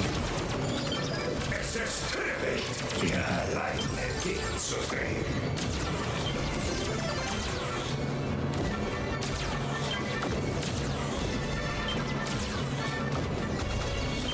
Willst du die Fehler deines Vaters unbedingt wiederholen? gerne.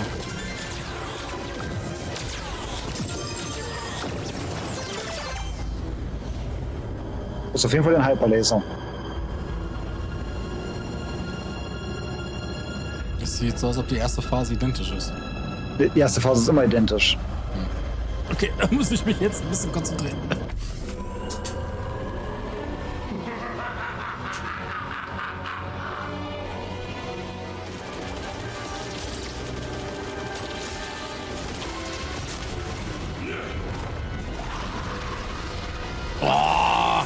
Weißt du, du musst sofort, nach dem Ausweichen sofort bremsen. Jetzt ist natürlich wieder die Flügel wieder alles kaputt. Das ist fies. Du zündest eine Bombe. Du bleibst nicht unten, wenn du... Ich vergesse immer, dass ich direkt nach dem Ausweichen bremsen muss. Das ist schon der zweite Durchlauf, Sacco. Das Spiel selbst ist ja nicht lange, aber es gibt halt verschiedene Wege, die du halt nehmen kannst. Fick dich doch.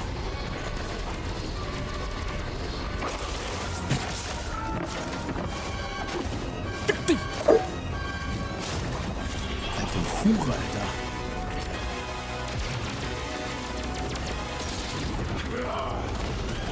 Du bleibst doch immer unten, wenn er dich schlägt. Ich habe auf dich gewartet, Fox McCloud.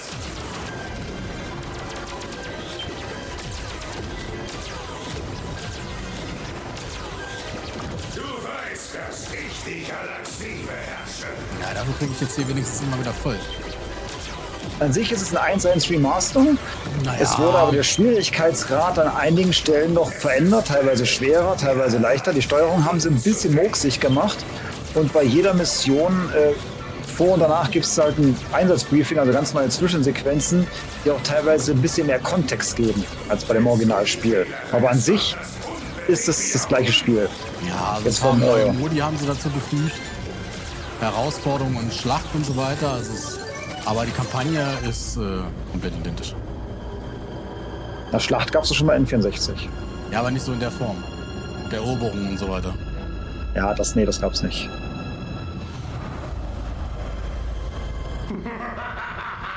Hier startet man dann wenigstens jedes Mal mit Hyperlaser. Voller Energie.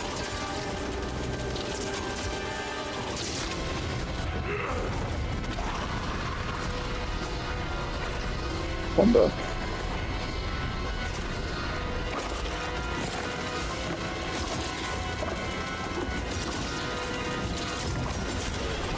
So, jetzt ins Auge.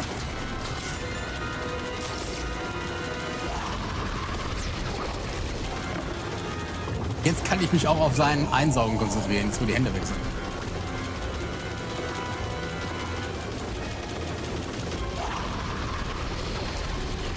Ja. Irgendwie zieht der nicht im Auge. Du ziehst sie auch nicht wirklich auf die Augen. Ah, jetzt Ja, draufhalten auf die Augen.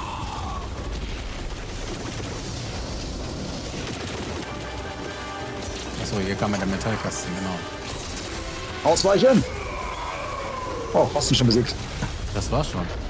Das war's schon. Okay.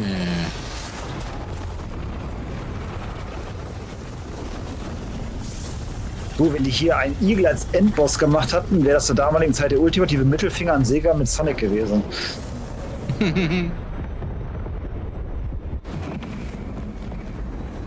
Aber hier sind ja alle Bossgegner Affen. Aber ich bin gespannt, wie das Ende, ob das jetzt ein anderes Ende gibt. Hat bestimmt genau dasselbe Ende. 3 Coins, Sakko. Herzlichen Glückwunsch. Haben, Bruder. Und ich habe mir auch noch Sorgen gemacht. Ja, dann haben wir jetzt einmal den schweren Weg gesehen und einmal den harten Weg, den leichten Weg.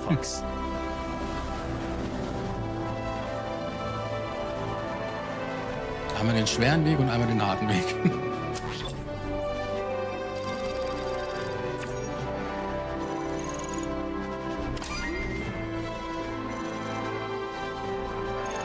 Nochmal 2 Leben jetzt hier, die ich eh nichts mehr anfangen kann. Keine einzige Medaille. Na doch, du hast die auf Meteor gekriegt. Ich meine hier, meine ich jetzt. Oh ja. Grandiose Arbeit, Star Fox. Wie kann das Lylat-System euch diese Heldentaten je vergelten? Gib mir Geld. Oh, nicht schlechter als das, General. Ich schicke nämlich gerade die Rechnung. Das war nicht. Bald wieder. Das ist ein anderes Ende. Also du kriegst tatsächlich nur das Feuerwerksende, wenn du die Schwerroute gehen musst. allen die Show stehlen, Fox. Ach komm, Falco. Wir haben das gesamte System gerettet. Der Krieg ist endlich vorbei. Jetzt beginnt die Langeweile. Hey, Fox. Ist alles okay? Ich weiß nicht, Peppy. Ich habe ein ungutes Gefühl.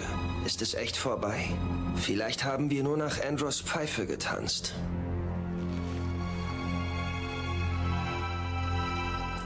Das ist.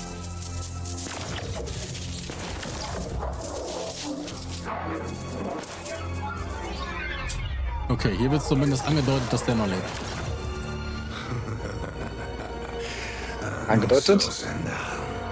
Ziemlich deutlich gemacht, würde ich sagen. Okay, jetzt nicht mehr nur angedeutet.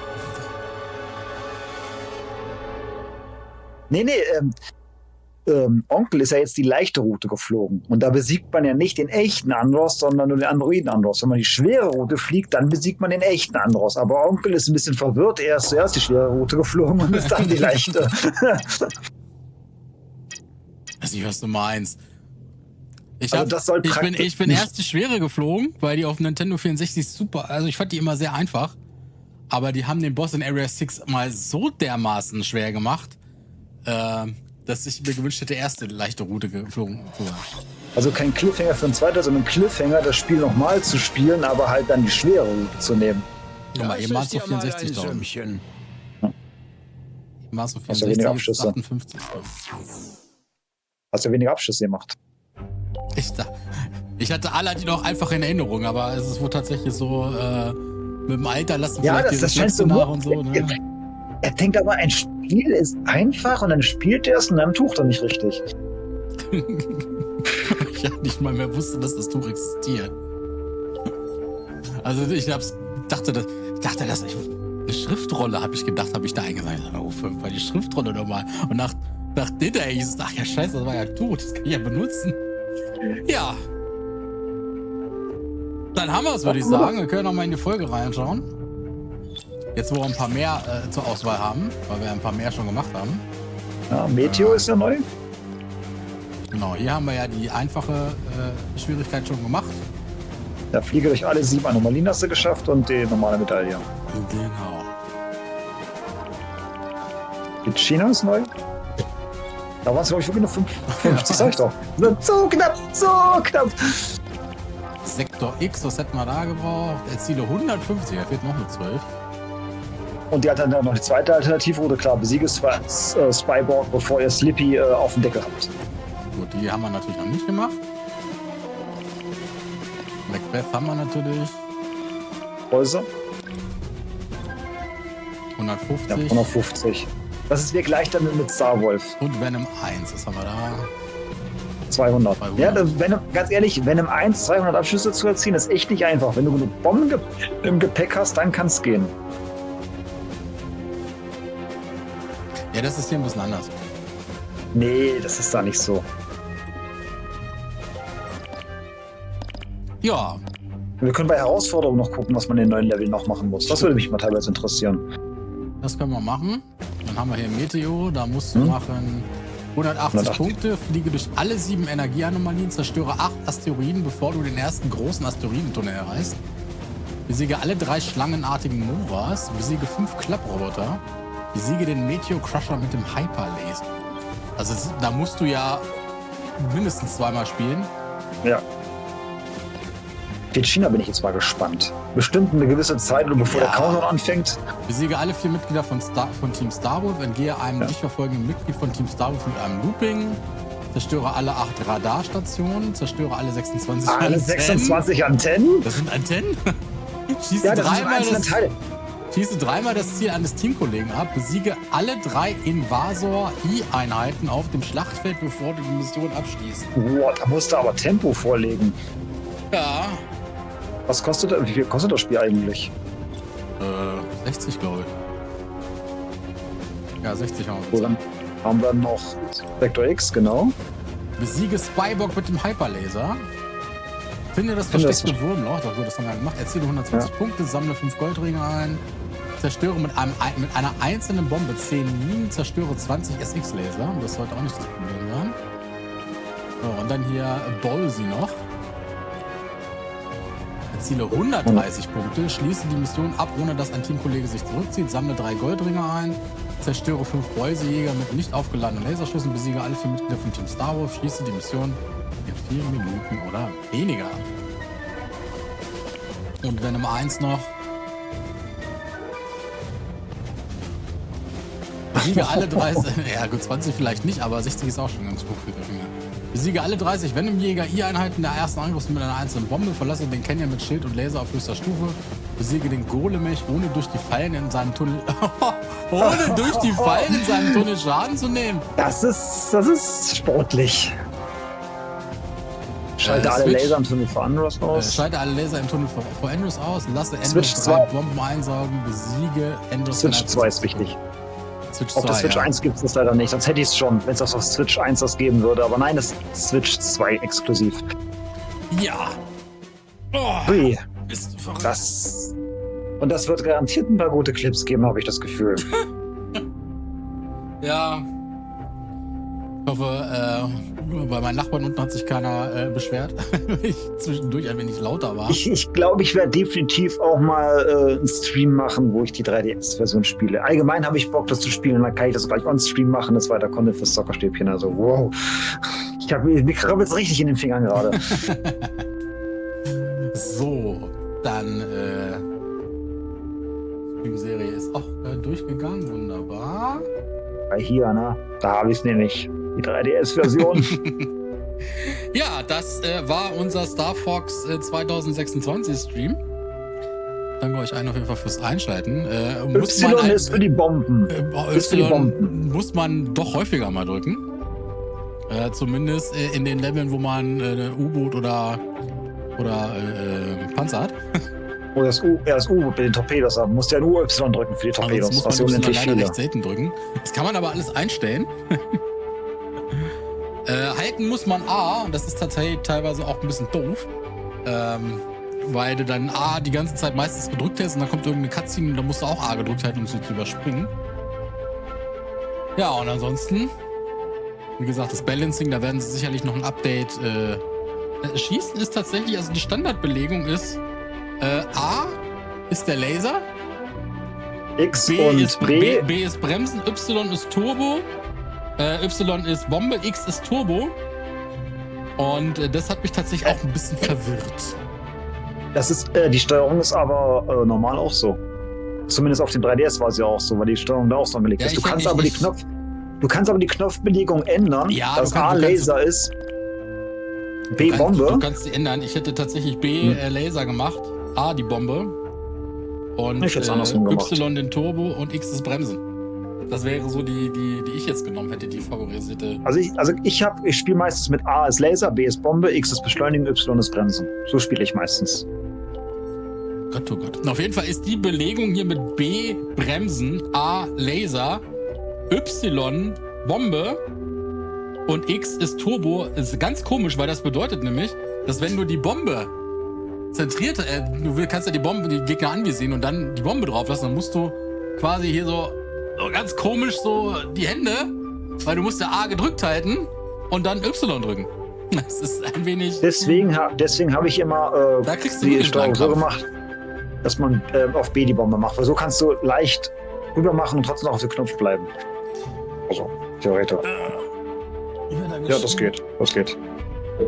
Hast du Daumen breit genug? Ja, also ich danke auf jeden Fall allen fürs Zuschauen.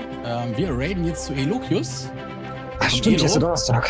Der spielt Waterpark Simulator. Das spielt Sonne auch ganz gerne.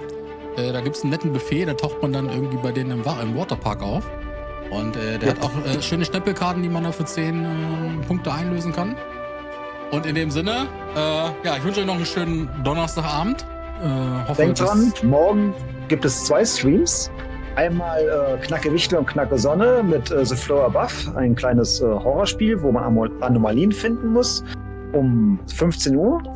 Und danach um 17 Uhr geht es weiter, Time mit Keim, Super Metroid. Und diesmal begleitet mich sogar der Knackewicht als Kommentator. Wow. Der muss dann singen in den Parts, wo keine Musik läuft. Und am Samstag geht es dann direkt weiter um 17 Uhr mit Haus mit Da Vinci, mit Igelchen und Sonne. Also, viel anzugucken. Volles Programm. Genau, Keimtree. Wann gibt es denn Donkey Kong Country 2? Mal gucken. Also ich schließe es aktuell nicht mehr aus. Ja, das ist schon ein gewaltiger Fortschritt. Oh, da freut euch daran. Ich habe ja schon ein kleines Donkey Kong Country 2 Training bei Knackewichtel gemacht. So blöd habe ich mich anscheinend nicht angestellt, seiner Meinung nach. Und ich bin jetzt schon eher gewillt, das mal zu probieren. Also ich sage schon nicht mehr prinzipiell nein, ne? Einigen wir uns erstmal darauf. Sehr gut. Ja, in dem Sinne, ich wünsche euch einen schönen Abend. Ich starte jetzt den Raid.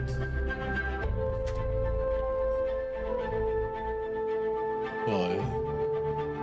Passt schon mal, also es ist auf jeden Fall derselbe Avatar. In dem Sinne, ich wünsche euch einen schönen Abend. Macht es gut und bis morgen. Tschüss. Macht's gut.